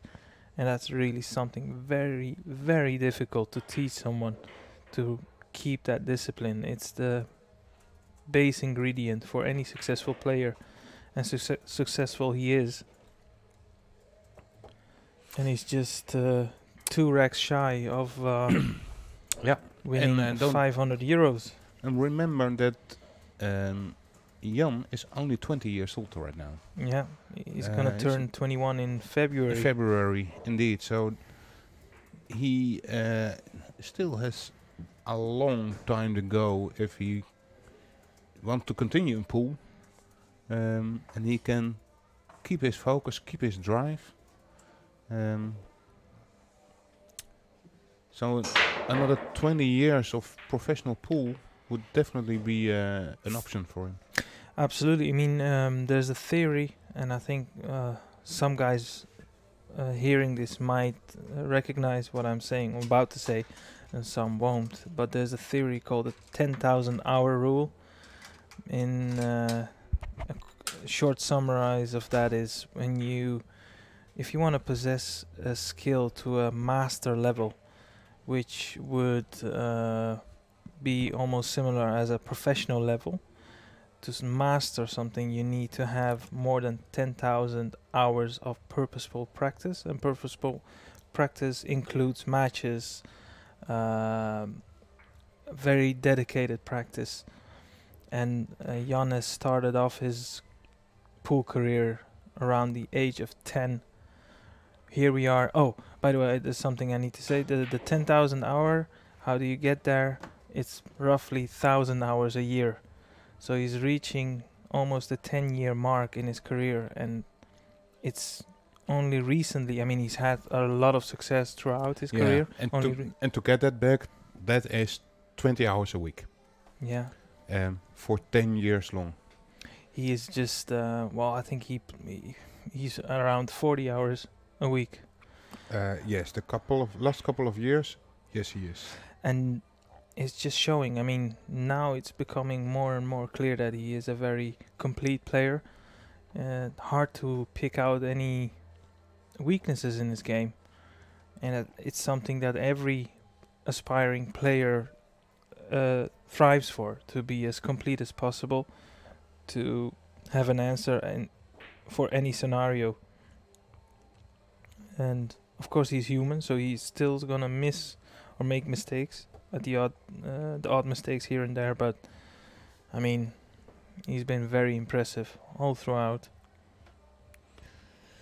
In the meantime, he missed a 4 to the corner, long corner, snookers mark. It was all part of his game plan. Yeah, so he's gonna jump with his entire break cue, or no, not even. No, like you can just see. No, it is his breaking cue. Oh, Wow, no. that's again not the most luckiest shot for Mark. Yeah, so highly likely we are watching 29-10 after this visit of Jan. So he's gonna just need maybe a nice break and run to finish it off in actually style. a poor shot by Jan. Jan has to draw it now around the 7. That's better. You can stun it to the left rail. I like to stun it full to the rail to leave it straight on the 8. I think you've just spoke a little too loud, because he exactly done what you said there. Perfect. It's much easier to stay on the same side there. Yeah, he's on cruise control now. Yeah.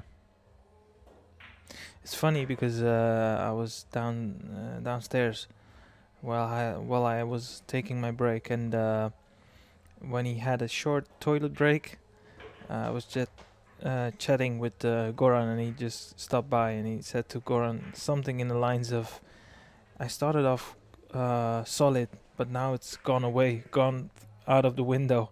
And Goran was like, "What are you talking about? You're still You still 25-9 in Yeah. front, you know." You look so focused. And just and he was talking about the break, that he's just consistently, as we have noticed, ever from the maybe second rack already, doing the same thing. And he also acknowledged the fact that Marc is just more like, even though if he's copying the same side of the break, he's still smashing them, Yeah. whereas Jan is doing something very methodical.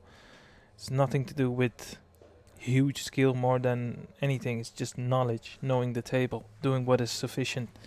And I don't know if we have a stat, but he's produced a lot of break and runs throughout this match. Absolutely. No, we don't have the stats here that need to be calculated afterwards. But no, he's not going for a power break. Just the regular break, and it really helped him, especially now. Commentator's curse. Yeah, that's your curse. This one is on you. I've had others. This one is yours. But how did the 10 end up there? Was it really tight or not, or did it get kicked there? I didn't focus. And look at this shot. And I do understand this complaint by Marc. It looked really well, but it bounced off so hard. Bank shot. And it's Absolutely. in. There's no point in playing safe when you're faced a deficit like that. Needs to go a little bit higher. Yeah, just there. You can see it here. Good shot. Just missed the 7. Just miss it. Yep. Going around the 10, I expect. The right side of the 10 or the left side? Right. Right. No. No. You're Right on the 8. You're gonna do a Marc special. Bank this one as well. No, think it. No, bank it. He's going to bank it. There you go. And a scratch. Yeah, that's it. Yeah, that 7 does still past the 8, I think. Well, if he could mind Oh, not standing in front of the camera. no. So Alright. it does not. Yeah, but even easy nudge. I think what you're trying to is nudge the 8 from the right side. So if you're Mhm. going off the bottom rail, you want to hit the 8 on, say, quarter ball or half ball. You Yeah. always leave yourself a shot on the 7. Yeah, and you can also draw it at the low side of the 8. That nudge the 7 to the lower part. Also- and that also will an leave you another opportunity. shot. He chose my way. And your way was Worked out fine. perfect. Yeah. This is it, guys. Be a brave man to bet against Jan clearing up here from this visit.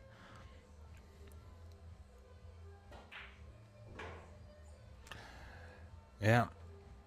So too bad to Marc Bijsterbosch. But congratulations here to Jan van Lierop winning this match and €1,000. Well done. All right, everybody, this is it. Thank you very much for watching. We are not done with the live stream. We are going to do the live draw for the raffle for the jump queue, the customs jump queue. We didn't promote it because all tickets were sold immediately. Within 2 hours, everything was sold. But we're going to do that right now. Please follow us, Orange Forks, on Facebook and on the website and on whatever. We are for sure that we will do more money games. We already have the names of Ivo Aerts and Joshua Filler Oh, responding that they're interested in matches. So please, that'd be a dream matchup. Absolutely. Yeah, well, not saying that they are going to up to each other, Interested but to- both players are interested in a money match. Yeah. We will try to set things up and help coordinating the matches. Everyone who has a ticket for the lottery, I wish you all the best luck. And for everybody who was watching this match, thank you for watching. On behalf of myself, Joris, Pascal, and Jimmy, thank you for watching. Thanks for tuning in. Thanks for the continuous support. And love to see you guys back in the next money match we have. Make sure you put the notification bell on so you get notified every single time Orange Force goes live. Right now, we're going to do the draw of the raffle.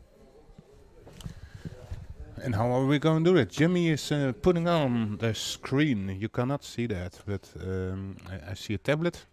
1 moment. And Jimmy is saying, 1 moment, please. As I understood, there were 48 tickets. 50 tickets. So we've got our wheel with 50 numbers on it. Jimmy is going to turn the camera on the wheel, on the website, on the tablet. In a minute we will show you the view of the wheel. And it's got a lot of nice colors there too. Almost. Wrong one. Yes. All right. So Just to make sure we are live. Hi. Yes, live from Apeldoorn. Yeah, and I'm gonna spin the wheel. 15 numbers in the draw. Yeah, good luck to everybody. The winner gets the Go Jump cue. Yeah, with the colors in your choice. So the winner should contact me after the draw. Gonna spin it now. Good luck to everybody. And the winning number is going to be number 2. Number 2. If you have number 2, congratulations. I'm gonna have to check. I know who that is. Is that right? Yeah, I already know it. Oh, It's always the same guy, you know. It's never ever. Nah. I have to check it on I really have no idea. I saw IJsbrand had some tickets, and then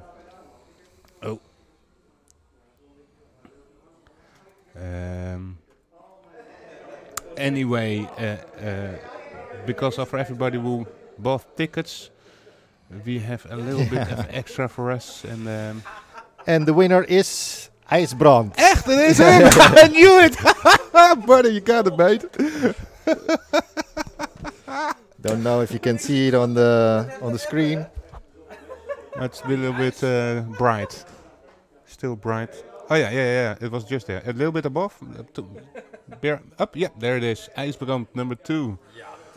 You bastard, you lucky bastard. Lovely. Hij is niet normaal doen, hè. Dit is echt niet normaal. Right, Okay. man. Okay, That's guys. Thank you for doing the commentary today. Hey, that's good, Ho, man. ho, ho, ho, ho. Oh, shit. Zo, ik was onschuldig, hè. Ik was deze keer in ieder geval. Ik was gewoon onschuldig. You say it wasn't me. Okay, guys. Everybody who watched the stream, thank you everybody for tuning in, for your donations, for your time, sharing the stream. And we are actually working on other matches, and we will keep you updated through our Facebook page.